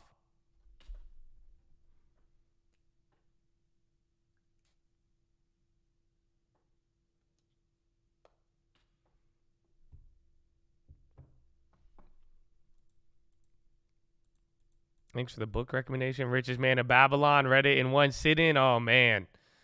That's good, bro. That's how it is. When you read it and you really get into it, you should finish that in one sitting. It's good. Don't forget about Twitch Prime. Nowhere better to have ads than getting your free stock market news brought to you by the Colt, baby. 11 months in a row. Tell them, Taco. That was a gentle horn. I didn't want to scare anybody. We need that cheek light. Well, we got it. I think it's very weird that we're selling off now. I think I'd be more weirded out if we were down like 0.5%. If we end up coming up higher here, like 0.3 isn't too bad. But if we sell off another quarter, that'd be an unusually low Powell move.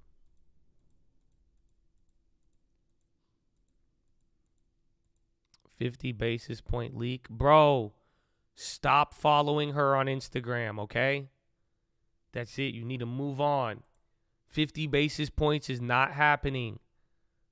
Okay? That's all. That's just not happening, bro. Just unfollow her. I got you. I got you, King. Fed futures, let's see, though. Like I was telling you, like, you guys got to realize it's even crazy that the Fed futures still even have 15% chance of a pause. That's the wildest part. But this is where they're at now, pretty much where we were at from the morning.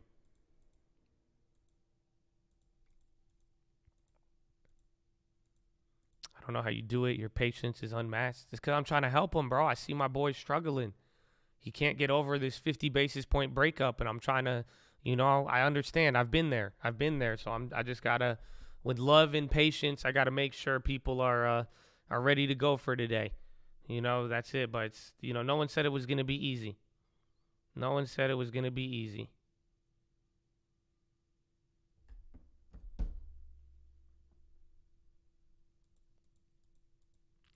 No, same plays as the day before. I closed out of First Citizens Bank FC. Oh man, it's up $5 more. And then I closed out of Tesla for $200.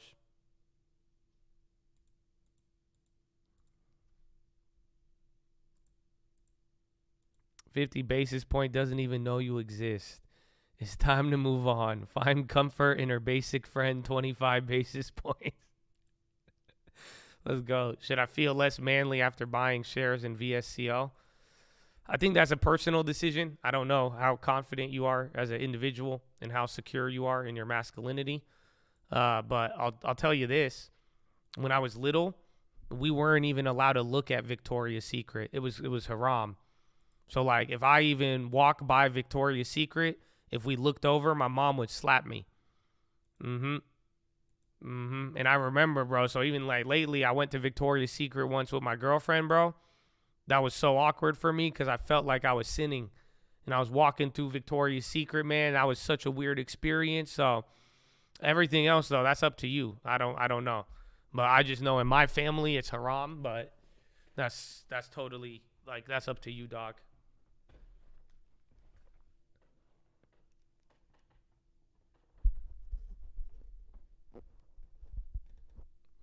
It's how my mom acted with Spencer's. Yeah, we were allowed to go into Spencer's until my mom realized what it was. And she's like, what is this? Bro, AMD is rocketing. It looks more calm, but again, NVIDIA is not even up and AMD's there. Bro, what? Has anybody seen this headline? What the fuck is this? Bro, have you seen this? Bro, anti-fungus stock surge amid worries of drug-resistant strain. Bro, Synexis, a pharmaceutical company, jumped 98% over the 2 days. Rally follows CDC report of Candida auroris in United States. Synexis, a pharmaceutical company that develops antifungal medicines, is on track for its largest 2-day surge on Wednesday, following a report of increasing threat of a drug-resistant fungus spreading in the United States. Shares have surged 98% after touching a record low on Friday. The New Jersey company hit a high of 228. Shares are up as much as 46% on Wednesday after gaining 35 the day before. Rally was sparked by the CDC report on Monday that said clinical cases of Candida auroris, a fungus considered an urgent antimicrobial resistant threat, rose 209% from 2019 to 2021 and saw an especially dramatic uptick during the COVID pandemic. So they're reacting to old data? We'll see how long that lasts for. But anti-fungus drugs because of Candida auroris. I thought Candida auroris was like a type of weed strain from Canada. I thought that was a Canadian weed company. Candida auroris? Tell me that don't sound like a SPAC out of Canada selling weed. Candida auroris. Candida auris.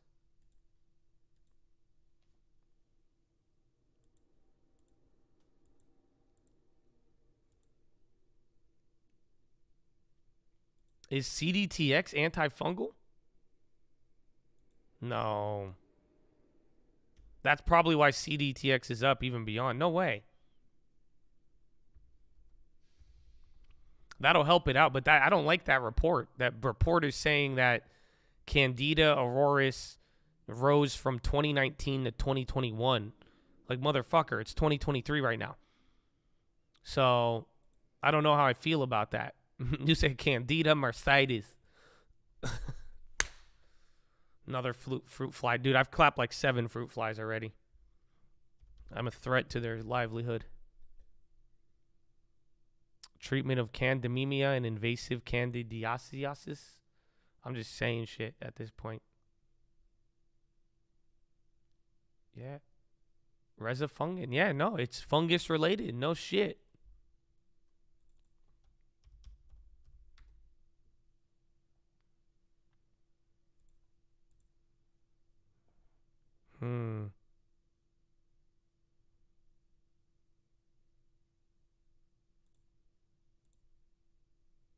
I just don't like that it's up. You get a little bit of a discount.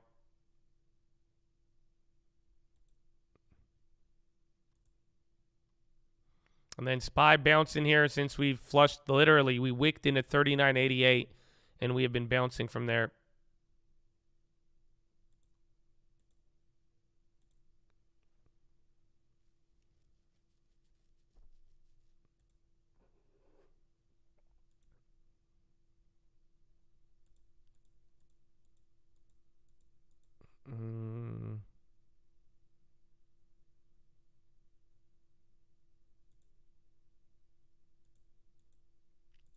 Yeah, that makes CDTX a little bit more interesting.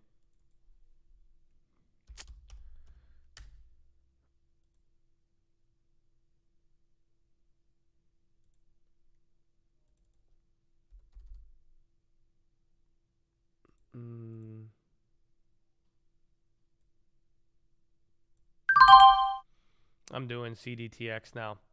200 shares, $380. I feel like a schmuck though. But we still haven't got the PDUFA yet.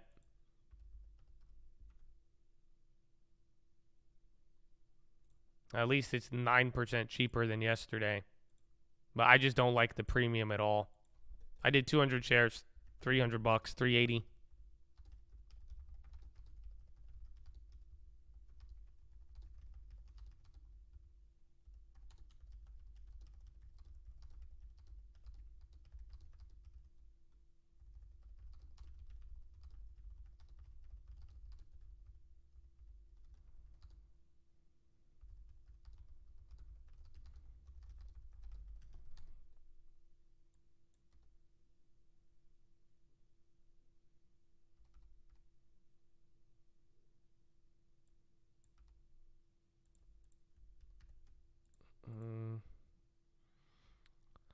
PDUFA. They're going to get an FDA approval today, but the problem was like their last FDA thing, somebody voted against them on the FDA. But now with it being, if fungus is coming about here and they are fungal related, maybe the FDA has been very weird lately. Again, it actually starts with Rita. So that's why I just don't like the price on CDTX, but there may be a chance that the FDA, if people keep talking about this fungus shit, they may treat CDTX favorably. So that's like the thing. You got to learn something from Rita, whether you realize it or not. But the way that Rita got their drug approval, that is a big sign of the FDA of what's going on. Like, you realize they approved Rita with only one drug trial, and they used patient experience. They just listened to patients who took the drug rather than another formal study to make an approval. So, like I'm saying, if we're watching people and everybody's getting worried about fungus, I think that does increase the chances of CDTX.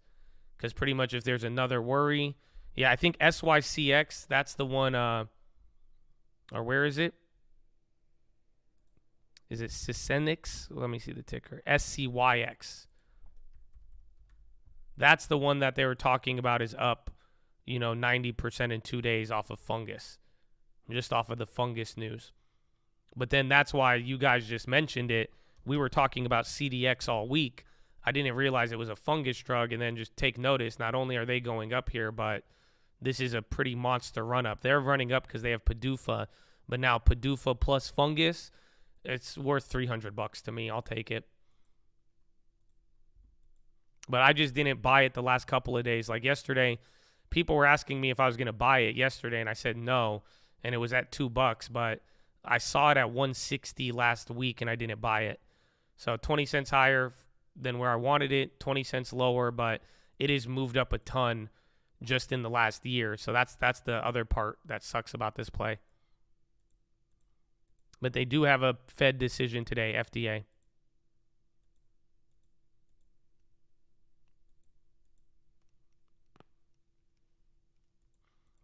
Only 40 minutes till the biggest dump. We'll see, man. We'll see. I'll just tell you this, man. People are going to get frustrated today. No matter what side you're on, a group of people is definitely going to walk away. Yellen to stress no protections for bank owners and bondholders. That's a headline. That was 9 minutes ago. So we were even bouncing from there.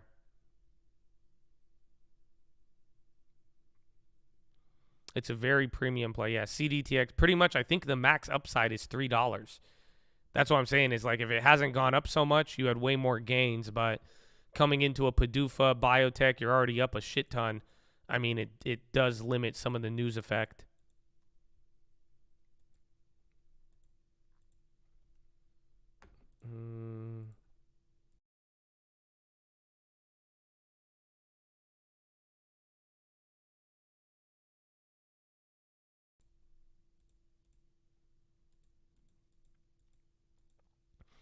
Playing the futures. I still have my NQ, and then I'm going to see there. But I could, if it's an easy read. The easier it is to read, then yeah. But I just hope it's easy. But I'm expecting the most. This will probably be our most difficult Fed day of ever.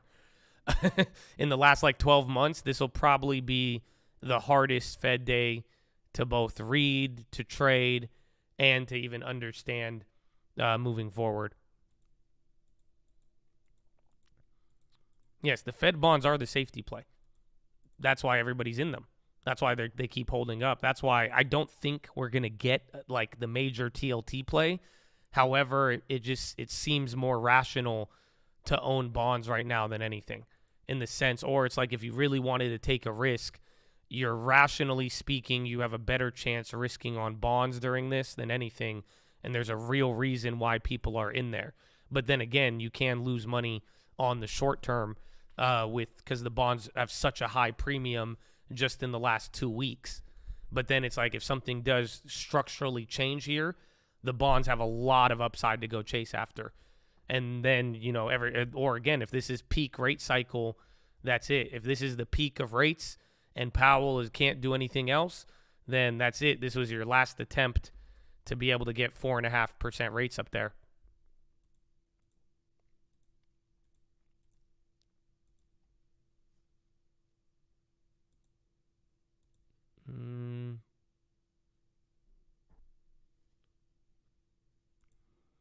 Would you go heavier on TLT than if the play was presented? Yes, I would, and I would go. I actually have a secondary play that I've told you about, but I haven't told you about it. You know about it, but I haven't brought it up in this context. If you know me, you know what I'm talking about, but it's another safe haven that I will pummel.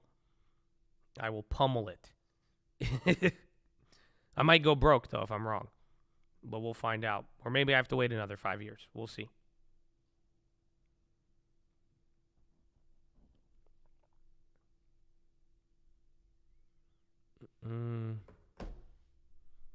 Oh, you guys are guessing? Well, I'm not going to tell you. I'll let you be rewarded. Now you know. As if you know. If you know and you know what I'm talking about. You know what it is. It's not anything new. May be new to some people, but not for the real chats. If you went broke, I'd lend you money. That's good. I'm not going to lie to you. You would probably be the first people I would go to. Actually, I'd hit up my boy in China, and then I'd be like, yo, my man, can I borrow a cool couple million? And then if he said no, I'll be like, Chad, does anybody want to go on a party bus and gamble? It's going to cost y'all about like $5,000 a pop. That's it. I did not mention it in my last video, but I've mentioned it thousands of times before.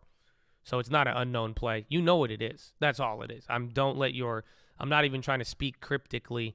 What I'm trying to is I'm trying to have you have confidence in what you've already learned so far. And you're right if you have it. There's a lot of you have said it, but it's like it should be your first thought. And if you have a idea of what it is, you should know that is the play. As a safe haven that goes alongside bonds, don't let your education fail you. You know it. You know what I mean? I have taught you this. I've taught you this, and I've taught you above and beyond what most people would ever bring about with it.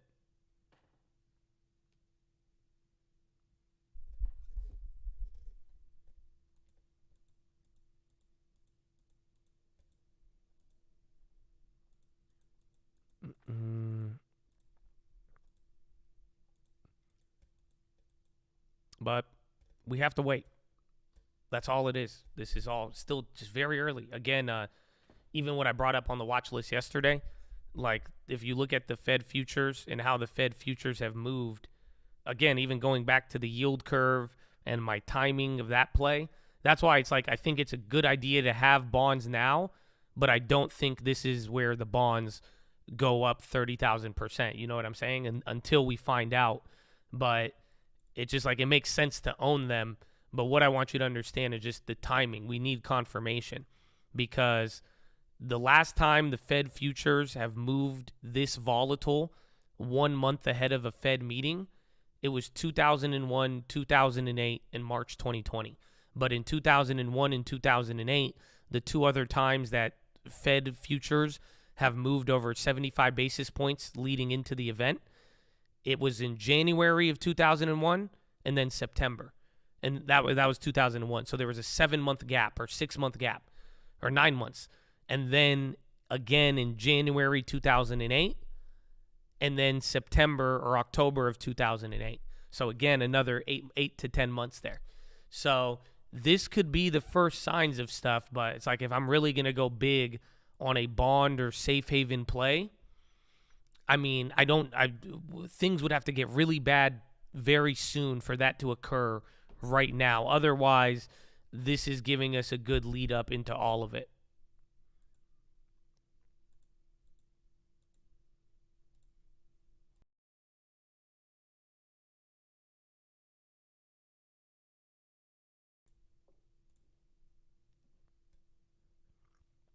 You want the guarantee? I'll take a wink. You know what I'm saying? I don't need a guarantee in writing. Just if the bonds like wink at me, you know what I'm saying? Or something, if Powell is like, I wouldn't do anything abruptly just yet, wink, wink, I would take that. I don't need full confirmation, but I need a little bit more than where we're at now, and hopefully something objective, something that just can't be disputed, something that is just solid, like boom, there you go. The rationality, like it makes way more sense to be owning safe haven assets than not right now.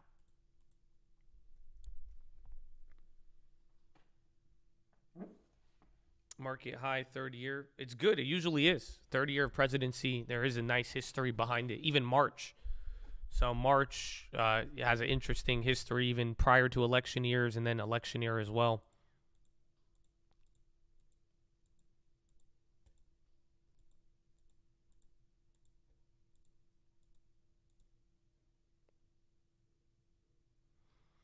And even then, if he acts like that, we should take a day or two to scale in. Yeah, just because the volatility, and that's it. I mean, we've seen it many. Like, they're gonna whip it up and whip it down and make you question your whole life decisions.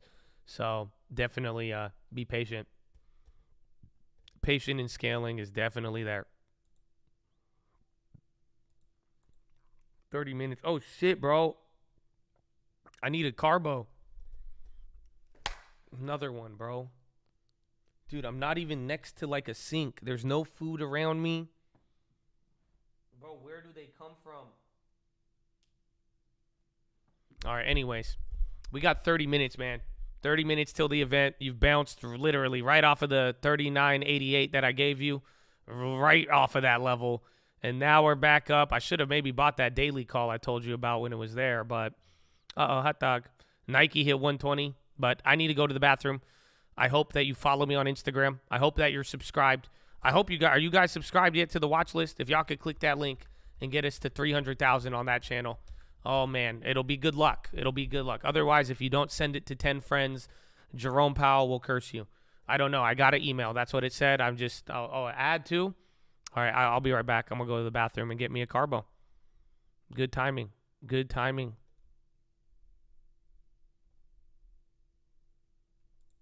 Okay, I'll be right back.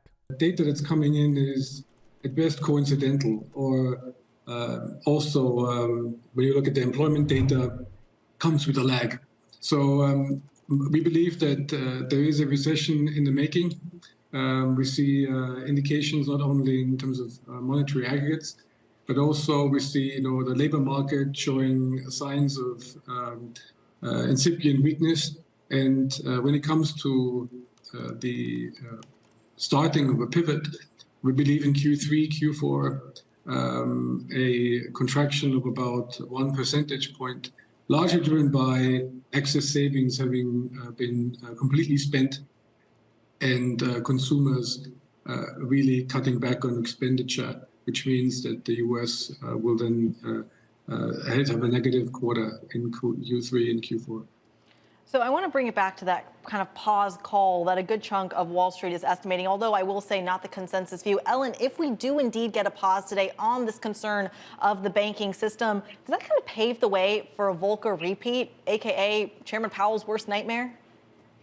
Well, look, certainly it could. I mean, if they were to choose to pause today, I think Chair Powell would have to be very careful that he segregates the discussion around financial stability versus the very real problem that inflation still poses. And it will also depend on how do they message through the summary of economic projections. Do they pause today, and yet their dot plot still shows that they intend to hike further? And so all of that taken on the whole, right, the totality of the materials today will be very important. But I want to go back to something that Andy said. So the contraction in consumer spending, this is something that we think we are already going through now. And in fact, we have a decline in consumer spending and GDP in the second quarter. And because largely the savings among those groups that would tend to spend it has already been depleted. So I think when we think about how might credit conditions change going forward? How might these funding pressures continue to flow through the economy? I think we have to understand that credit conditions were already tightening a good deal starting back in the fourth quarter, and that is already going to be impacting the economy this year, and it is something that the Fed has desired. I hope that we see a much more sharp slowdown in the labor market. I hope that helps the unemployment rate rise, because then the Fed will realize that its job is done, right? And so to a large extent, we're already expecting what the market is thinking would warrant rate cuts, except that we think it warrants the end of the hiking cycle and the Fed on extended hold. Andy, respond to that here, because part of your call and part of your team's call over at Allianz was simply that economic growth is going to slow down dramatically in the back half of this year. Do you expect that to show up on the dot plots? Yeah, I think the dot plot always indicated up until now a flexibility for further rate rises. That is being corrected by market. So let's see how the dot plots will evolve going forward. But to lay on top of what we consider to be a consumer-led recession. This guy seems chill. He's like, yeah, man, we good. Josh got to see someone about his bladder. I mean, I've been awake for like solid 5.5 hours. I've went pee 3 times. I don't think that's too bad. I just had a protein. I was farting a little bit because of the protein, but not bad. I mean, again, OSHA, California, occupational health standards, they would find me. I need to take a bathroom break every 15 minutes, or every like 3 hours. I need at least a 15-minute break, and then I need a mandatory 30. I think I even need a 45-minute break too. But with how much hours I put in, I mean, just don't tell them. But I do not meet occupational health standards and safety.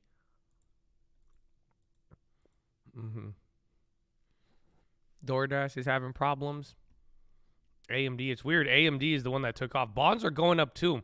So in the midst of dropping and even that little flush into the low and bounce, I mean, it seems like everybody's buying into the bonds.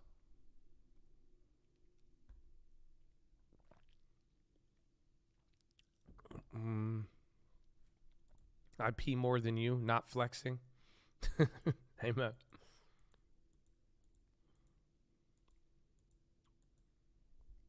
MPW close to 52-week low. Well, we'll see in the next couple of weeks. Better if MPW keep dropping and MO don't go up. I mean, there you go. Apollo and Carlyle scour bankrupt SVB for loan deals.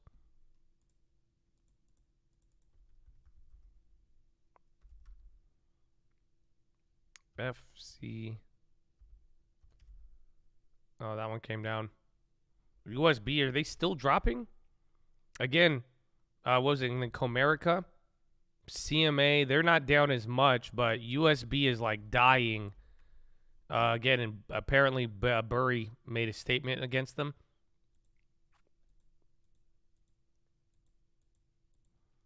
Can we put captions? The only way we could put captions is if we run at like a 15-second delay. Because YouTube could automatically do it, but you can't do it with low latency. USB and Comerica were the Burry ones. But I didn't see them. I didn't look into it. Troy posted a headline about it, and then we saw them go down.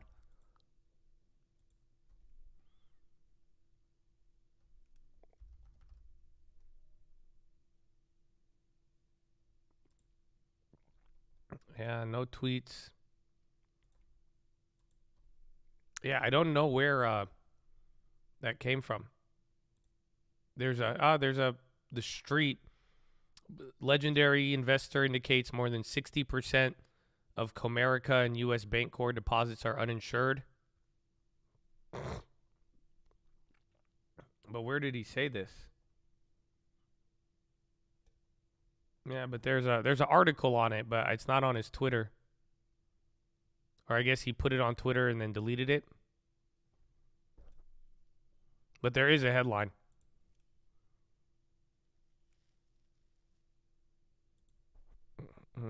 Amazon running. So are the bonds. And regionals are at the low. Bro, regionals are dying right now. This is very weird. It's like weird, but it's not, because it's like this is what we're used to, but I'm surprised. This could have been the first day we closed green, unless Powell saves the regional banks today. But so far, I mean, bonds up, regionals into the low. Tech is still acting like a safe haven. There's almost a third of a point gap between NASDAQ and the Dow. Almost 1% gap between Russell and the NASDAQ. So very wild. Yeah, and 20 minutes until the statement. So get locked and loaded, my friends.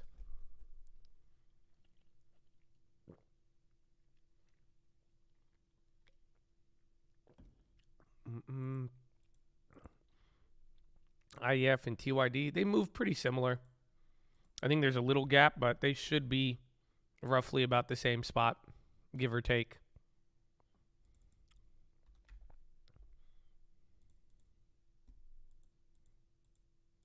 TMF, because TYD is the maturity. TMF is for TLT. That's 20-year plus, whereas TYD is 7 to 10 year. I don't own Wall, no.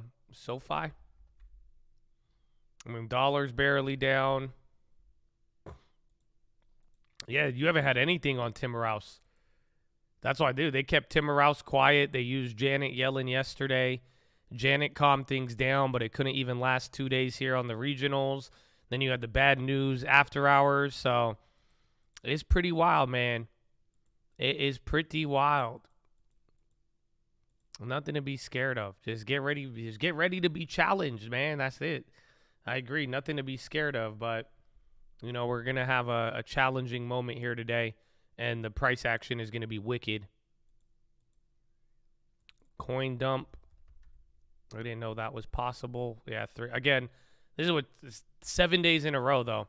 So this was the longest up streak that it's had. So if it closes red, I mean, that'll just be its reload.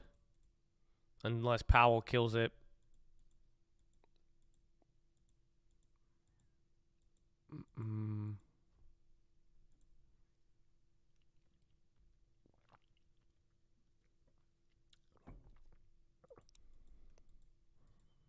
He did make an article that said watch for ongoing increases.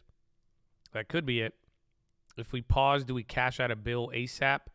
You don't need to do it ASAP, but at that point, if they do pause, no, I think you could still hold. Because even if you pause, it's not like the rates are going lower. If they cut, we're out. You get out of bill. I don't want it to look, what was that one someone showed me? The Van Eck floating rates. Like, that's it. If they cut, then there you go. Pause. You'll have one more month. We could collect the dividend, let it go up a little bit. But if they do, if they cut, it's not good. But even pausing isn't really the best case for cash management and higher rates.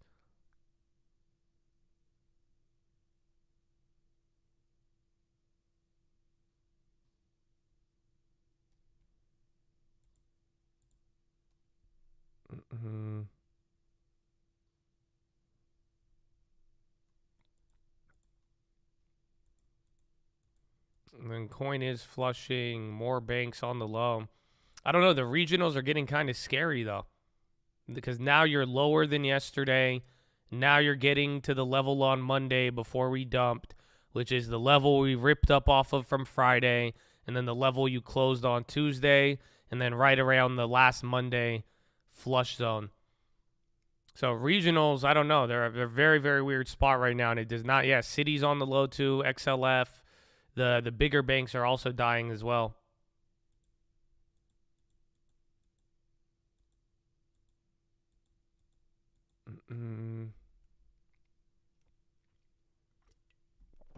Say that again, where we're at. We're at the highs of, we're lower than yesterday. Highs of Friday, or where we opened at Friday, and then where it flushed on Thursday, and then the level it closed on Tuesday, then the midpoint of Monday. Oh, no, there's a lot going on. DirecTV will raise price in April. AT&T and Netflix, take a look at those.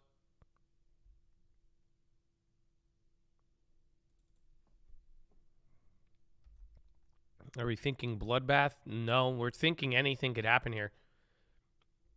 I would not be surprised to watch 3 opposite moves today. I would not be surprised to watch a gigantic pop, sell it off, right as everyone gets bearish, get another giant pop, get to another high, and then sell off to another low. It all just depends on what's said. And like we're saying, this is going to be the most challenging Fed meeting to actually be able to interpret. And hopefully they make it simple by whatever Powell says, but we're going to find out.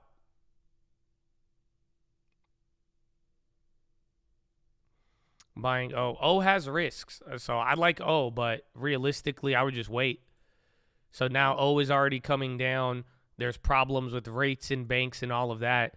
So it's like this is a good price for O, but it's like if you're really worried about the risk, just wait till it goes down another, I guess, 10% in that case.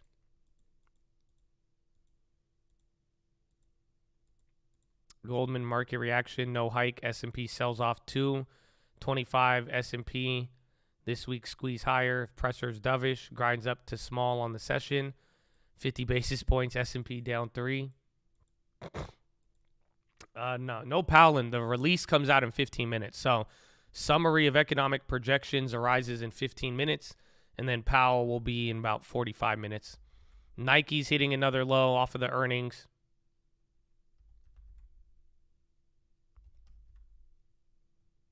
Meta is just holding 204. SPY's trying to get up here. ETH dipping. That's it. Everyone's just getting ready, man. 15 minutes. 15 minutes and we get the first half of the story that we've been waiting for. And this first half of the story may very well just lead us into the next quarter of the world.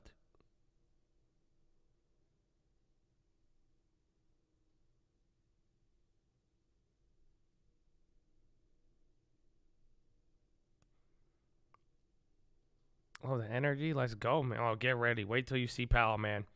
You came at a good day. Good day to be here. We do this every single Powell, so hopefully we see you guys on any of the Powell days. Even if it's not Powell, you're free to join. But these are usually big days for us. We like Powell a lot. We've literally watched every single Jerome Powell for the last 5 years. Every single one. We've listened minute by minute. But this one is there's a lot riding on it, so I hope you're ready for it, and glad that you are here. So good morning.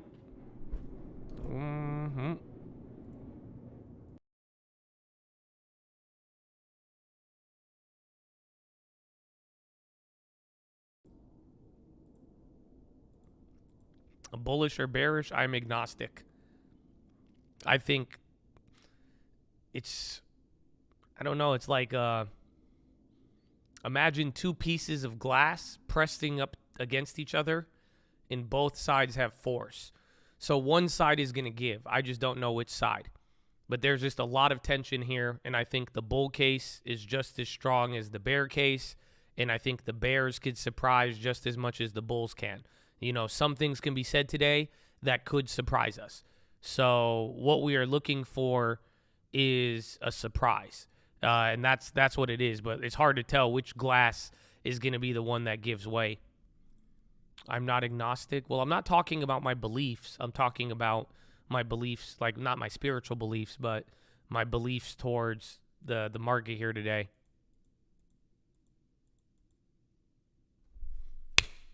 Another one. If there's no surprises, then we're probably going to stay in the range, maybe with a slight uptick towards the high, or quickly we are going to pivot towards paying attention to maybe inflation, but more so back to the banking situation. So realistically, like maybe 402-ish, barely higher, or maybe barely lower. Just depends on the rest of the news. So no surprises is still, again, it's still a hard, I'm thinking slight upside, but even then, I don't even know if it's how reliable that will be, essentially.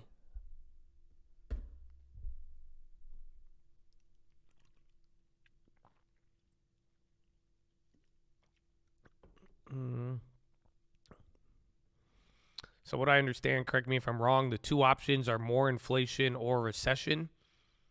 No.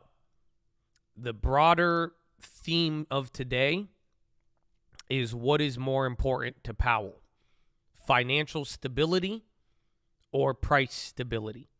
And what Powell is going to try to communicate today is that they value price stability and that nothing will get in the way of that. That is what people kind of want to see. But that is where we're at. That's why it's like you could tie it in to more recession or more inflation or a recession. But realistically, people want to know, okay, is Powell at the first sign of financial instability, is he going to sacrifice price stability? Or is he going to say, I don't give a shit about financial stability, and we are going to go and still focus and place our emphasis on price stability? And that would be, you know, focusing on the rates and everything else. So that is where we were looking to see where Powell in the Fed, it's not even just Powell, it's everybody at the Fed, where are they focused right now? And then to kind of understand the weight of the situation, is what we're going through enough to change how Powell is pursuing the Fed mandates? So it's, you could tie it into recession, you could tie it into inflation, but do you see where it's like that's not what today is about? Today is about how he's going to respond, and based on how he responds today, then you can make a better judgment on recession or inflation. You see what I'm saying? So it's like recession or inflation is like 2 steps removed. We have to first see, how does Powell view all of this, and what is he going to prioritize? Like, this is, in a weird way, this is like going up to Powell. This is like Powell's 2 children hanging off of a cliff. And now Powell has to do the Lion King scene where he tries to save his dad, you know, and then Mufasa come up out of nowhere. So Powell has to determine which one he's going to save. Do you see what I'm saying? So imagine Powell is holding on to 2 people hanging off a cliff. And now he could only hold on to one of them. Price stability or financial stability. And people think he about to treat financial stability like it's Mufasa and just let go, and then it's going to fall to the hyenas. You know what I'm saying?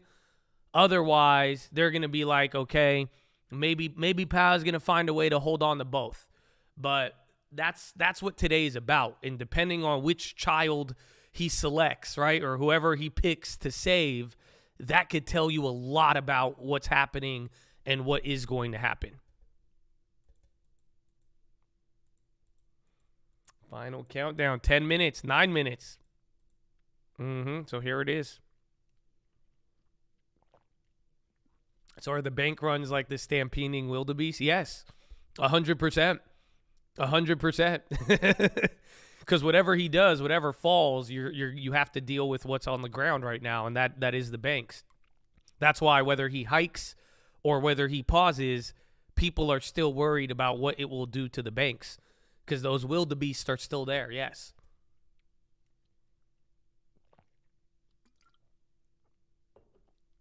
I used my Prime sub in order to chat and inform you.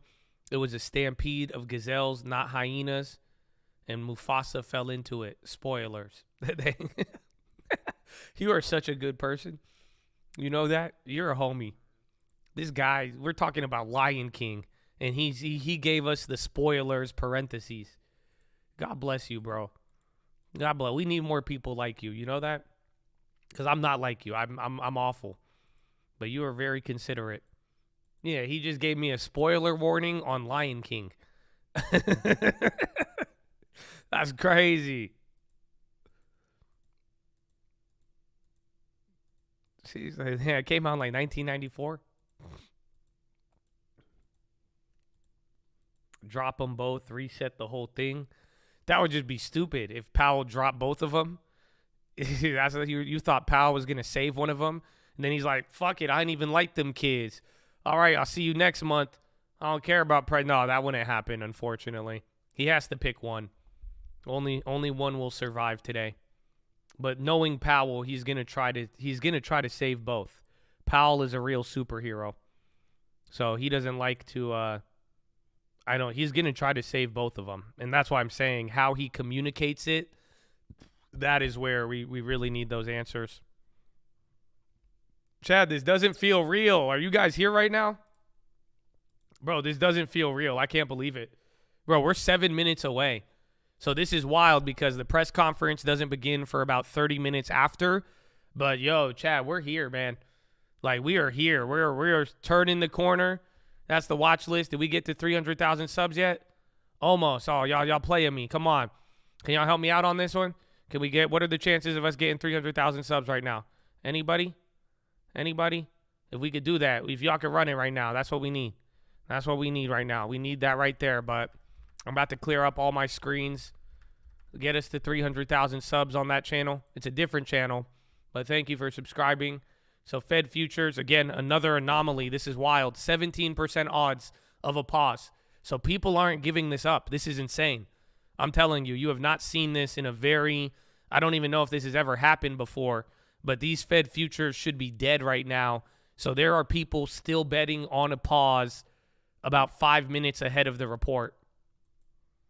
So we're done with that, though. We're not going to look at Fed futures till later. I'll get my Fed website up here. Actually, let's see what we got. All right, you guys ready? I got a couple of comments for you.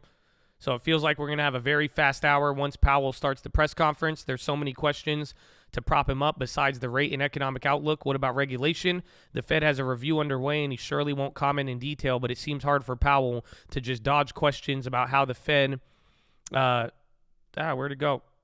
How the Fed oh man, a bunch of updates just came in. Oh my gosh, where'd it go? Hard Powell to dodge questions about the Fed, completely missed the existential problems to the run-up. Separately, how about the balance sheet? Does the bond portfolio runoff seem good? The most important element this afternoon will be the press conference. A couple of Harvard PhD students have done some interesting analysis showing that the financial market volatility is notably higher during Powell's press conference than those of his predecessors, and that volatility is higher right after the statement. Most intriguingly, since COVID, the market reaction to the briefing goes in the opposite direction to the reaction to the statement. So financial stability worries are putting more focus on the Fed and what it does to bond holdings, which has been shrinking since June. Most Fed watchers expect the Fed to continue shrinking balance sheets to 95, but that could change if financial condition worsens.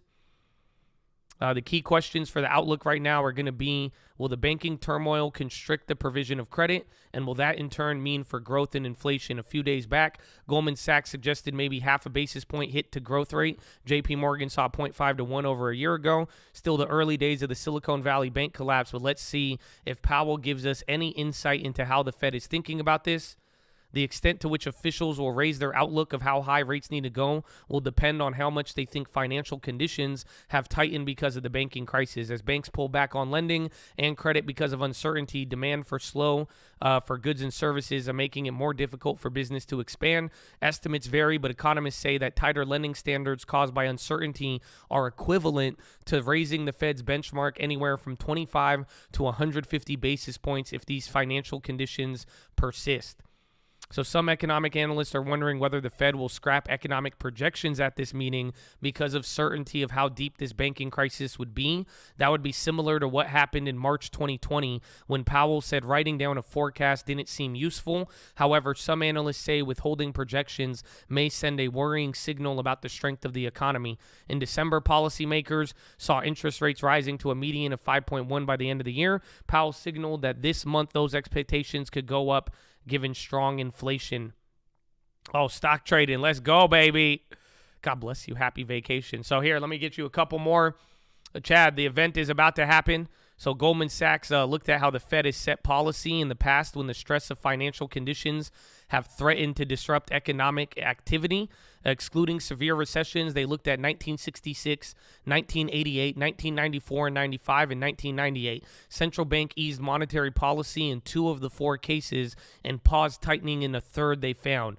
Overall, historical records suggest FOMC tends to avoid tightening in times of financial stress and prefers to wait until the extent of the problems becomes clear, unless it is confident that other policy tools will successfully contain financial stability risks. 2 minutes, Chad.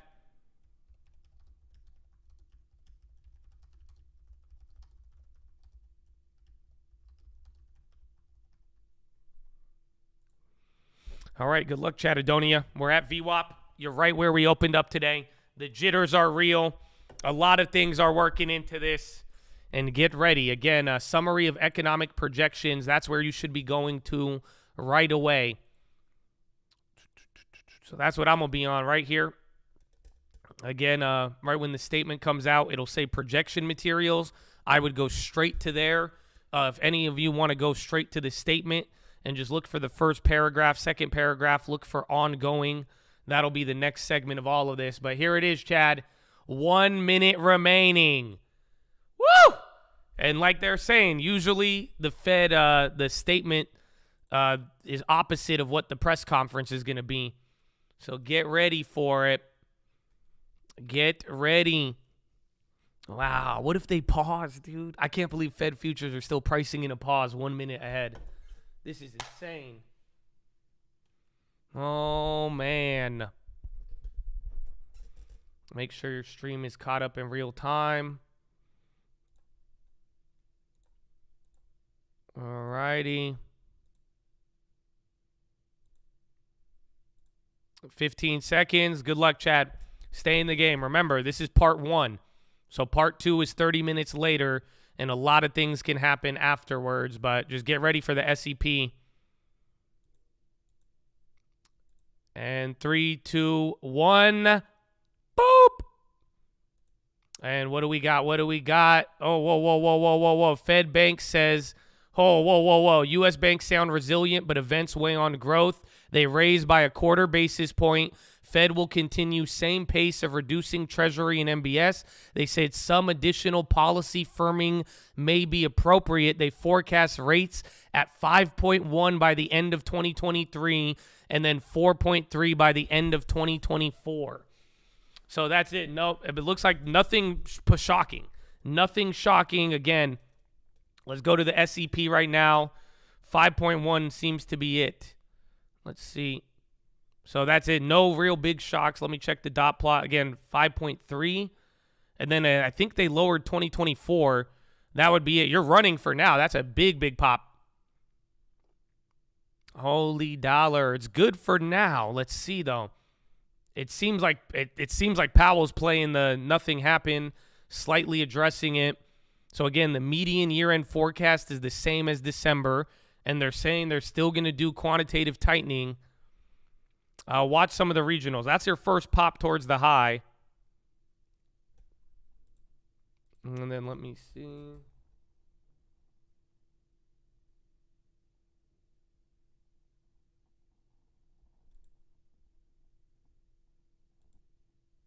No. Yeah, bro, they're pausing. No. I think we could buy the bonds. Hold on, they're pausing. Look at ongoing is no longer in the statement. Nobody said this yet. The committee will closely monitor incoming information and assess the implications of monetary a pause for next meeting is on the table. So this, I'm thinking ahead for next meeting. But no, they took it out. They took out ongoing. Ongoing no longer exists. 12 months in a row. It is not in this statement right now. So that's going to be the next step of this. They're pretty much saying we're raising rates. We're still committed. But now the pause is on the table for next meeting. Not a cut, just a pause. But that's a big shift. So that is, I think, how they're responding to all this. So let me see the strike through comparison. Yeah, ongoing is not in there. They said they changed it to some additional policy firming may be appropriate. Do you see that? That's a huge difference. The committee anticipates some additional policy firming may be appropriate in order to attain a stance of monetary policy. So now they've said some additional firming, but no more ongoing rate hikes. That's it. So that is a big shift in Fed policy for now, but they did go ahead with a 1/4 point. But the bonds may end up loving that. So in a weird way, they're data-dependent pause for next meeting, but let's see what Powell says. Yeah, this conference will be nuts. Let's see, where are the prices on that?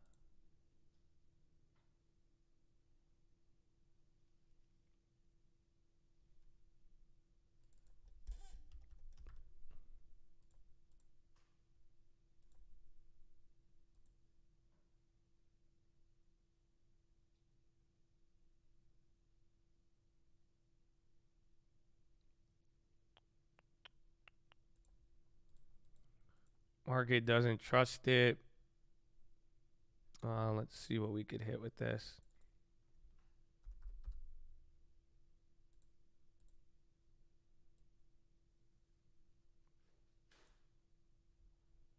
What?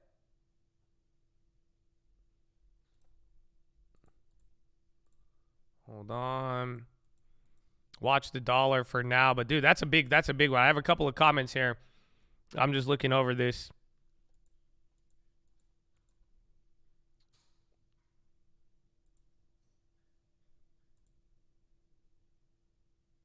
It's weird. Bond volatility is increasing a little on this.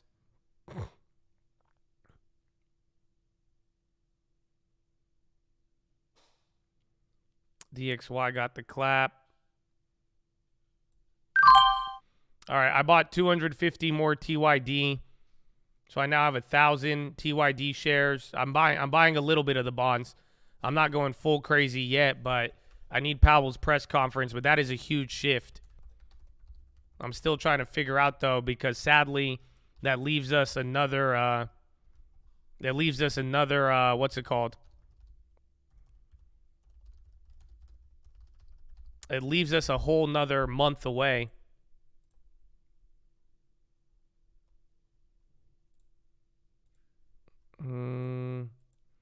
TLT, what? Positive shift? Well, it just means interest rates are going to either stay where they're at now or they're going to end up going lower.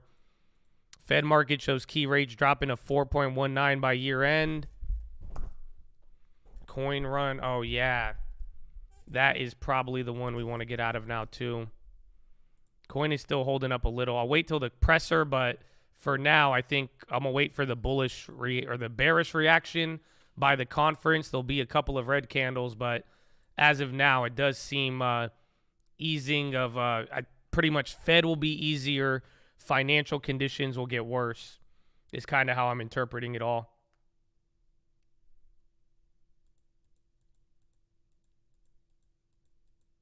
Everyone run. You'll have time on the bonds. I'm just, again, that's why I've just been averaging, and then the bonds now after this, it's around the same price I bought my TYD.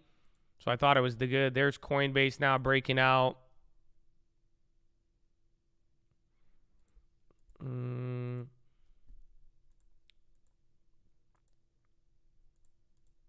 We cut the NQ now. Good for banks. Let's see his press conference, but as of now, it does like he raised rates, stuck to the plan, and then somehow he came in pretty dovish. The dot plot did not upset anything. So it's like it's a weird balance, but as of now, it's, again, slight bullish tilt, but we're not out of the woods just yet. And then, again, all of the tech, they're loving this now. They're probably reacting to the whole rate thing, but just wait till we get the actual, what's it called? Yeah, gold is up. I mean, that makes sense. Again, if they pause now, but we don't know when they're going to cut, but it's where you're potentially now one meeting away from a pause. So pretty much May, they might be pausing.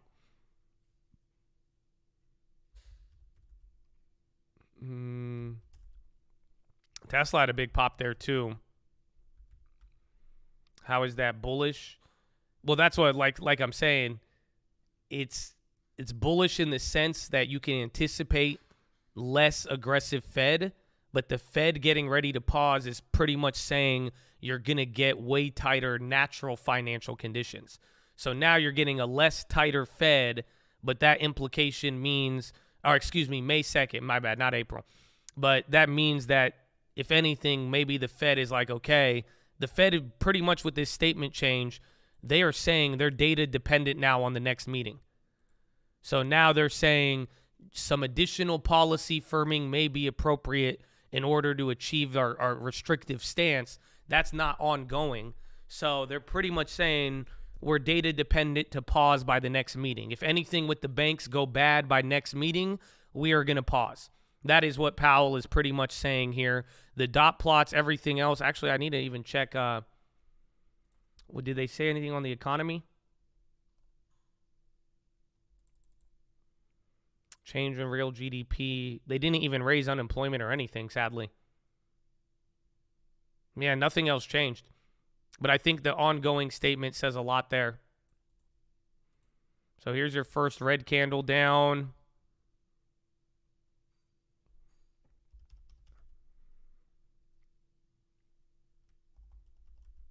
That is not what they're saying.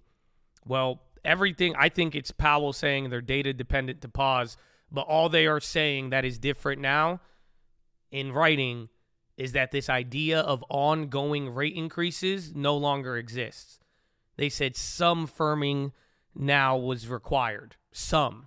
So some versus ongoing versus them 12 months in a row. Again, I have all of it here for you to give you an idea of how big this is.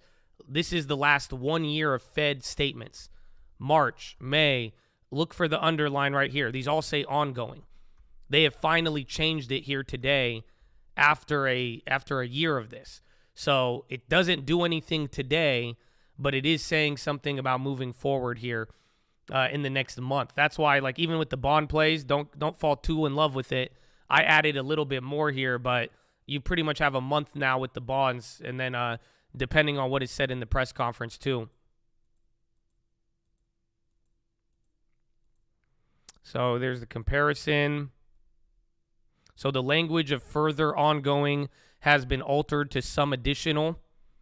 So let me get you some analyst comments here. The Fed's message is clear. The work isn't done. However, median projection for rates shows that officials are paying more attention to financial stability. Remember that a little over 2 weeks ago, Powell was hinting that rates may have to go even higher than previously thought in response to resilient inflation. The dots didn't move up, which suggests that more rate increases are coming, but it could hint that they are factoring in the effects of the banking crisis on the lending and the economy. Here are the other projections from SEP. Unemployment decreased a little bit. Inflation is up, but it doesn't seem like the last 2 weeks have changed the FOMC. Ira Jersey says another hike is possible, but the changes to the statement make a pause in May more likely. So Ira Jersey, me and him are on the same page on that one. The yield curve steepened and stocks are up. The markets are taking this decision as dovish.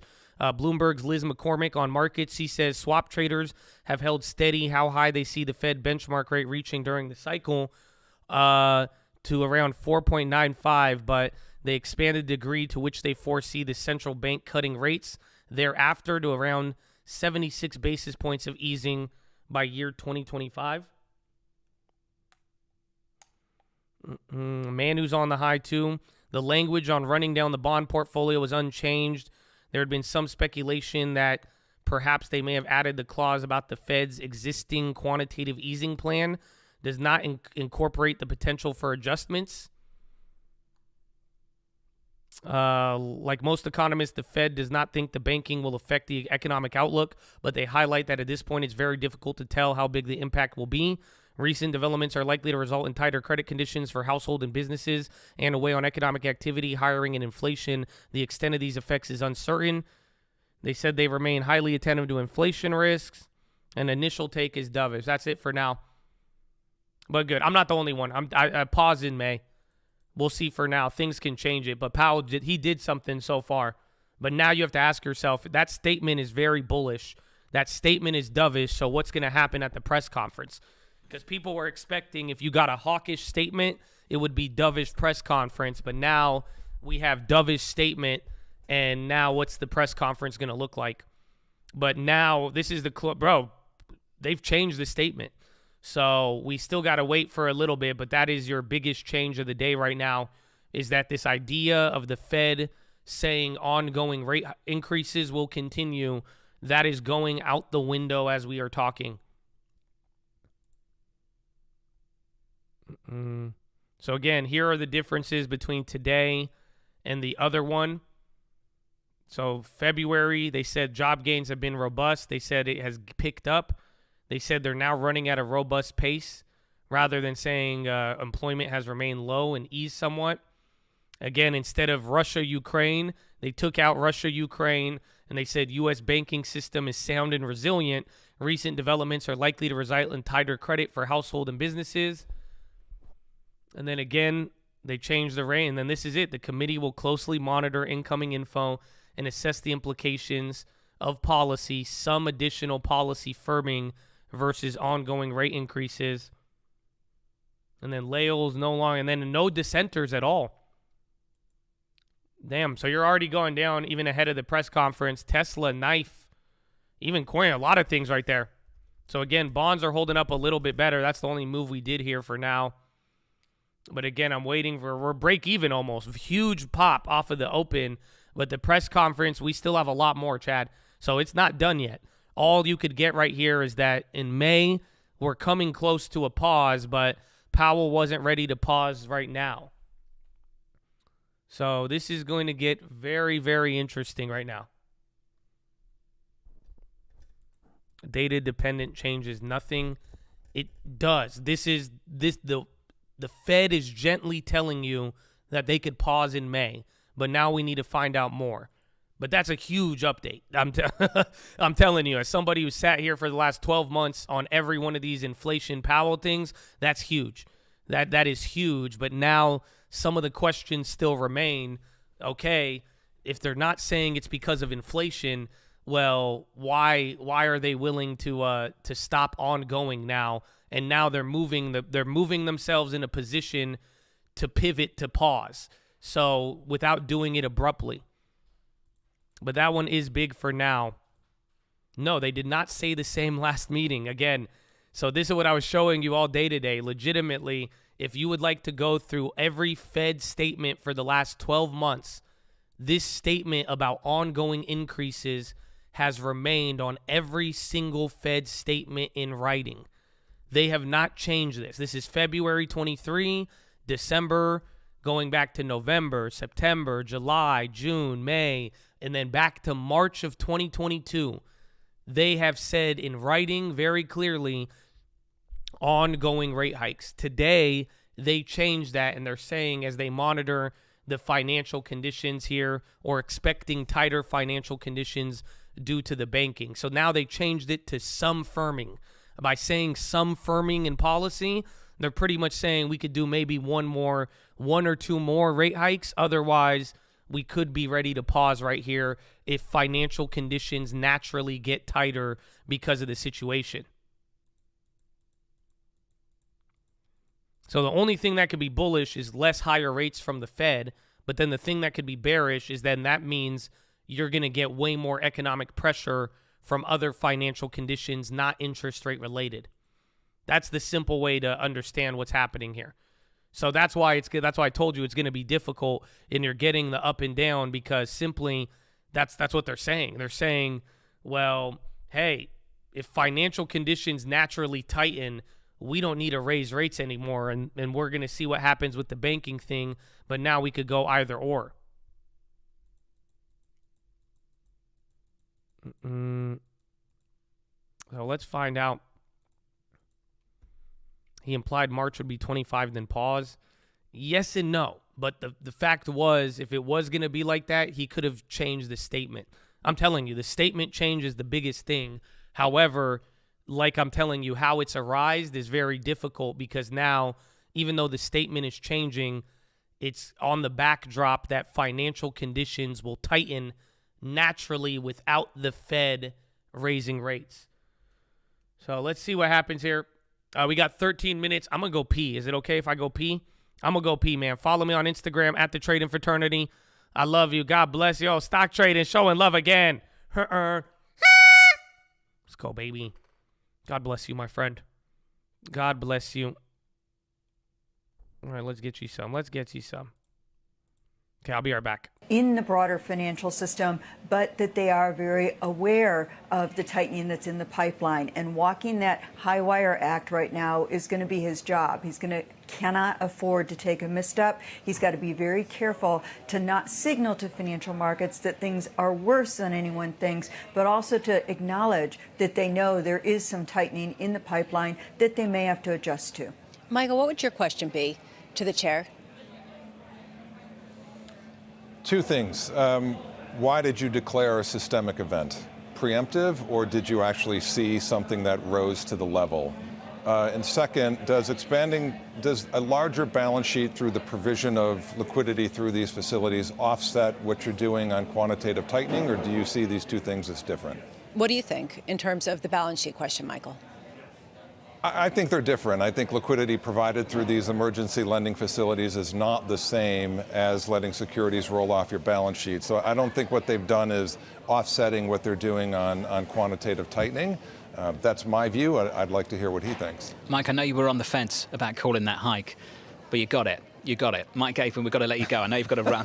Mike Gafen there of Bank of America. Thank you, Mike. Thank you as always. I think a lot of people were on the fence going into this decision, 25 or nothing.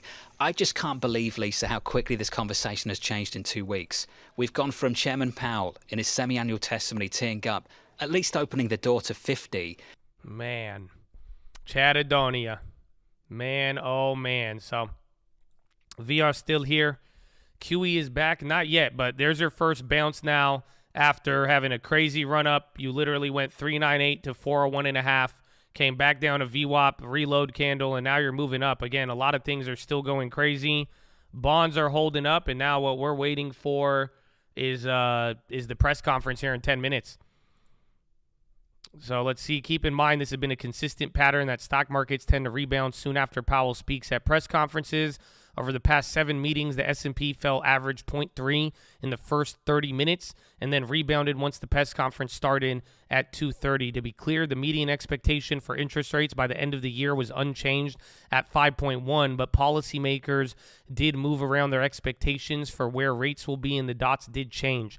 There is now one official who sees rates ending this year between 5.7 and 6 compared to 0 in December. 3 policymakers see rates ending between 5.5 and 5.7 compared with 2 in December. Some officials are still becoming more hawkish.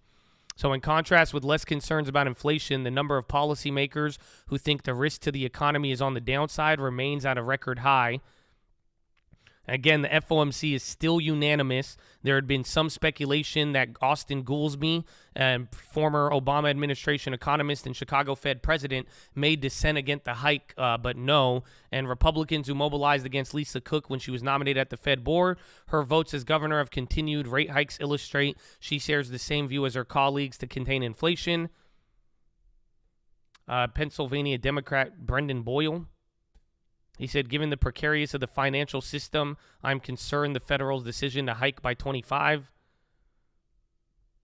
And then Diane Swank tells Bloomberg that the Fed is saying that they don't know how much credit tightening is in the pipeline and they're willing to do whatever is necessary to chill the economy. They just don't want to send it into a deep freeze. She adds that she believes there's quite a bit of tightening in the pipeline that'll do the heavy lifting for the Fed. I agree with that completely. So that's what I believe is what the statement is saying. Again, I think Powell, by changing the statement and saying that, let me read this again to you, it pretty much the Fed is saying they don't know how much credit tightening is in the pipeline and they don't want to send it to a deep freeze. So they're pretty much, the Fed is saying that the banks should do the heavy lifting in terms of tightening of financial conditions for them. So we are going to find out, Chattadonia. We are going to find out.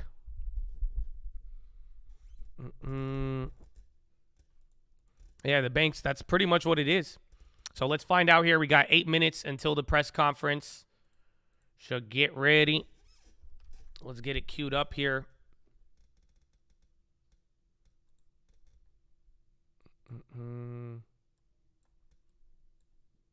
Damn, they already have the video? Oh, man, he's ready. That's actually crazy. So usually they don't even play the video till it's like a little later, but he's already, that's it. They already got the camera on. All of the reporters are there right now. Oh, they're ready to go. All right, Chad, good luck. Watch your audio, because the audio will come on randomly whenever you see him arise. So, oh, there you go. We'll have it in the background. Get you guys primed up for it. Everyone's surprisingly, you're not looking at the gain right now. This isn't that much. It was a little bit higher there, but everybody is going to have a lot of digestion. So this is what I was talking about being confusing, because now you have your idea that there could be a pause up soon, and that could seem good. But now the reason why it could be a pause, it just does not. It begs a lot of questions here. So this is going to be a very, very crazy press conference. So here's another one. Pete Bukvar, said, I said this morning that this overhyped meeting was most likely going to be a non-event, and it certainly was. That said, Powell press conference will certainly be a forum for more notable market movers. We'll see how does financial stability versus price stability dance. Quincy Crosby, chief global strategist of LPL Financial. The statement acknowledged that the backdrop remains uncertain in times of economic activity and that may be constrained as financial conditions tighten. Certainly, the press conference will be more in-depth as reporters seek to ascertain the Fed's trajectory as the futures market sees another 25 basis points in May and at the beginning of rate cuts in summer. Eric Winograd, senior economist at Alliance Bernstein, he says, so far, my takeaway is that the committee has left all the hard work for Chair Powell in his press conference. If you look at the statement in the materials, there isn't a change to the outlook from a few months ago. So he will have to describe how they are thinking about the banking issues as they relate to the economy. So watch out if this sets a new low. But again, if we end up negative, there's a good chance we do the opposite of what we are at once he starts talking.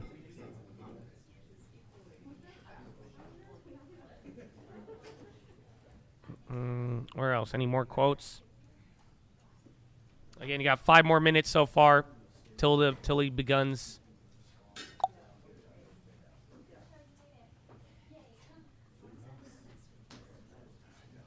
Expect hawkish. I don't know. I don't know. I want to know what he's going to say about May. And then, obviously, we're going to see any questions toward the BTFP. I'm pretty sure Nick Timmerhouse is going to ask him about removing ongoing. You'll see it. Somebody's going to ask him what we're freaking out about. Someone is going to say, what should we interpret ongoing to mean now? Or what should we interpret some firming? And then watch out, too, any real estate questions or about housing and unemployment. Prior to all of this, that's usually a big event. But otherwise, we're going to see how he explains the terminal rate and everything else for now. And then just more idea on what we expect with policy firming for next month. Oh, wait, listen to this. Listen. This is how they're giving them the rundown. Also, if you could take a moment to just check your phones, cameras, anything else. Check your phones. Laptops. Vibrate. That would also be great. I will be back in just a few minutes with a 2-minute warning. Okay, he'll be back with the 2-minute warning. Look, that's Timmerhouse. You see Timmy? Damn, Timmy's the kid who goes to the front. Timmy's the guy who sits at the front of the class. We should have known. Yeah, exactly. No, I'm just going to do the press conference.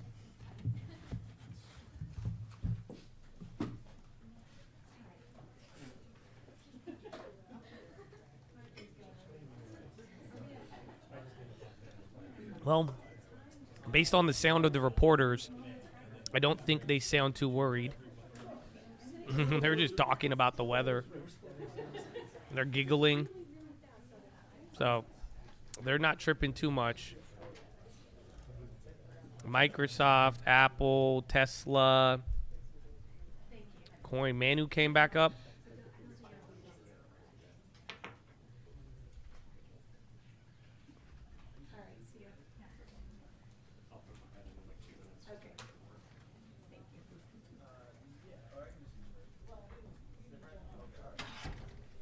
Okay, check on markets before the exciting part. S&P is up 0.2. NASDAQ 100 is up by 0.7. NASDAQ up 0.5, and Dow Jones almost break even. So, again, here's the rundown. The Fed delivered the expected 25 hike at the current pace of QT. The statement and dot plot represented a downshift from what was expected a few weeks ago, reflecting the impact of the recent banking sector turmoil. Quells surprise, equities think it's dovish, and rates are reacting that way too. The real litmus test, though, will be what Powell says at the presser. The rate decision, 25 as expected, QT unchanged as expected. The statement, attention was paid to the talking strength of the banking system, though the statement acknowledged that recent tightening in financial conditions will weigh on activity. Uncertainty is elevated. There was a mention that additional tightening may be required. This was a downshift from the tone of the previous statement. And then the dot plots are exactly the same, though some people have moved around. And then 2024 is expecting slightly higher rates than not. And then 2025 is unchanged. Long-term is unchanged. And economic forecast growth was revised down this year, though unemployment nudged slightly lower. 2023 inflation was revised slightly higher. 2 minutes. 2 minutes, Chattadonia.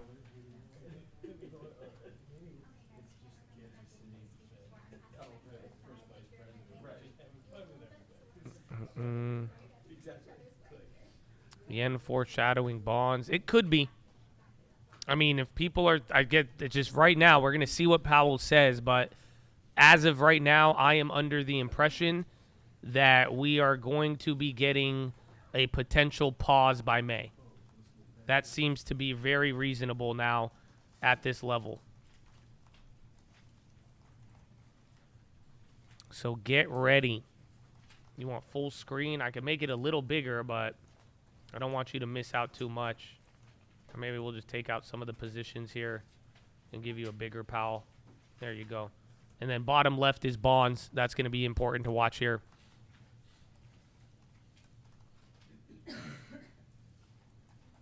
All right, Chad. Powell is about to come on. Get ready for it. You'll probably hear a bunch of cameras go. right when he walks out.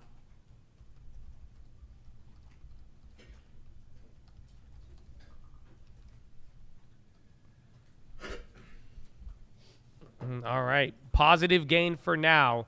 So if we're holding positive into this, Harvard would tell you we go negative. And then let's see. That if you thought you saw anything right now, it's about to get crazier. So all you have to go off of is an idea that you could play out with in a month, but nothing immediately now. Again, it seems like Powell, they addressed the banking situation. They're worried about it, but not worried enough to stop right now. So very, very awkward. Here it is. Powell is live. He's here. So first part will be written statement. Watch every 15 minutes. Before discussing today's meeting, let me briefly address recent developments in the banking sector. In the past 2 weeks, serious difficulties at a small number of banks have emerged.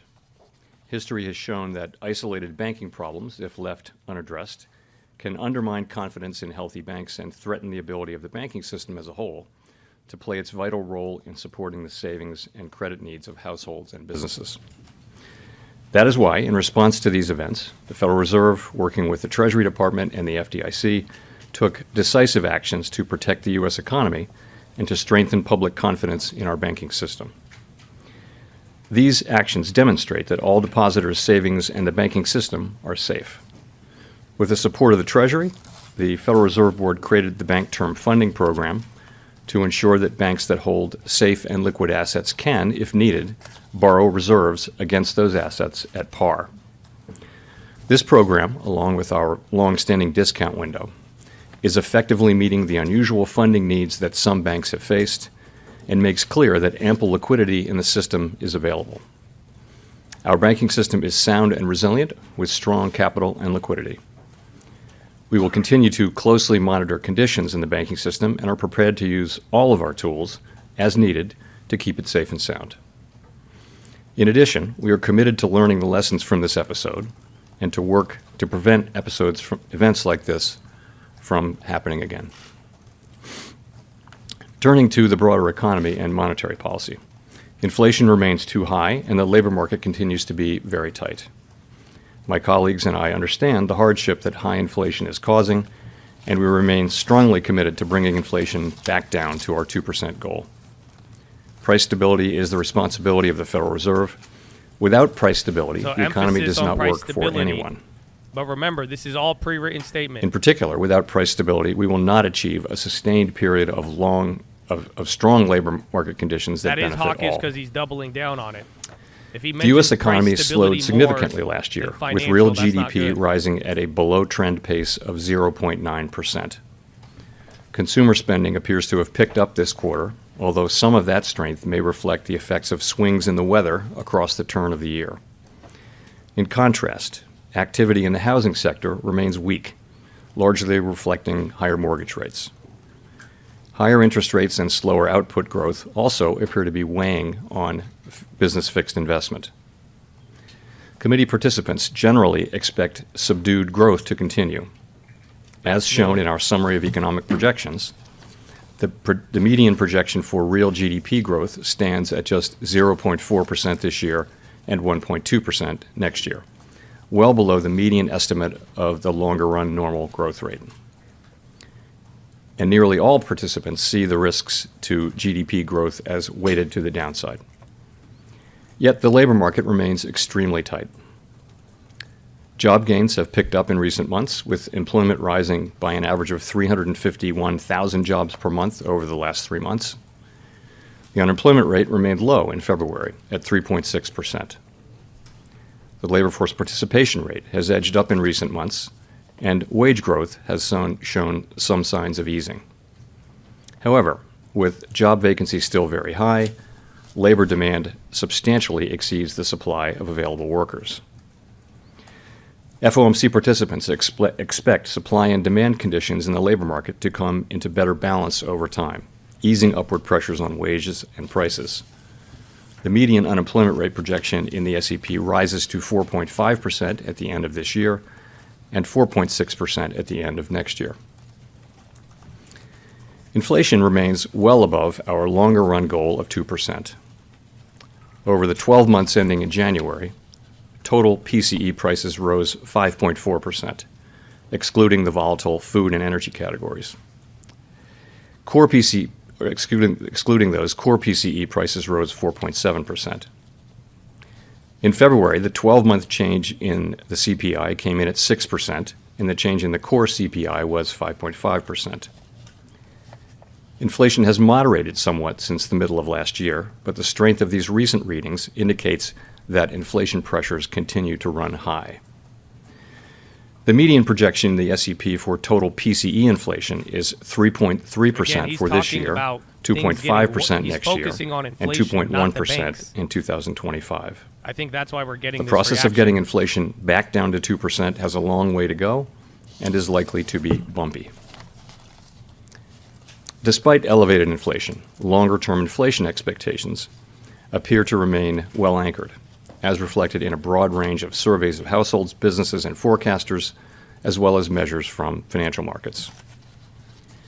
The Fed's monetary policy actions are guided by our mandate to promote maximum employment and stable prices for the American people. My colleagues and I are acutely aware that high inflation imposes significant hardship as it erodes purchasing power, especially for those least able to meet the higher costs of essentials like food, housing, and transportation. Damn, Meta, Tesla. We are highly attentive to the risks that high inflation poses to both sides of our mandate, and we are strongly committed to returning inflation to our 2% objective. At today's meeting, the committee raised the target range for the federal funds rate by a quarter percentage point, bringing the target range to 4.75% to 5%. And we are continuing the process of significantly reducing our securities holdings. Since our previous FOMC meeting, economic indicators have generally come in stronger than expected, demonstrating greater momentum in economic activity and inflation. The bond's biggest candle on we the bonds believe, all day. however, that events in the banking system over the past 2 weeks are likely to result in tighter credit conditions for households and businesses, which would in turn affect economic outcomes. It is too soon to determine the extent of these effects, and therefore too soon to tell how monetary policy should respond. As a result, we no longer state that we anticipate that ongoing rate increases will be appropriate to quell inflation. Instead, we now anticipate that some additional policy firming may be appropriate. We will closely monitor incoming data and carefully assess the actual and expected effects of tighter credit conditions on economic activity, the labor market, and inflation. And our policy decisions will reflect that assessment. In our SEP, each FOMC participant wrote down an appropriate path for the federal funds rate based on what that participant judges to be the most likely scenario going forward. If the economy evolves as projected, the median participant projects that the appropriate level of the federal funds rate will be 5.1% at the end of this year, 4.3% at the end of 2024, and 3.1% at the end of 2025. These are little changed from our December projections, reflecting offsetting factors. These projections are not a committee decision or plan. If the economy does not evolve as projected, the path for policy will adjust as appropriate to foster our maximum employment and price stability goals. We will continue to make our decisions meeting by meeting based on the totality of the incoming data and their implications for the outlook for economic activity and inflation. We remain committed to bringing inflation back down to our 2% goal and to keep longer-term inflation expectations well anchored. Reducing inflation is likely to require a period of below-trend growth and some softening in labor market conditions. Restoring price stability is essential to set the stage for achieving maximum employment and stable prices over the longer run. To conclude, we understand that our actions affect communities, families, and businesses across the country. Everything we do is in service to our public mission. We at the Fed will do everything we can to achieve our maximum employment and price stability goals. Thank you. I look forward to your questions. 9 minutes, 22 seconds. Thank you. Colby Smith with the Financial Times. How confident is the committee that the recent stress that we've seen and you've alluded to is contained at this point, and that deposit flight among mid-sized lenders in particular has ceased? Thanks. So I guess our view is that the banking system is sound and it's resilient. It's got strong capital and liquidity.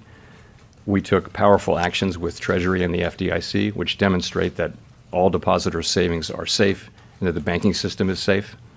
Deposit flows in the banking system have stabilized over the last week. And the last thing I'll say is that we're undertaking a thorough internal review that will identify where we can strengthen supervision and regulation. More. Okay, just a quick follow-up. I mean, given all of the stress and the uncertainty that you've also alluded to in the statement, how seriously was a pause considered for this meeting? So we did consider that in the days running up to the meeting, and you see the decision that we made, which I'll say a couple things about. First, it was supported by a very strong consensus, and I'll be happy to explain why. And really it is that the intermeeting data on inflation and the labor market came in stronger than expected, and really before the recent events, we were clearly on track to continue with ongoing rate hikes. In fact, as of a couple of weeks ago, it looked like we'd need to raise rates over the course of the year, more than we'd expected at the time of the SCP in December, the time of the December meeting. We are committed to restoring price stability, and all of the evidence says that the public has confidence that we will do so, that we'll bring inflation down to 2% over time. It is important that we sustain that confidence with our actions as well as our words. So we also assess, as I mentioned, that the events of the last 2 weeks are likely to result in some tightening of credit conditions for households and businesses, and thereby weigh on demand, on the labor market, He's being very and generic. on inflation. He sounds like yelling today.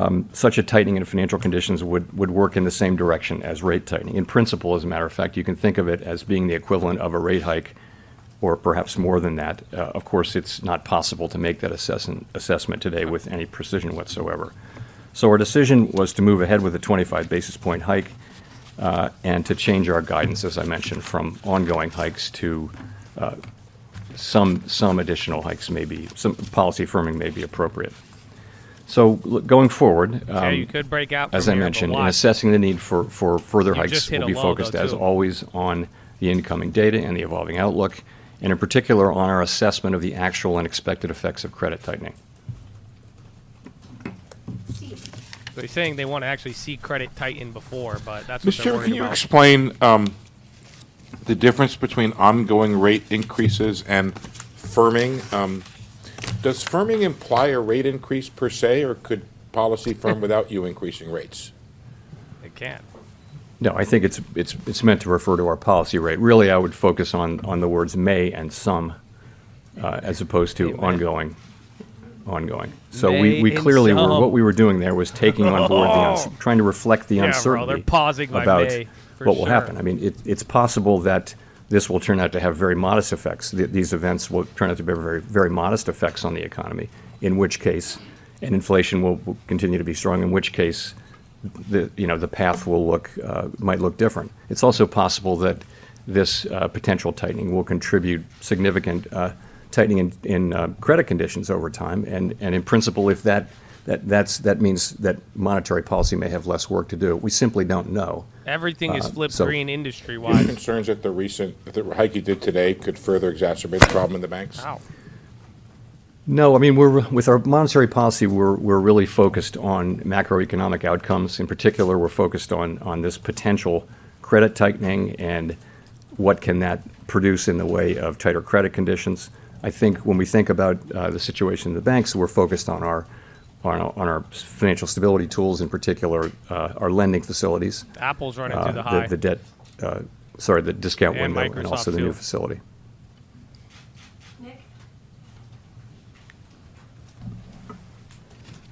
Mr. Timmerhouse. Nick Timmerhouse of the Wall Street Journal. Chair Powell, in your testimony 2 weeks ago, you had indicated you thought the terminal rate would be higher. Obviously, that was before the stress in the banking sector. And I realize there's a lot of uncertainty, but can you explain at all to what extent your forecasts or those of your colleagues or those of the board staff incorporated today a material tightening of credit availability because of the stress in the banking sector, or are you waiting to see it in the data before you incorporate that potential tightening into your forecasts? Great question. So, we've just come from an FOMC meeting, and the people who write the minutes will be very carefully counting. But I'll tell you what I heard. What I heard was a significant number of people saying that they anticipated there would be some some tightening of credit conditions, and that would really have the same effects as our policies do, and that therefore they were including that in their assessment, and that if that turned out not to be the case, that in principle you'd need more rate hikes. So some people did reflect that in their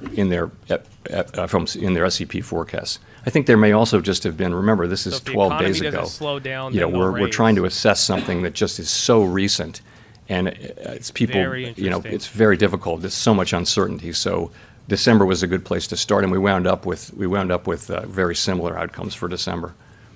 And in a way, the data in the first part, the first 5 weeks of the intermeeting period, pointed to stronger inflation and stronger labor market. So that pointed to higher rates, and then this latter part, kind of the possibility of credit conditions tightening, really offset that effectively. To follow up, have you considered at all whether your primary tool, the funds rate, is going to be enough to sustain the kind of tighter financial conditions that you believe will be necessary without doing significant damage to the banking sector? Have you, for example, considered changing reserve requirements, selling assets out of the system, open market account, as a way to better achieve tighter financial conditions that don't accelerate deposit erosion, for example, from banks? We know that we have other tools in effect, but no, we think our monetary policy tool works, and we think, many banks, our rate hikes were well telegraphed to the market, and many banks have managed to handle them. Victoria.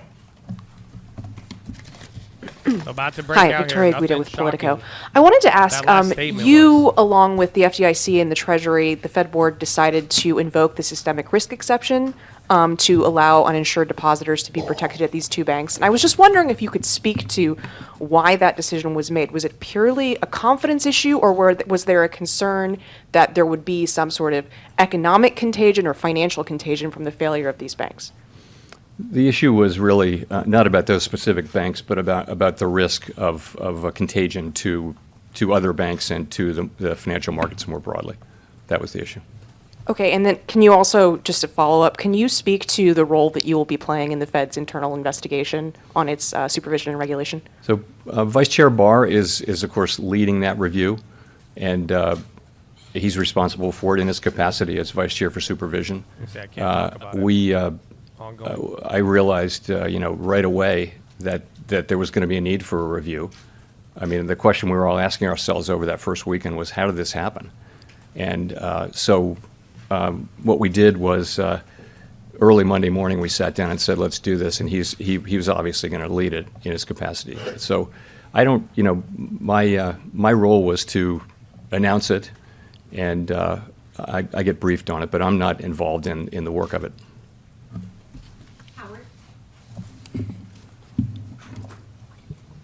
Chair Powell, Howard Schneider from Reuters. So I want to go back to your February press conference. You mentioned the word disinflation, I believe, 9 or 10 times, a process that you felt was, I forget the word you used, but gratefully underway or something like that. Is disinflation still occurring in the U.S. today?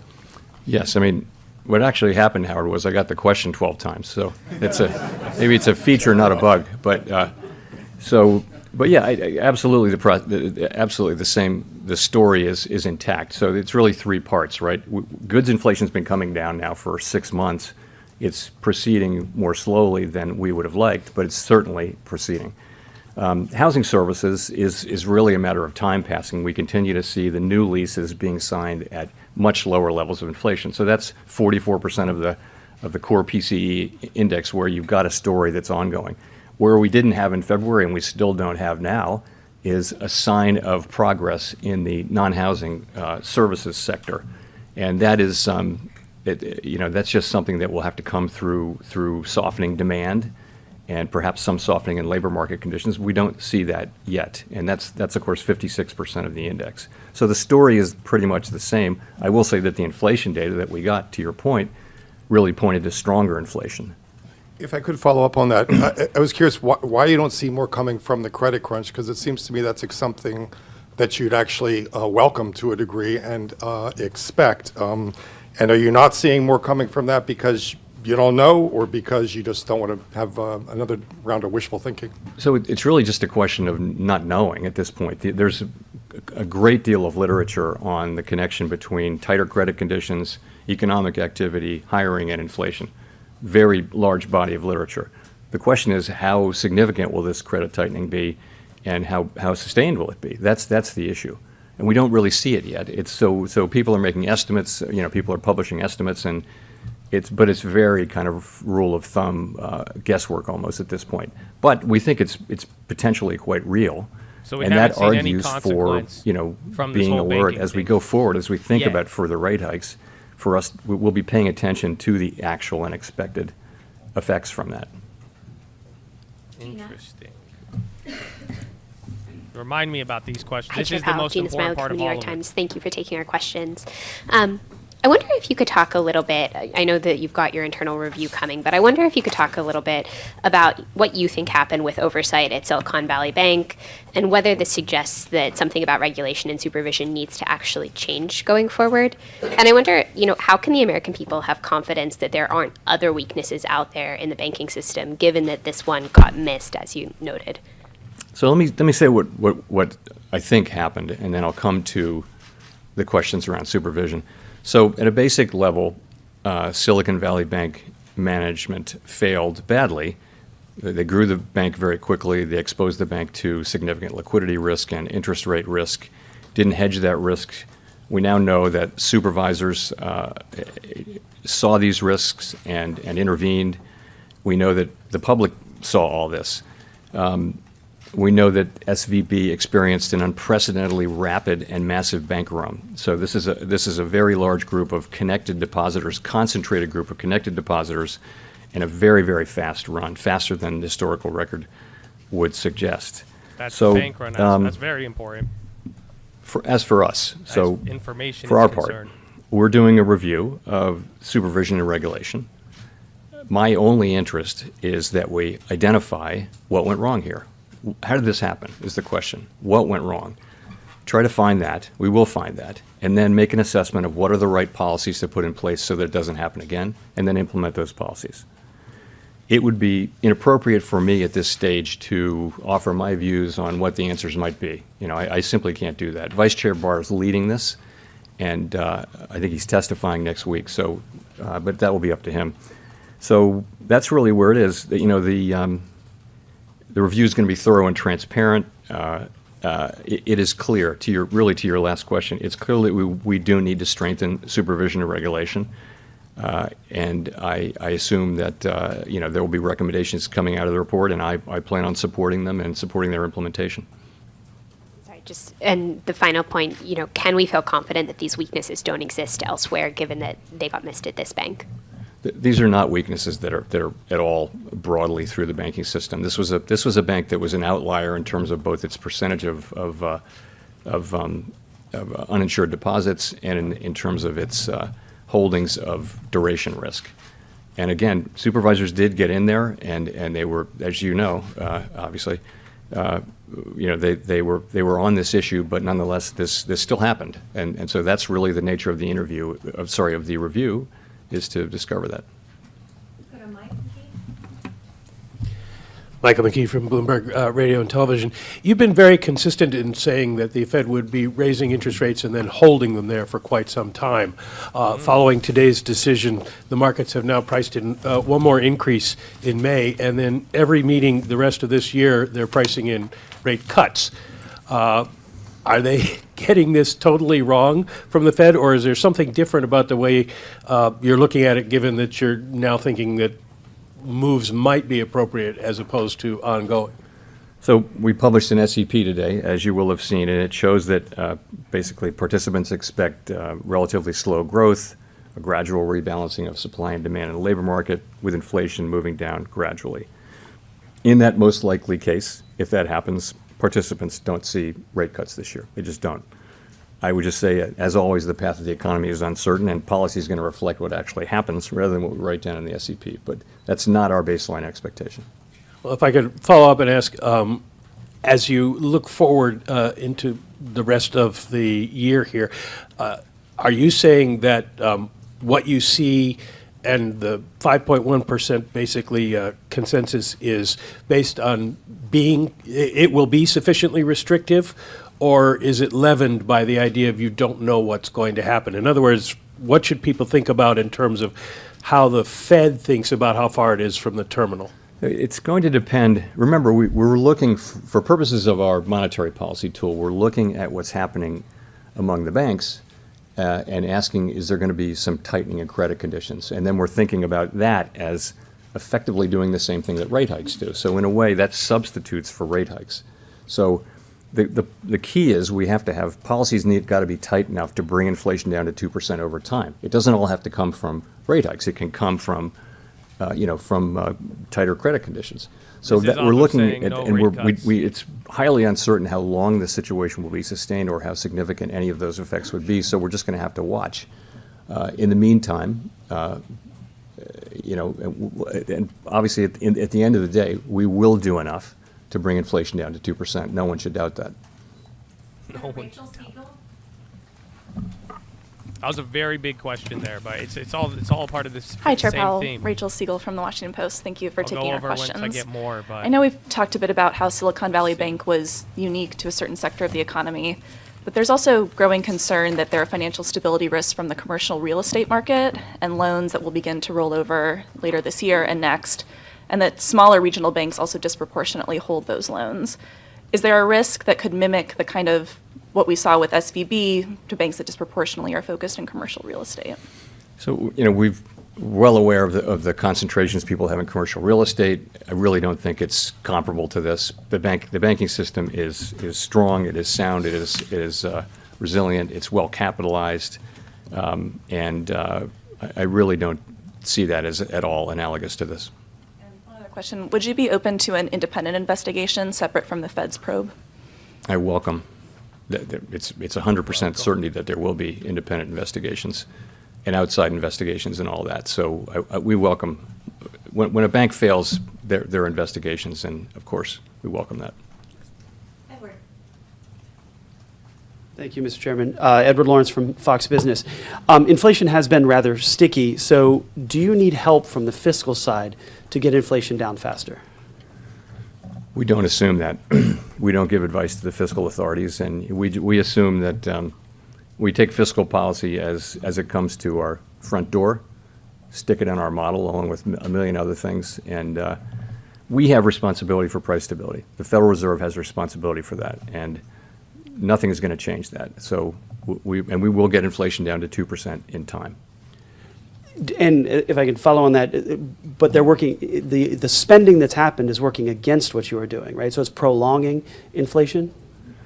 If you have to look at the impulse from spending, because spending was, of course, tremendously high during the pandemic, and then as the pandemic programs rolled off, spending actually came down. So the sort of fiscal impulse is actually not what's driving inflation right now. It was at the beginning, perhaps, part of what was driving inflation, but that's not really the story now. Let's go to Neil Irwin. Hi, Chair Powell. Neil Irwin with Axios. Two questions about aspects of the government's response on Silicon Valley Bank 2 weekends ago. First, why is this new bank funding facility done under Emergency 13.3 authority as opposed to expansion of the discount window, changing the terms of the discount window that's been around a long time? And second, can you discuss the Fed's role in the FDIC guarantee of uninsured depositors and why there's $143 billion on your balance sheet last week supporting that deposit guarantee? Sure. So 13.3 seemed like the right, we have a little more flexibility under Section 13.3. We've done quite a lot under the discount window as well. We needed to do a special facility that was designed a certain way, so we did it under 13.3. Really no magic to that. It's only available in unusual and exigent circumstances, and it has to meet certain requirements, but it seemed to be to the lows right after place. The So presser pump. with the FDIC, we're lending to in effect, we're lending to the bridge bank. So that's where the funds came from, and it's a loan that's 100% guaranteed by the FDIC, so there's no risk in it for us. Chris Rugaber. Thank you, Shitty Chris answer. Rugaber at Associated Press. No info. The SEP suggests one more rate hike, as does the change in the language in the statement, in which suggests that you're perhaps nearing the end of a cycle of rate hikes. This is all off Michael Do you feel, McKee's though, that if question. inflation remains high, you'll be able to resume additional hikes as needed, or have you somewhat tied your hands here with these signals about rate hikes coming to an end. No, Thank you. absolutely not. No, if we need to raise rates higher, we will. I think for now, though, Double whammy. Again, you've been dropping since as he I've responded mentioned, to Michael we see McKee the likelihood saying they will- of credit they're tightening. not We gonna know cut. that can have an effect on the macroeconomy, on demand, on labor market, on inflation, and we're going to be watching to see what that is. And we'll also be watching what's happening with inflation and in the labor market. So we'll be watching all those things, and of course we will eventually get to tight enough policy to bring inflation down to 2%. We'll find ourselves at that place. Hi, Chair Powell. Thanks for taking the question. Kyle Campbell with American Banker. I have a couple questions about the balance sheet. First of all, I'm curious at what point the financial supports that the Fed is extending through the discount window and through its enhanced lending first balance facility sheet question. might be at odds with the objective of reducing the balance sheet. And I'm also curious what your thoughts are on not just the availability of reserves, but the distribution of them throughout the banking system, and at what point you might be concerned about it being scarce for certain banks. So people think of QE and QT in different ways. So let me be clear about how I'm thinking about these Regional recent banks, developments. another new low. So the recent That's not liquidity good. provision that has increased the size of our balance sheet, but the intent and the effects of it are very different from when we expand our balance sheet through purchases of longer-term securities. Large-scale purchases of long-term securities are really meant to alter the stance of policy by pushing up the price and down the rates, longer-term rates, which supports demand through channels we understand fairly well. The balance sheet expansion is really temporary lending to banks to meet those special liquidity demands created by the recent tensions. It's not intended to directly alter the stance of monetary policy. We do believe that it's working. It's having its intended effect of bolstering confidence in the banking system and thereby forestalling what might otherwise have been an abrupt and outsized tightening in financial conditions. So that's working. In terms of the distribution of reserves, we don't see ourselves as running into reserve shortages. We think that our program of allowing our balance sheet to run off predictably and passively I is sold working. my Amazon shares. I took And $200 of course, profit. we're always prepared to change that if that changes, but we don't see any evidence that that's changed. But I'm keeping Meta. I think this is both ways. I have a lot to say about this. I'm waiting till Hi, it's Chair. over. Katerina But it's not Saraiva really with clear just Bloomberg yet. News. The minutes of the January-February meeting, the last meeting, indicate that you discussed the possibility of runs on non-bank financial institutions and the impact of large unrealized losses on bank portfolios. Can you talk a little bit more about that discussion, kind of what was talked about in light of that? And then why didn't the Fed, do anything about that at that point to ultimately prevent, what happened this month? I mean, to be honest, I don't recall the specifics of that. It's quite an interesting 7 weeks, but I will tell you though that there have been presentations about interest rate risk. I mean, it's been in all the newspapers. It's not a surprise that there are institutions that have had unhedged long positions in long duration securities that have lost value as longer term rates have gone up due to our rate increases. So that's not a surprise. I think, as you know, as it is now on the public record, the supervisory team was apparently very much engaged with the bank repeatedly and was escalating, but nonetheless what happened. And so that's really the purpose of one way to think about the review that Vice Chair Barr is conducting, is to try to understand how that happened and try to understand how we can do better and what policies we need to change. I mean, one thing is the speed of I'll come back to that, the speed of the run. It's very different from what we've seen in the past, and it does kind of suggest that there's a need for possible regulatory and supervisory changes, just because supervision and regulation need to keep up with what's happening in the world. Can you confirm whether or not the board knew about these escalations by the this will be your first examiners real in San low of the day Francisco? if we break.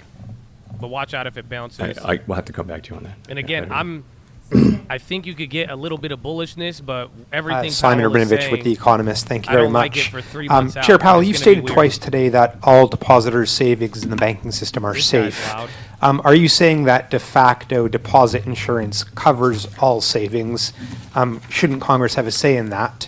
And just by way of example, if a bank with Throw a less than $1 10-point billion candle in right there. assets failed, are you promising to bail out all of its depositors? Well, I'm not saying anything more than I'm saying. So, but what I'm saying That was is a huge you've candle. seen that we have the tools to protect depositors when But last huge there's candle, a we threat bounced, of so watch out. serious harm to the economy or to the financial system, and we're prepared to use those tools. And I think depositors should assume that their deposits are safe. Wow. That's a very strong statement by Powell. Thank you, Chair Powell. Greg Robb from Market Watch. Very strong I was wondering if you could give us a little bit more color. You gave just a little bit of color. You said during the first week of the Silicon Valley weekend, you said the question you guys asked was, how did this happen when you saw Silicon Valley Bank? So I was wondering if you could go to the Credit Suisse merger. I mean, wasn't that the big gorilla in the room? Didn't you breathe a sigh of relief when that merger happened? Thanks. Sure. So, that was really the Swiss government. We, of course, were following it over the course of the weekend, and we were engaged with their authorities in the way that you would expect, all the ways that you would expect. It seems to have been a positive outcome in the sense that the transaction was agreed to, and it has been, the markets have accepted it, and it seems to have gone well, and I think there was a concern that it might not go well. So coming into the middle of this week, yes, I would say that has gone well. Again, So far. little bounce. Watch if we bounce here because the flush here would be big. You're below the 39.80 now. Next level will be like 39.70. Hi, thank you, Chair Powell. Nicole Goodkind with CNN Business. In the summary of economic projections, the FOMC sees the unemployment rate increasing to 4.5% this year. Well, I'm wondering volume's how still you low. anticipate preventing this from snowballing while using the admittedly blunt tools at your disposal. So that's an estimate of what will happen as demand slows and as conditions soften in the labor market. And it's a highly uncertain estimate. And there's really, we have to bring inflation down to 2%. The costs of bringing it down, there are real costs to bring it down to 2%, but the costs of failing are much higher. And if you read your history, I'm sure you have, you can see that if the central bank doesn't get inflation back in place, make sure that inflation expectations remain anchored, you can have a long series of years where inflation is high and volatile, and it's hard to invest capital. It's hard for an economy to perform well, and we're looking to avoid that, and to get back to where we need to be, back to where we were for a quarter century, and get there as quickly as we can. But I guess the question is, historically, it's hard to... What? What are they doing?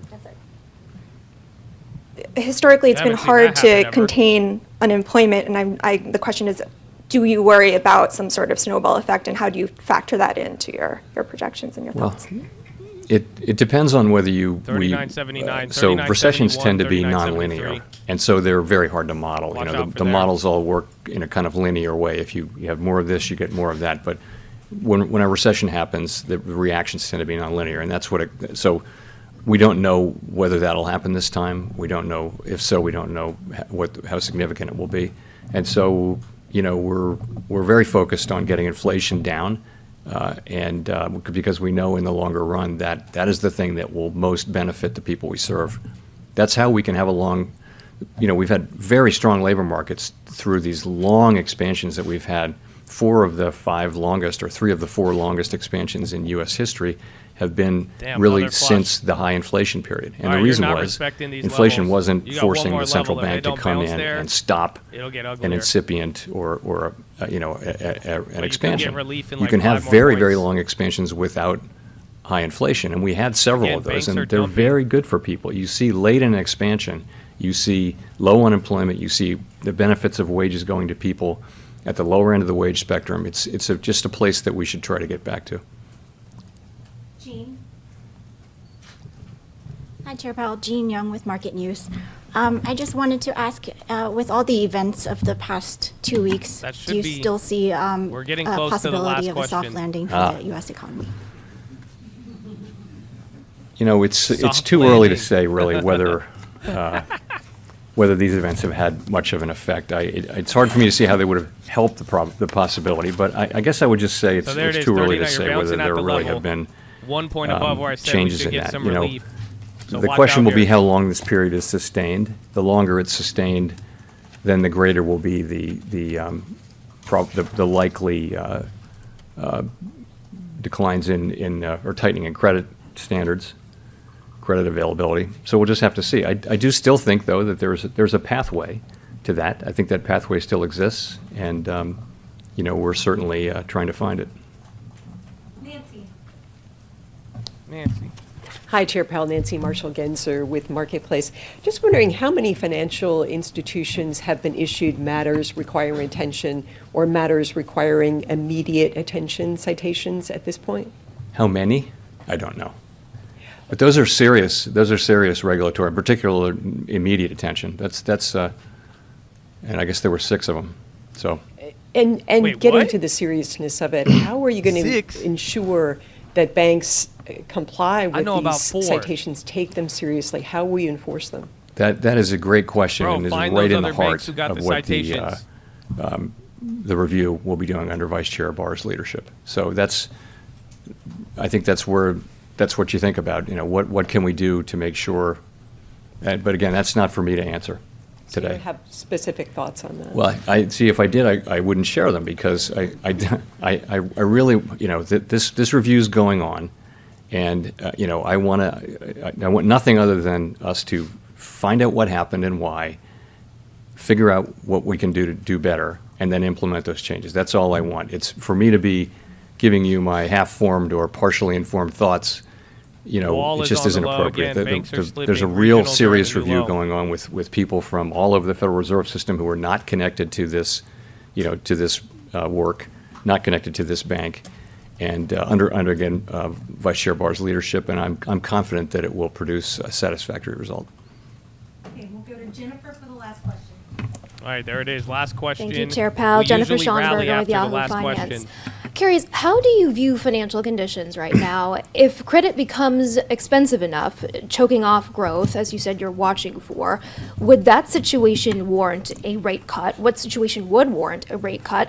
And have the bank failures prompted any discussion around changing the implementation of the balance sheet runoff? Thank you. So Watch for we haven't 3970. really talked about changing the balance sheet implementation. That's not something we've discussed yet. As I mentioned, we're always willing to change that if we conclude that it's appropriate, but we're really not seeing any signs there. Sorry, then the question before that was, just give me a, Curious how you view financial conditions now, and if Yeah, credit were okay. to tighten enough, if that would prompt a rate cut. So, financial conditions seem to have tightened, and probably by more than the FRC, traditional wall, regionals indexes are dying. say, because the traditional indexes are focused a lot on rates and equities, and they don't necessarily capture lending conditions. So we think that, though. So there are other measures which if they're focused on, you know, bank lending conditions and things like that, they show some more tightening. The question for us, though, is how significant will that be, and how, you know, what will be the extent of it, and what will be the duration of it? And then, you know, once you know that, there's a fair amount of research about how that with broad uncertainty bands, how that works its way into the economy over what period of time. And so, you know, so we'll be looking to see the first part of that, like how serious is this, and how does it very look like it's going to be neutral in terms of sustained? what Powell And if was it is, talking. you know, it could easily have a significant macroeconomic effect, and we would factor that into our policy decisions. I mentioned with rate cuts, rate cuts are not in our base case, and you know, so that's all I have to say. So, thank you very much. Thank you, pal. Wow, Chattadonia. We have a lot to talk about. I have my interpretation for you now. It's going to be a confusing one. It is going to be a very, very confusing one. So I don't know how you want me to give this to you. I mean, there's a lot going on right now, but it's very simple. The one way I would take this is add? Damn, they hit you with it, bro. All right, do I hold? But even then, though, it seems, I'll give you the easy one before I go into it, but it seems like Powell, they are trying to position themselves to pause they're trying to bat down rate cuts while at the same time supporting everything else. And see it. Conference is over. You're getting your rally. You're doing that at the level. That's what we were talking about prior here. So this is very big. That's already a 10, 20 point almost. 10 points off of the bottom. Oh, man. They're not screwed. All right, but here's how I feel towards today. It's very simple. I think this is bearish. But it doesn't mean we won't see any more upside. I mean, I'm telling you to the point, I may not even want to trade for the next month or two just because the market is going to do wild shit. But everything Powell just said does not sound good at all. So I think what Powell, I think he's giving himself a middle ground to be able to pivot out of it. So that's why he was saying, if financial conditions don't tighten because of the banks, we will still raise rates. But he is expecting the banks to tighten up financial conditions, and then they're saying that we haven't seen it as of yet. So, like I'm saying, midterm to long term, this is very bearish. I don't like it at all. However, in the meantime, though, I think you're going to get, again, even the swings today, these are very tight and wild. If you'll, like a lot of other Fed meetings, these swings would be a little bit more spread out, but nah, this is wild. So I still think the people might want to buy it up, but Powell is pretty much betting that financial conditions will tighten because of the banks, and then if they don't, he's willing to raise rates still. And then even this statement, it gives him room enough to be able to hike or pause at the next meeting, but it seems like they're playing a little game of wait and see now with financial conditions with the banks, and I just don't like that. So I'm taking this as bearish, but not immediately bearish. And what I mean by that is that the market can go up off of it you see it. Everybody is now, you're going to have everybody fight over basis points, this, pause, this and that, and then now every set of data is going to be wild. But like I'm saying, I may not even want to trade this. I would just sit back and wait to a degree, because that's not I don't like that game. It's pretty much either banks bring down the market or Powell is going to go back to rate hiking, and then it seems like he wants to make everybody clear that he's not going to cut rates unless they're forced to do so. So, no, because I'm saying it's going to be hard to play for the downside, and even the upside will be very difficult too. So it's this, I don't know. It just, to me though, it sounds like the banking system is bad, and it seems like they got a little problems ahead, but it also seems like they have time. That's what it seems. That's what I'm getting at. I think the banking problem is bad. It's not bad right now, but the potential for banking to draw down the economy is very real. Otherwise, I don't think he would have reacted to it. So let me show you what I'm talking about. This is what Powell is saying. I got a cool little tool for you, but take a look. This is a model to forecast GDP. Again, the SEP is saying that the economy is even going to come down. And he's saying if the economy does come down, then we pause, we hold here. If it gets worse, then we'll need to do more. But then he's saying if it goes back up, then we're going to raise more.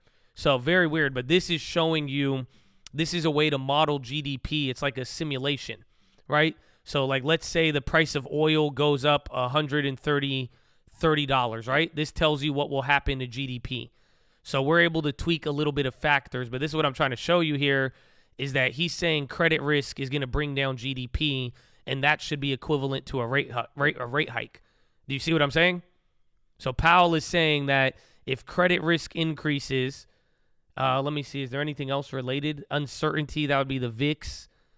So even if the VIX, so you see, like, this is normal GDP, but now if you have more economic uncertainty, if credit risk goes up by 350 basis points, then you start to watch the economy, you could forecast the lower GDP. So that's pretty much what Powell is saying today. So Yellen is live now. Well, the regional banks have gotten destroyed during that speech there, but this is about to get really confusing. Again, I think it's very hard to even comment on what's going to happen on the short term. But what I'm trying to tell you is that I don't like the message sent for the midterm, but it's going to be Wild West until anything else happens. Every set of data, I don't think you need to be confused. I think if you look at how the market pricing plays out, that will be confusing, but the rest of this isn't confusing. That's all. Powell has acknowledged a risk to the banking system that he believes will reasonably and materially bring down financial conditions, but they're not aware of the timing, and Powell is even being very dodgy as far as the timing of it. So he's giving himself time, and that's why I'm saying this next month or so, it's not going to be fun to trade. I promise you that. But but so far it seems like Powell has acknowledged the banking risk without making it a big deal, or in the sense of without like saying it's right on the cusp, but he is saying that this has the potential to be equivalent from anywhere to 1 to 5 rate hikes, depending on how this plays out. So we got to just deal with you got to burn the clock right now. But it seems like the banking issue is a risk to GDP and economic growth. And then if that comes true, then there you go. Powell, we're dealing with something else. If it doesn't come true, then Powell is saying he's going to raise rates. So it's going to be a shit show in the meantime. But so far, you've recovered a decent amount of the losses. SPY's about to go break even. Yeah, that's a solid 30 points from after the presser. So our levels are hitting. I told you 39.70, 39.73. You bounced right off of there right when the press conference ended. You're up 25 points now. You're still below open, but that's a monster. Bro, look at these moves. How much time we have? We have 30 minutes? Yeah, you still got 30 minutes remaining, so not too bad. All right, I need to go to the bathroom. Let's see where we end up by the potty break. But follow me on Instagram at The Trading Fraternity. I love you. God bless you. And I will be right back. We can step away from this saying Janet Yellen kind of did it for him. Should we work through the projection materials? For 2023, the median dot is 5.1%. The previous set of projections, which I believe was back in December, also 5.1%, so no real change there. But Lisa and I were looking at the central tendency and the range of estimates on the committee as well. The range of estimates on the committee for 2023, Lisa, anywhere from 4.9 to 5.9. For 24, I think you picked up on the longer dots as well, 3.4 to 5.6. I mean, we don't get real dissent at the Federal Reserve. It's rare that you hear from anyone. It's often the regional Fed presidents when you do get some, if not always. But you can see, based on the projections and the ranges there, that there is a pretty wide range of views about where they think rates are going. Okay, get this. I can't get over this. 2025, someone has their dot at 5.6%, and someone else has their dot at 2.37%. So try to square that. I mean, basically, you have a 2.5 to 3 percentage point gap between those two. We don't understand where we're heading.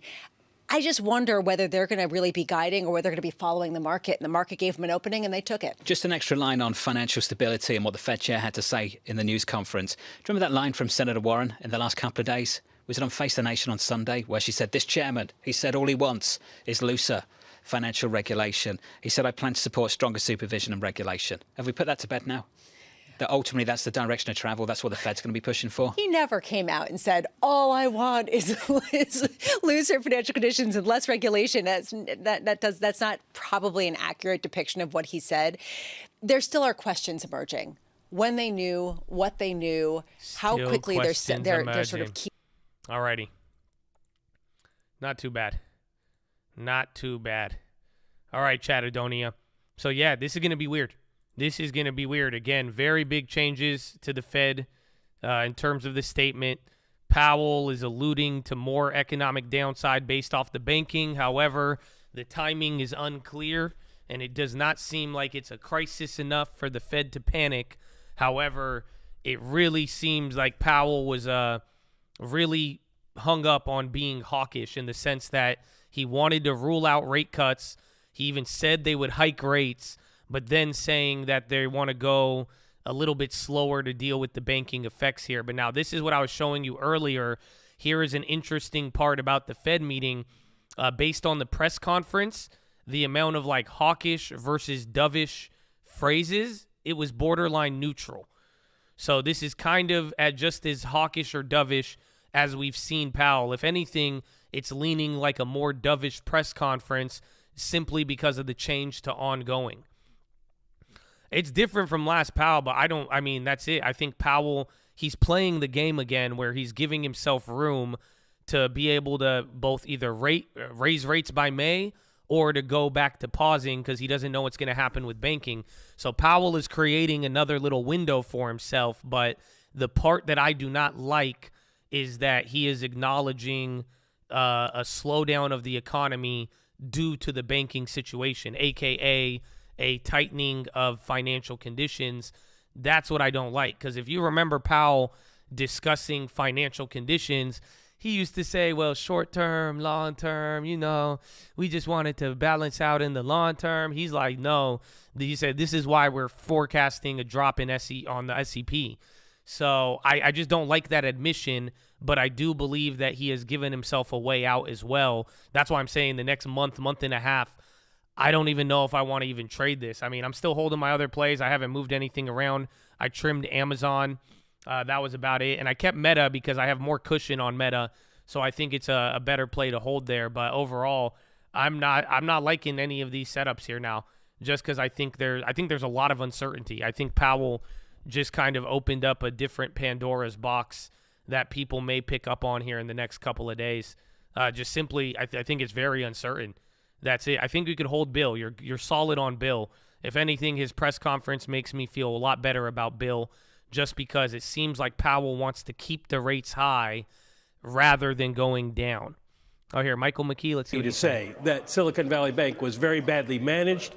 They did the wrong things. Michael McKee asked him the question there's an investigation into that made what this the all Fed drop. did wrong. This was basically a couple of bad banks as opposed to a systemic problem. I'm not sure that message is going to get received as he specifically tried to get it out there, but he was trying to reassure people. As far as the FDIC limits and the bank deposit limits, Congress has to approve that, and it really doesn't have anything to do with the Fed. The Fed can do can vote for an emergency exception, as they did with these two banks, but Treasury has to agree and the FDIC has to agree. It's really a Treasury FDIC proposal that then has to go through Congress. So I think what Powell was trying to do was reassure Americans that their deposits are safe, because nobody's going to really let them lose a lot of money. But he can't make any promises because it's not his business. It's not his job. And we are seeing some of those bank stocks fall further after the comments from Janet Yellen, despite some of the assurances from Fed Chair Jay Powell. Mike, Steve Chivarone wrote in saying, I'm wrong. It's not a boring meeting. It was actually really interesting. He said, I think this meeting marks the passing of the torch from inflation and duration risks to recession and credit risks. Yeah. Did you take that away, too, that the tone had shifted in terms of the greater likelihood of a hard landing and the greater likelihood of some sort of credit event? If there was a shift, I think it was more towards uncertainty. I don't think it was anything to do with recession or pullback. The Fed still thinks inflation is the biggest issue, and the Fed still wants to stay on its policy path. There's a little bit more of a willingness to say, if things go south, we would be willing to look at monetary policy actions, but several times he repeated rate cuts are not in the cards right now. They're going to have to wait and see. They don't know what the bank problems are going to mean in terms of credit tightening, but some of that credit tightening from the banks may be exactly what they're looking for, so they don't have to raise rates as high. But no, I don't think the Fed at this point has switched gears at all, acknowledging more uncertainty, but not suggesting they're anywhere near. Yeah. That's good. I'm glad we're on the same page. I stand by that. I think uncertainty without a doubt, and it's just weird admissions, to all of it. And this is a very average response for now too. That's the funny part about this.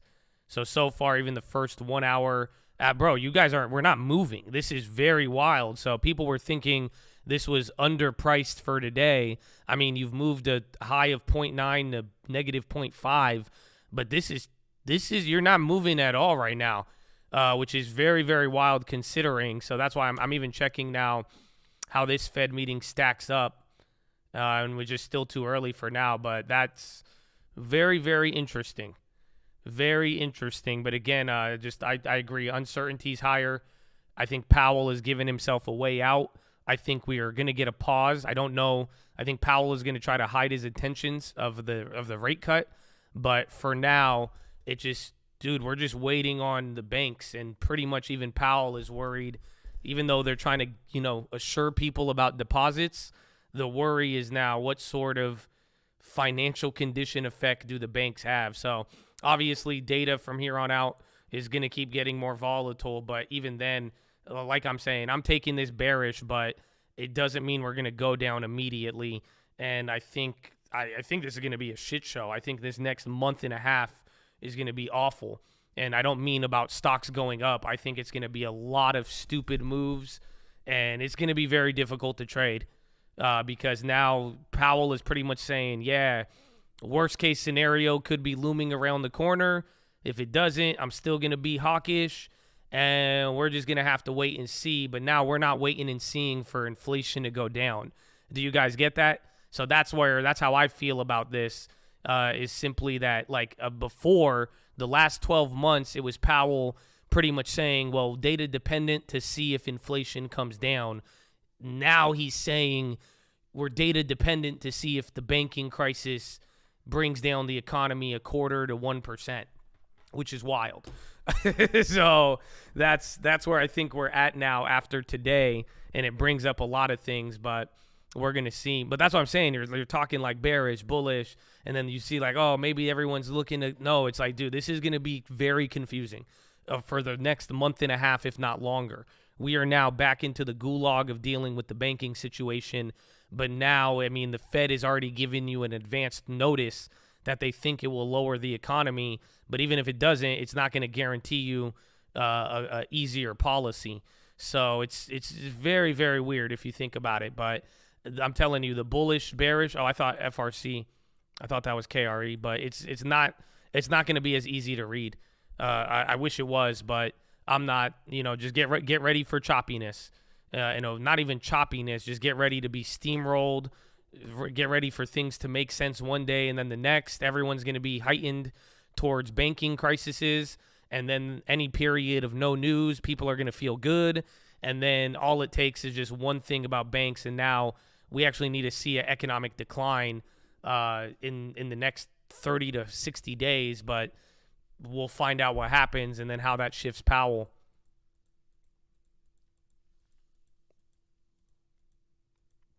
Against Ella, I don't think so. I think Powell bought himself time today. Otherwise, he wouldn't have done it like that.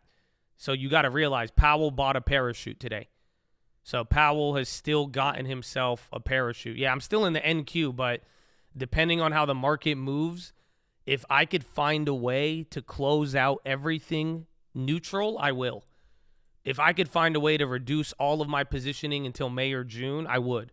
And not because I think it's going to go up or down, just because I think the back and forth is just going to fuck with everybody, and there's no point of being tied up in something until we could actually hit the big one here, because this is not, I'm telling you, Powell, I don't like any of these signs. Powell is saying, hey, well, yeah, the economy's going to come down for banks, and if it doesn't, then we go back to inflation, but we don't know now. It's still too early. I don't like that. That means we're now juggling inflation and banking crisis with a slight acknowledgement that the banking crisis can tighten conditions, however, not enough to derail any sort of inflation policy, which is quite interesting. So, AKA, it's still too early, and Powell has bought himself a parachute to do whatever. There could be good news, but pretty much the good news would be the banking situation doesn't bring down the economy, but then what happens is that, well, then that means you even have to, that means he's going to start raising again. So it's good news. Might be hard to come by, but then people will respond to positive things very, very quickly. That's why I'm saying it's going to be a shit show. Would I even cut TYD? Possibly. If I could find a way to go net neutral right now, I would take it and do nothing until May or June.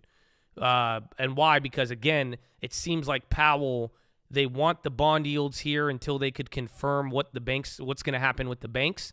However, it doesn't seem like Powell wants to cut, and he doesn't necessarily want to raise more if conditions will tighten. So, it's like Powell wants the bonds to stay here. You see what I'm saying? So TYD could hold up, but I don't know if Powell wants the bonds to go too high or too low. Do you mean on plays or shares? I mean plays and shares. Futures, shares, pretty much there's no point of swing trading anything until we actually could find out a clear cut. Is this bank tightening or are we going back to inflation? I'm saying you're going to get a lot of chop. That's all. I think there's just too much uncertainty. Powell has just straight up boiled everything down to could be this, could be that. It's either banks fail and fuck everybody, or even if it doesn't, then we have inflation, but we don't know yet. That's what I'm saying is that just the timing of it all is that we need more time, but then I think this is it's going to just violently move the market up and down. So there's no point of getting caught up in crazy swings until we actually find the data set that is going to set over the dominoes. Even then, this movement is very small. We are coming back down after the presser close. You got about 25 minutes remaining here. No long-term additions. Maybe if they get cheap enough, but at this point, go back to what I told you even prior to all of this. Guess what you could do? You could go buy the Treasury bonds. There's no risk in Treasury. If Powell is not saying cut, saying still maybe one more rate hike, the short-term rates are going to be high. So you don't have an incentive to buy anything. So here are the 5 takeaways from the meeting. Policymakers lifted rates by a quarter on Wednesday to a target range of 4.7 to 5%. Powell said officials did consider pausing in the days leading up to the meeting, but in the end, the hike got the unanimous support. The bottom line is that inflation is still too high and more interest rate hikes are needed. The Fed plans to address financial stability through more targeted programs. The Fed chief began the press conference by saying the banking system is sound. He emphasized the steps the central banks took to provide liquidity, but he said there is still considerable uncertainty over how much banking disruptions will tighten lending conditions and slow the economy. If there's a big pullback in the lending that weighs on growth, the Fed will not need to raise interest rates as much, Powell said. Median projections to where interest rates will be by the end of the year were unchanged at 5.1, the same as what officials were projecting in December. However, the dots did move and some officials penciled a slightly more hawkish path for rates. Powell was careful to note that officials are still not penciling in rate cuts for this year. Policymakers made no change to their balance sheet runoff and will continue to shrink their bond buying up to $95 billion a month as planned. Powell made the distinction that the balance sheet is growing because of the Fed's new liquidity programs, but made it clear that those efforts are separate from monetary policy. Stocks initially rose but reversed course as of 3:34 New York time. The Dow Jones was lower by 0.5 while the Russell was down more than 1%. Traders pointed to comments from Powell about the Fed being open to further hikes should it see the need for them, but also Treasury Secretary Yellen saying that a move back to all bank deposits with FDIC is not something that we have looked at. So there you go. That is your update as of today.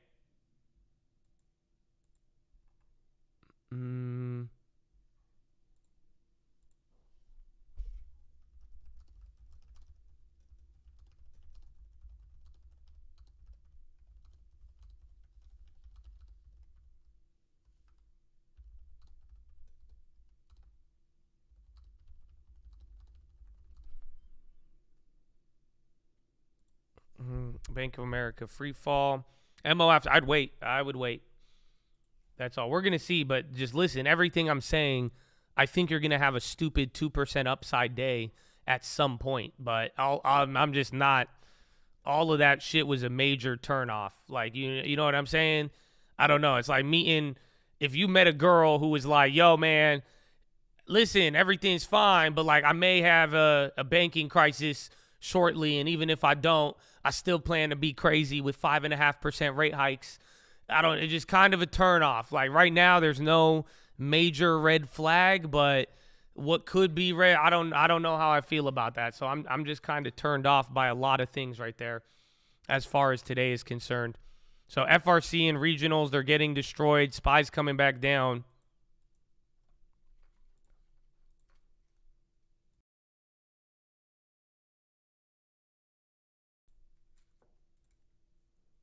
Nah, it's not like they smell bad. It's like, bro, that's like a girl who like seems normal, has a good job, nothing wrong, like just seems like the perfect girl, right? But then she's like, yeah, but sometimes when I drink, I steal people's cars and then I catch felonies and then I might stab you. And then if I don't drink, though, I still have anger issues if nothing's happening. And then I'm still probably going to be really aggressive over very minor stuff. You're like, what? Like, that's okay. That's what Powell's saying. He's like, everything's chill right now, but if banking tightens us, our economy is going to go down. And then if it doesn't, I'm going to raise rates. Like, what?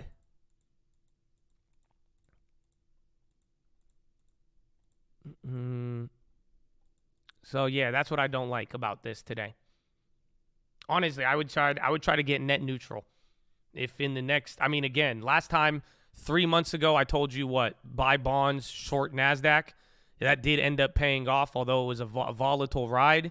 I think at this point, the objective should be go net neutral till May or June. That's it. So some of you may not like that, some of you will, but I think you go, unless you want to deal with, it's going to be a scalper's trader's heaven. But even like I'm saying, though, some of these moves will just be wicked, and then you're going to just be going off of headlines that are, very, very crazy. I would do another month of Bill, 100%. 100 hands down. No issues there unless something comes out. FRC plummeting now, another new low. You hit the low, and then you're getting back up there.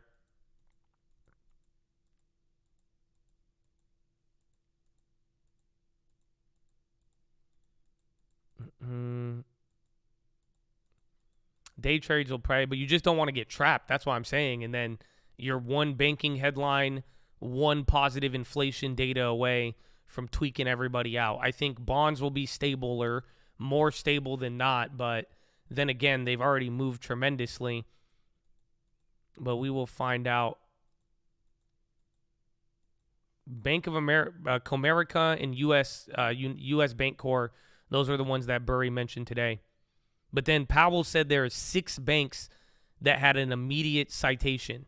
That means they needed to address the problem with their bonds. I'm only aware of 4. I think the 4 were the 2 we know about, Signature, SVB, I think FRC, and then Wall, but I don't know the other banks. So MTB is one of them. Find out who those are, but Powell said 6 banks, which is wild. Yeah, definitely. Where's the Twitch at? Where are my Bears at? You guys should be looking into the 100%. If you want to find the next, I mean, maybe Capital One too, but find out who that is. That's not, again, that's what I'm saying. That's kind of the turnoff here today, is that Powell was like, he said, he was like, I don't know the number. And then he said there's 6 who have immediate citations.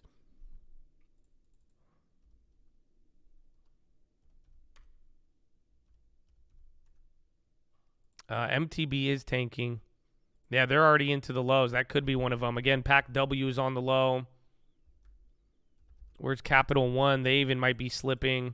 Again, and we're hanging out at the lows now with about 18 minutes remaining. So that's it. If we close at the lows, this will be an interesting week. I wouldn't be surprised if we close that VWAP, but tomorrow is going to be just even crazier. Tomorrow's what, Thursday? But they'll defer risk. I would look into who got a citation from the Fed. I forgot what it's related to. I think he said Section 13. I'll go back there, but I would definitely go look into that, because if you could get that list from the Fed, whoever has those Fed citations, that is probably the next one to go.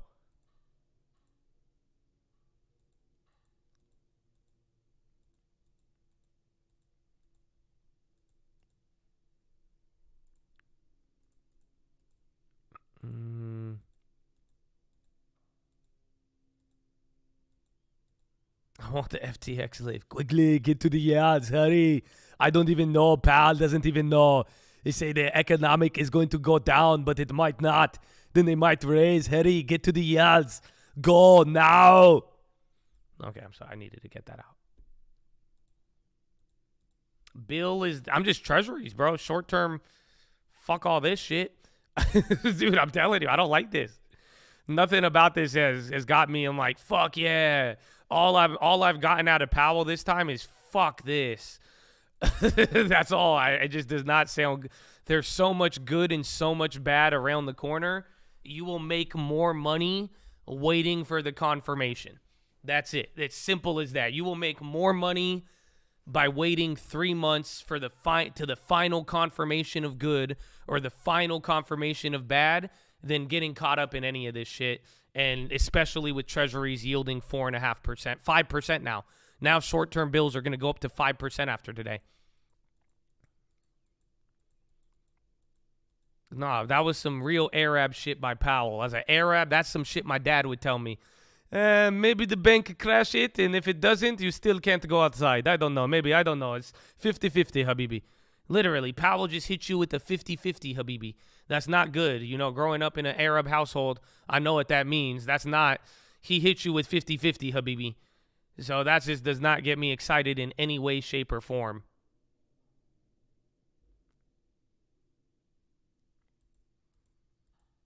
The opportunity is shorting and longing bonds, not on the sidelines. It will be once we have more, but that's not what you could narrow in that range a lot better is what I'm saying. And I think we're far from it until we get another piece of data. That's it. We're close to the recession, but far enough away where Powell won't even want to give you a guidance on it. And then, or the banking situation. That's what I'm trying to say, where it's like we're close, but we're still far enough where you got to watch out in the meantime. So again, big flush off of that. I thought that would have held and got you back to VWAP. 15 minutes remaining. You're about to go into the 39.70. Again, 39.73, 39.70. I was telling you this on the way down here. So watch if that one breaks. Otherwise, 39.60 is the money spot, or filling the gap tomorrow to 39.51, or filling the gap from 2 days ago. That's big. Again, it's not stopping there.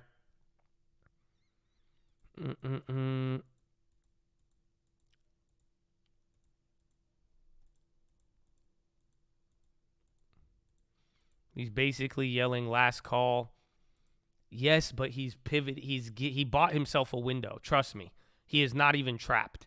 So compared to what he's been at in the last couple of meetings, he gave himself a window. That way, if the banking crisis is bad, he said it. If it's not, he's still defending against inflation. He got a ticket, bro. He has the golden ticket. Powell, but at least you're not going to look back and Powell's not going to say, hey, I told you so. So he has a way to say, I told you so on both ends. And that's where I'm saying it's just the uncertainty level is higher than ever, I would argue. And it doesn't seem like he is committed to any direction, which is in his benefit. Powell deniability, exactly.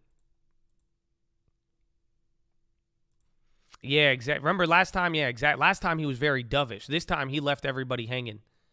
That's it. Bulls, Bears, Doves, Hawks. He said, y'all do your thing. Last time you knew he was dovish, but his attitude was kind of, we'll see, which is very, very interesting. It was we'll see with in writing telling you we expect economy to go down and we expect not as many rate hikes, but we'll see.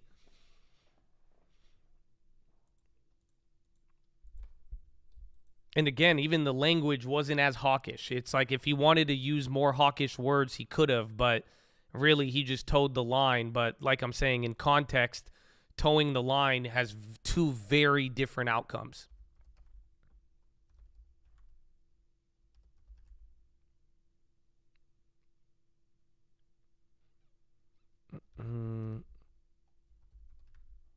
Again, bonds are still holding up, which is interesting. So even though I'm telling you all of this, people are still rushing to the bonds. If that trend continues tomorrow, keep that in mind. But new low right now, not a good sign right there. Again, watch what happens at 39.70. You've broken it, and now you are flushing. Okay, so watch 39.60. I don't think we should break 39.60, but if we do, we're probably going to fill the gap at 39.55, 39.50. But we shouldn't break 39.60 simply because there's only 12 minutes left. But we'll find out here. And then all the move is getting pushed till tomorrow, clearly. I can't even believe it's already closed right now.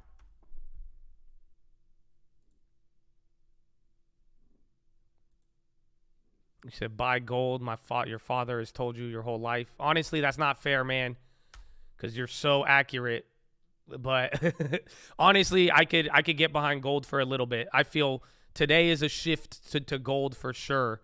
I still think it's a Peter Schiff scam, And my Arab dad has been telling me to buy gold and cash my whole life. But at the same time, again, any forward looking of pausing or anything like that, I mean, today was more favorable for gold than not.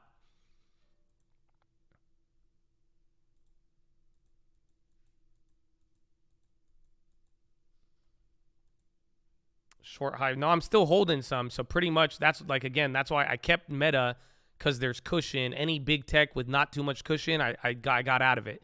Tesla and Amazon. So it really just depends on your cushioning level. Like if you have big tech right now that's not too bad, or like you have really good gains from recently, I'm holding it. That's what I'm doing with my Meta. But if you're right on the cusp and you don't want to deal with the back and forth, I would dip. That's exactly what I did. All right, watch for this flush here. Again, 39.60 to 39.55 is on watch now. 10-minute rigged in the books. Again, where's volume? MTB keeps flushing. So Chad was saying that was the other bank. And volume is dramatically lower. Yo, this is weird, bro. Nah, man, this is 10 times weirder that Powell volume day is going to be lower than every day last week. Nah, that's fucked up. Dude, again, every other volume spike on the SPY is a Powell day. You realize that, right? So any other time the volume is spiked up was literally a Powell or CPI day. And now you're telling me we don't even have that. Again, October 3rd, every single volume spike is a Powell day. Powell day or CPI. And now this volume is lower than last week.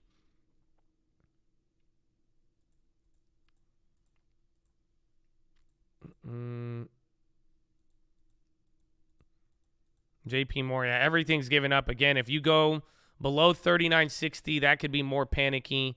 But a close around 39.60 is just give up all the gains and then have everybody position borderline neutral. 39.60 is not a bad close.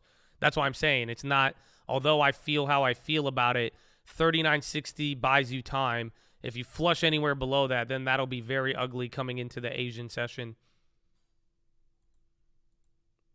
Netflix bleeding. Bond ETFs are running now. So again, bonds at this point, they should be going down. Usually when the market dumps as of lately, you know, it's been hard for the bonds to resist it, but they're going inverse right now.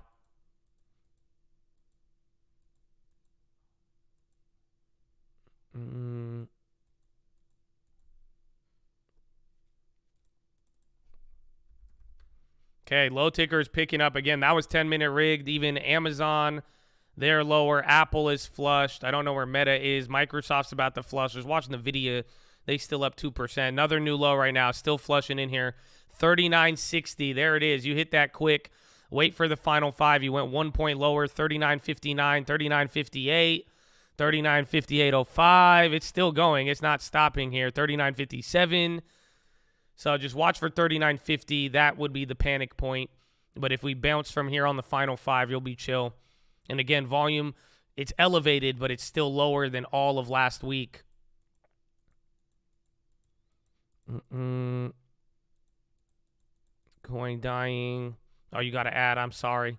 It's okay. Hopefully the ad calms you down. You know, so then that way you'll be like, Josh, you're freaking me out. I'll be like, no, I didn't. You're listening to an ad. Shut the fuck. What? 39.56. So, dude, oh my gosh. Bruh.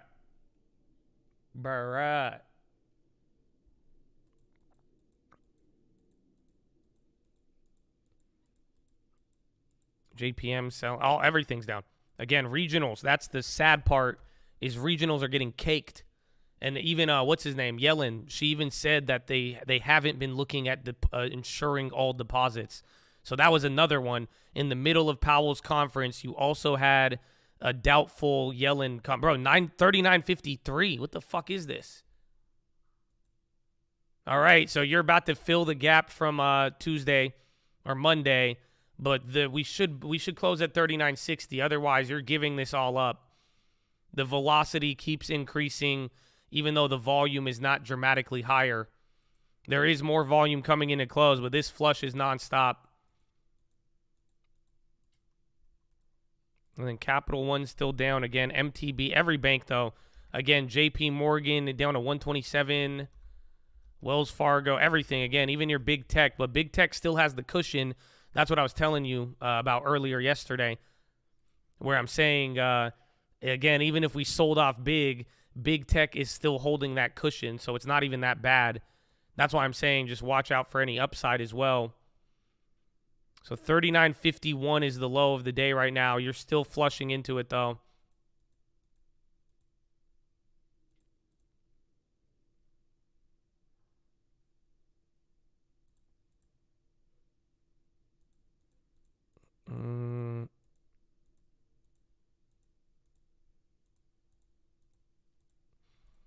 Green and coin, no, I got a long way to go.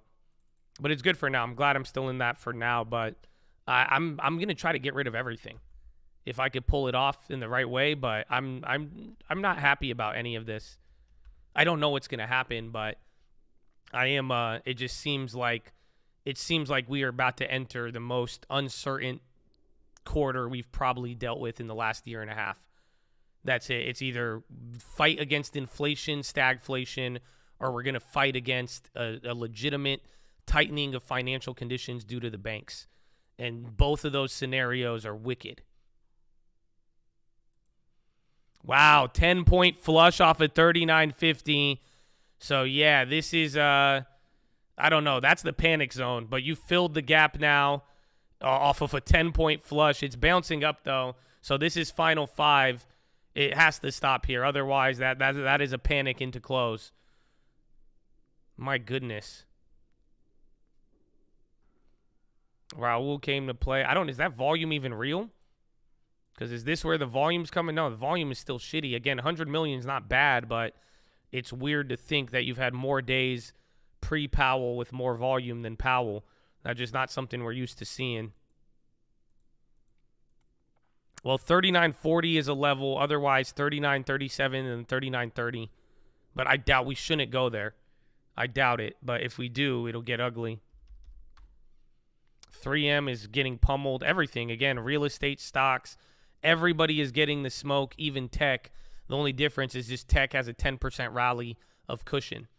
That's it. And then bonds are going up. I mean, most of these Fed days, by the time they usually catch up at one point. But now bonds, that's it. They are in their own world right now.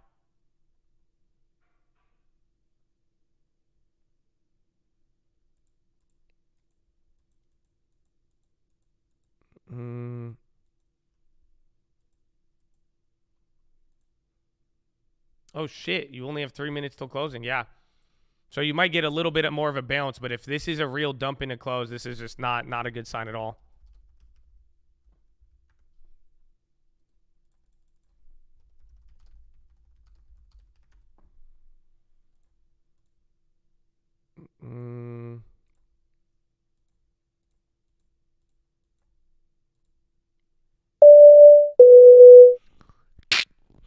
All right, ladies and gentlemen, we're making our final approach. As we make this final approach, you guys are holding on to any bags. Please throw them in the overhead bins above or firmly beneath your seats. We'll be coming through the aisles with a trash bag if you'd like to dispose of those bags. But as we make this final approach, we're going to be landing here into the second link terminal. Second link terminal in description. That's going to be your nightly watch list and main channel layover around 4 p.m. Pacific time. Then we're going to be taking off promptly around 6 a.m. out of sunny San Diego, California.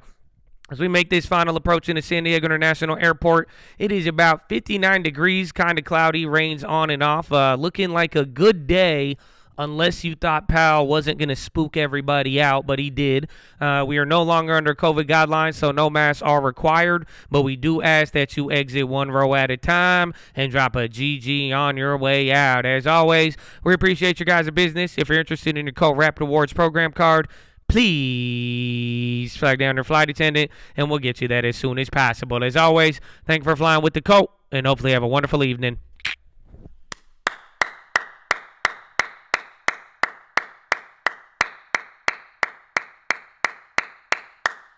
Let's go, baby. Time to bring it home. My goodness. My goodness. Chattadonia, wrap it up. You're getting a panic close. That's what I'm calling it. You shouldn't be dumping like this. It's been very, very rare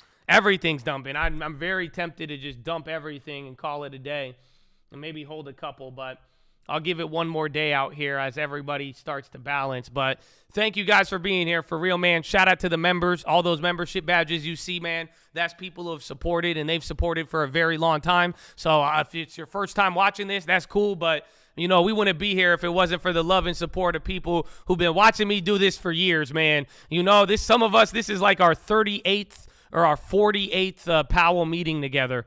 So that's fun. I'm glad we got to share that with each other. So God bless you.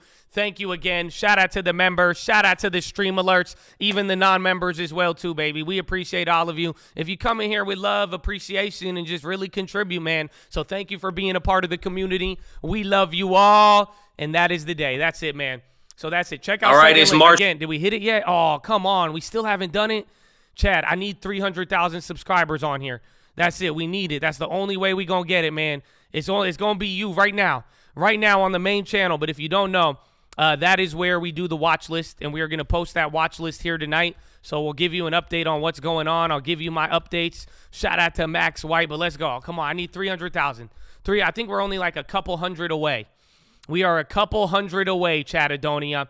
But check out the watch list. We'll give you the updates. Again, we were even talking about it, and sadly, I think First Republic and everything else is still going to be part of this. So we're going to find out how that all plays out. But check all of that out. That's the second link in the description. Third link for the membership badge. Shout out to all the members. Ooh, we love you. Fourth link for that merch. If we have it in your size, you should get it. If not, maybe the recession comes back, so save your money. But shout out to everybody rocking the merch. We appreciate you all.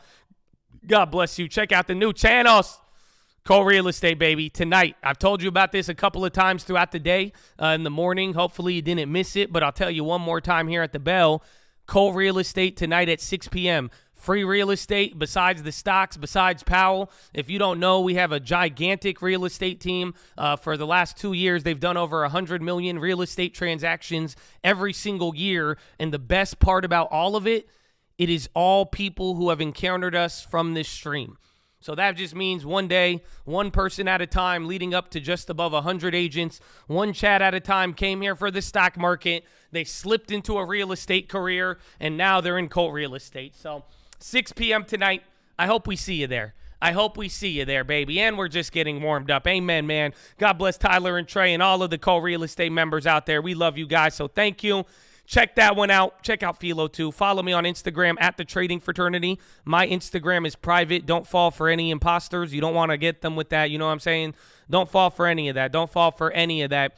And then how option pricing works. Great tutorial. How to set up the long term. That's another great one. Oh, man, you should check it out. And then finally, the prayer request wall. Me and my mom pray for y'all. That's it. We believe if it don't flow through you, it won't flow. If it won't flow through you, it won't flow to you. If it can't flow through you, it won't flow to you. I'm messing that one up. I butchered it. But still, it's very simple, man. We rooting for all of you. I hope our daily efforts show that. But even then, we are praying for you, man. If you ever want to do anything for me, shoot me a prayer. It goes a long way. And if you prayed for me even coming into all of this, thank you so much. I really do appreciate it. And I hope you know we've been praying for you as well too, baby. Cole Real Estate. No, it's in the description. So if you go here, Cole Real Estate, it is a different channel. You could get it right there. And there you go. Tyler has it there also. We will get that one pinned for you. So hopefully we see you there tonight, baby. Hopefully we will see you there tonight. But that is it, Chad. That is the day. That is the day. I'm telling you, oh my gosh, we're still dumping? No, this is wild, man. The panic reaction is real, bro. The next couple of days are going to be wicked. Even the bounce is going to be wicked.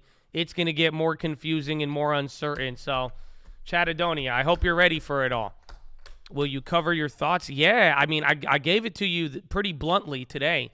Again, it's not easy to say it because everybody's a crackhead and everybody wants something and everybody likes to look at what you say and pick it apart. But like I'm telling you, I'm bearish on this. I do think there will be stupid, bullish pops in the meantime, but the uncertainty level of Powell is real. What Powell said, it was a good response for a Fed chair, but it doesn't really incite confidence. And both sides now are going to be wild. And I think this next quarter is probably going to be the most challenging quarter in the last 18 months we've dealt with.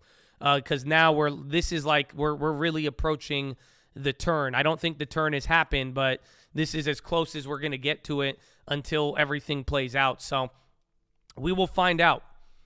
We will find out. Uncertainty is bearish, but like I'm telling you, it's just the nature of Powell is leaving the door open, and you will just watch. Once you get one good set of data, everybody is going to run it up. And then once there's bad data, everybody's going to wind it down.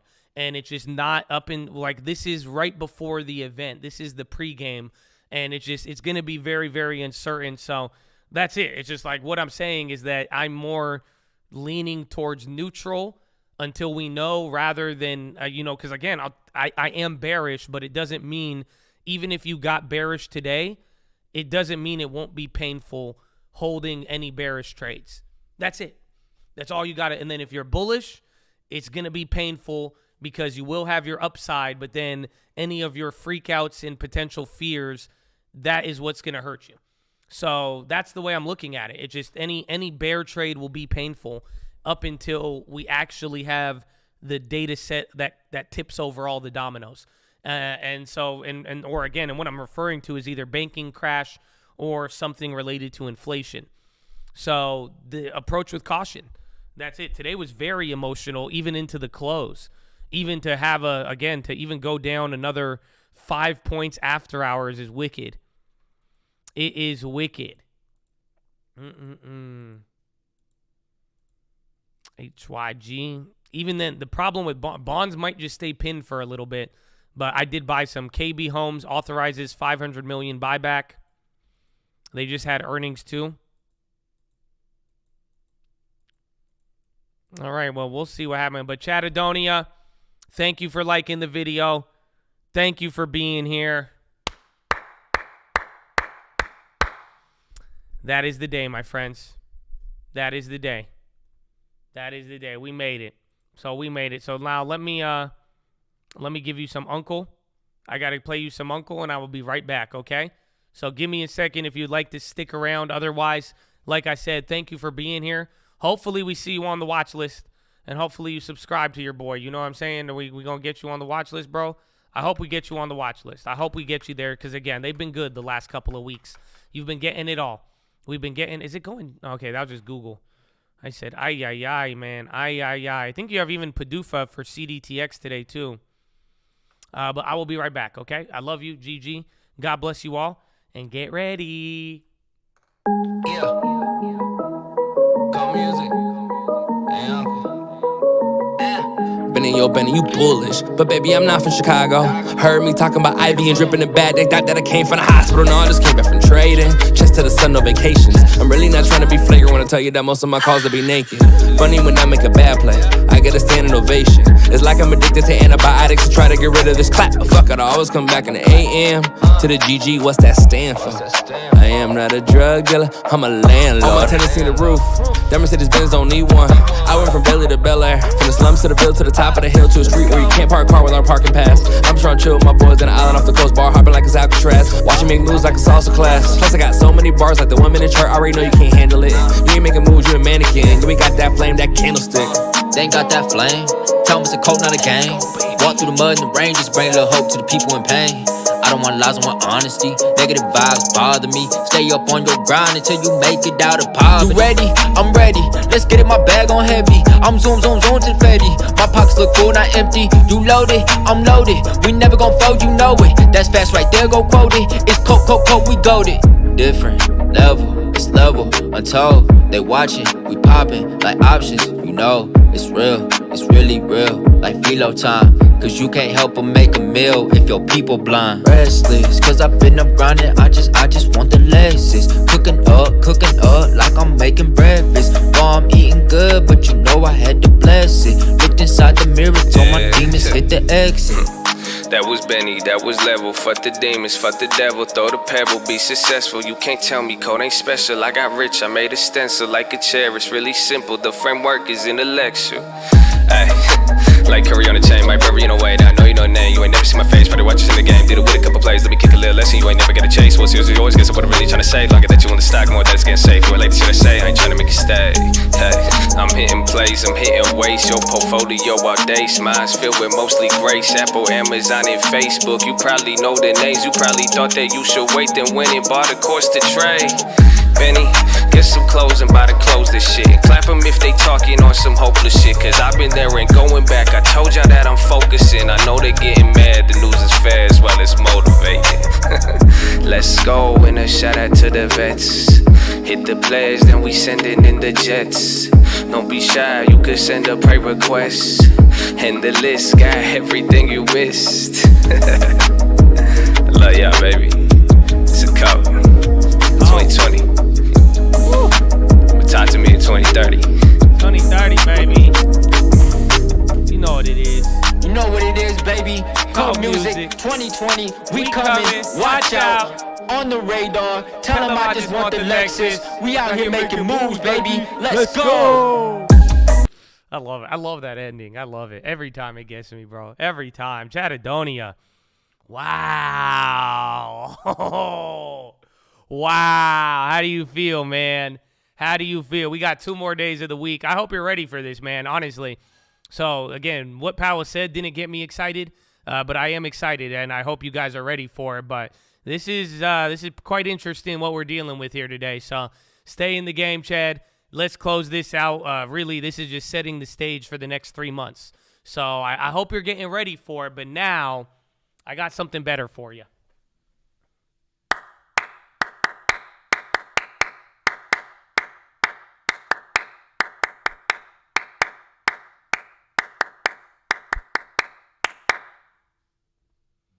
Oh, yes. What did I tell you? I told you, post Powell, PHILO. And it's beautiful. Today's beautiful because it's simple. And I don't care what you believe in. This is going to help you. You know that? I'm going to give you a step-by-step. I am going to give, First Republic, cut to B from double B by Fitch, and maybe cut further. FRC, credit downgrading again. So another credit downgrade. Man, I'm just trying to tell y'all PHILO, huh? Anyways. But like I was telling you, it's a step-by-step. I read this the other day, and I really liked it. I memorized it, and I kept repeating this to myself. And I want to give it to you. And I really hope this helps you. And I hope you focus on your personal development. I hope you think about the growth, but I just want to highlight a couple of qualities, and I'm going to highlight them in an order. But guess what? The best part is these aren't my words, which I love. Very simple. Okay? 2 Peter 1. 2 Peter chapter 1, verse 5. In view of all of this, make every effort to respond to God's promises. Supplement your faith with a general provision of moral excellence. With moral excellence with knowledge, and knowledge with self-control, and self-control with patient endurance, and patient endurance with godliness, and godliness with brotherly affection, and brotherly affection with love for everybody. The more you grow like this, the more productive and useful you will be. Wow.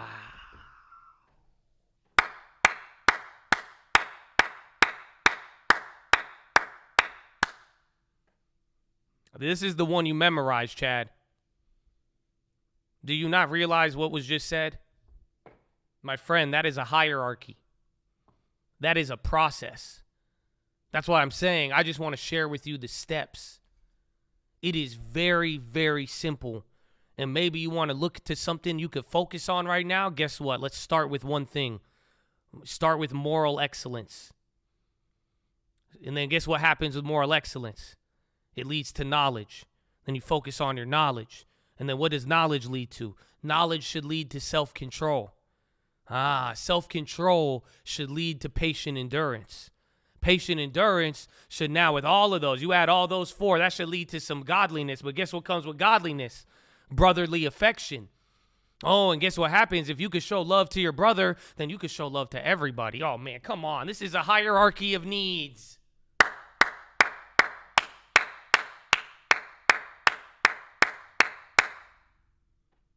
So I don't know which one you're at. I don't know which stage, but I'm telling you, before I went to bed, as I've woken up, I've just been repeating this to myself. Literally, moral excellence. Moral excellence leads to knowledge. Knowledge leads to self-control. Self-control leads to patient endurance. Patient endurance leads to godliness. Godliness leads to brotherly affection. Brotherly affection leads to love for everybody. Let's go.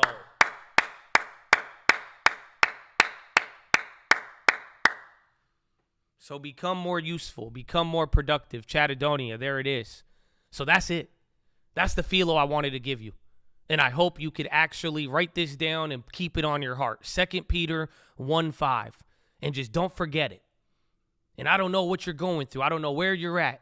But this is a nice step-by-step to really of what you could be focusing on. You know why? Because guess what? Some people, morality, that's the issue. That's where we start. Some people, they're like, oh, I need more knowledge. I need to learn more. I haven't learned more. Some people, it's self-control.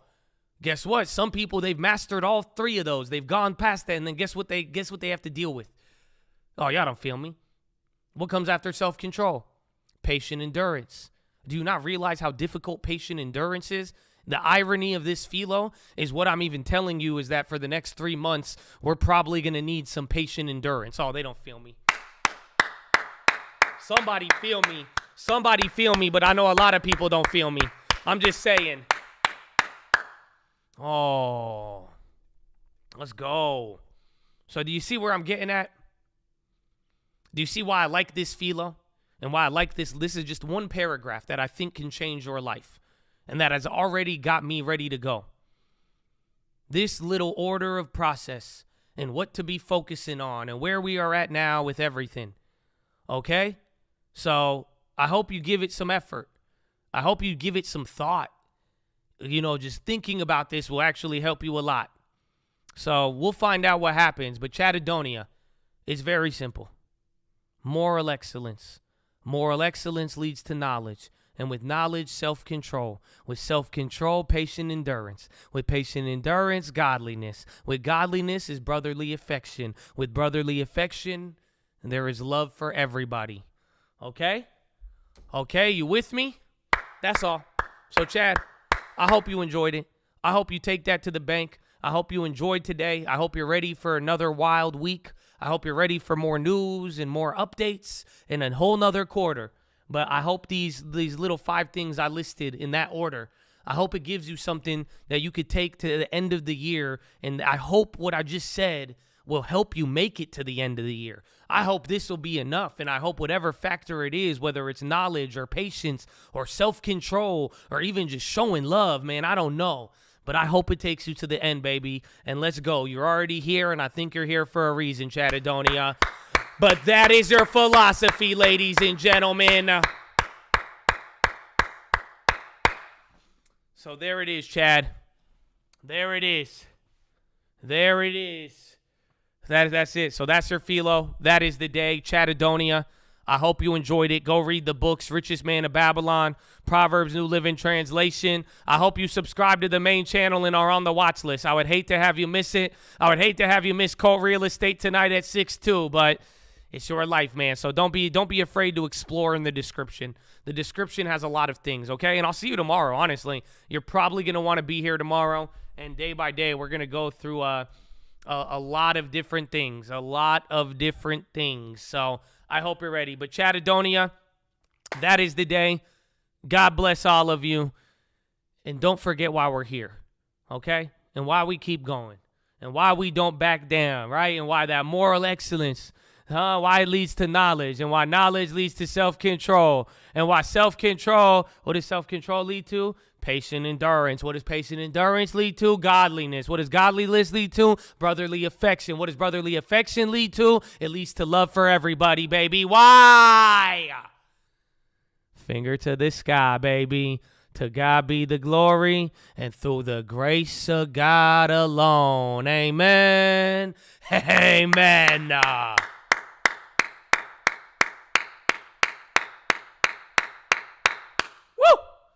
So, Chattadonia, that is the day.